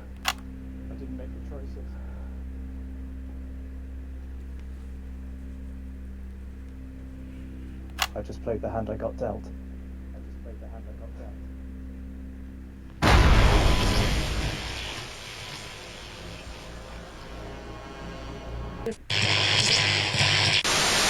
Welcome all the boys and girls and everybody else as well to Frankie Fun's Wacky Fun House of Wax.